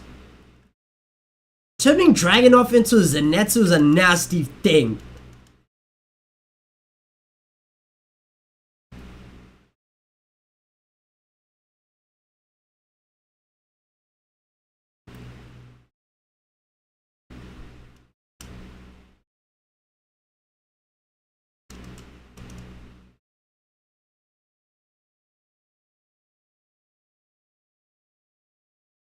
Fight me, I'm okay, I guess. What? Woo.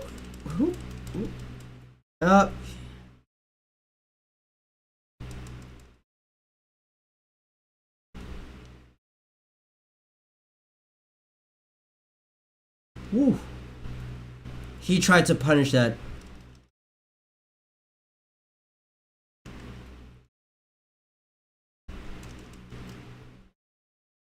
Alright, punish. Alright, sure. I don't mind fighting you. We'll see. It's a little silent right now. Oof.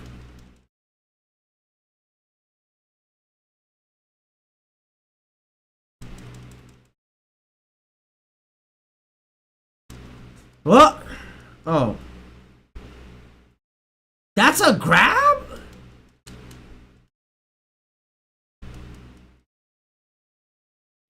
Okay, I mashed on wake up and that was my fault.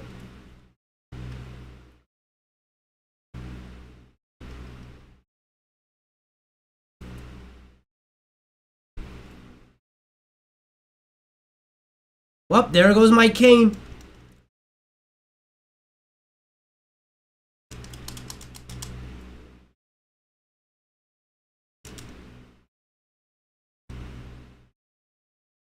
There goes my cane.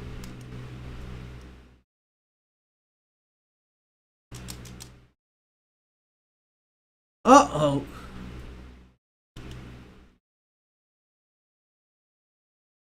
That should be that should have been recovery!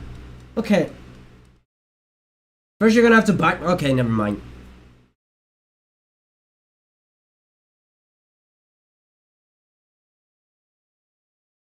I should have been in recovery frames for that shit. But hey. Even then, like I said, I don't really feel too about Dragunov. So...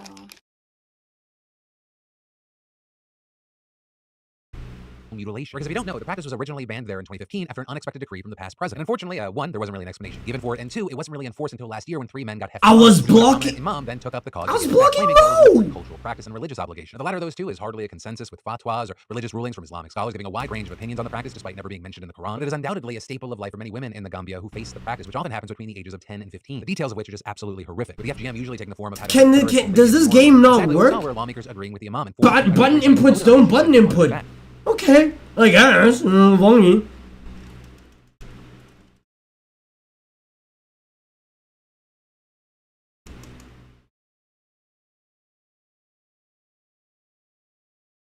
Somehow his prioritizes over mine.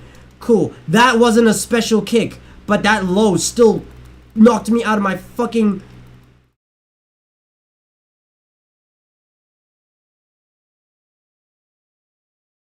Nope. Shit.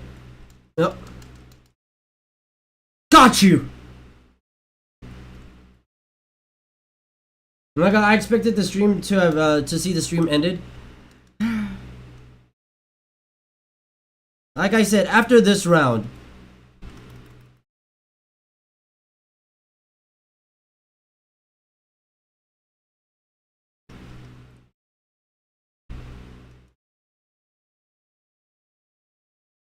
Uh-huh.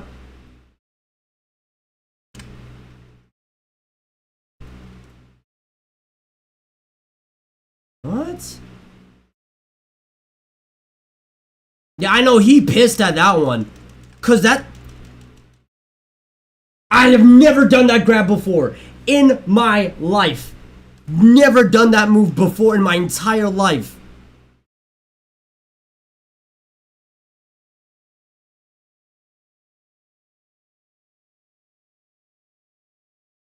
Did not even know that Leroy had a back grab. But hey.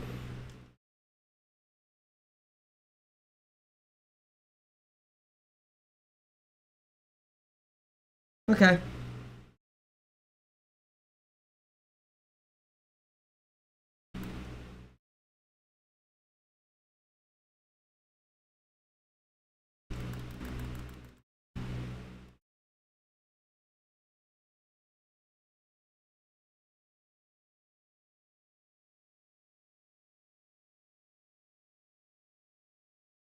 I tried you.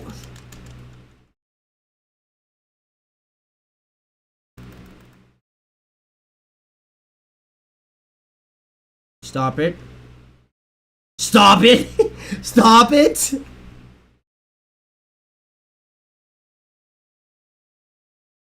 Except all chase none.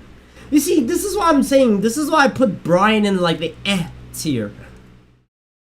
Because like, I've never really felt out of place when fighting him. Kind of like always just been there. And this is like a Dragunov that's a higher level than me. What? His takes priority over mine? Why? Okay, that's cool.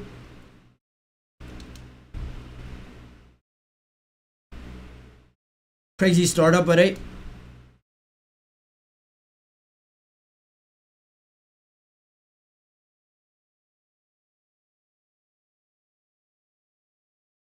What the? Okay. Okay, I tried to grab there. That was my fault.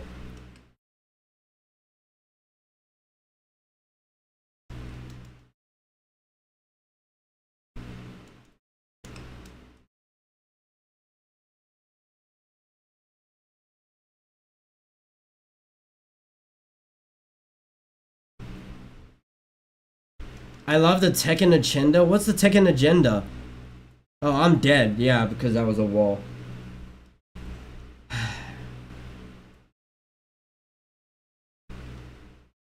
Still, I don't feel it's anything like out of the norm for Dragunov. I don't. Like, he's just a fighter. Maybe it's because he's a low-level Dragunov. But, yeah. Where did he put Victor? Annoying tier. Yeah, he put Victor in annoying.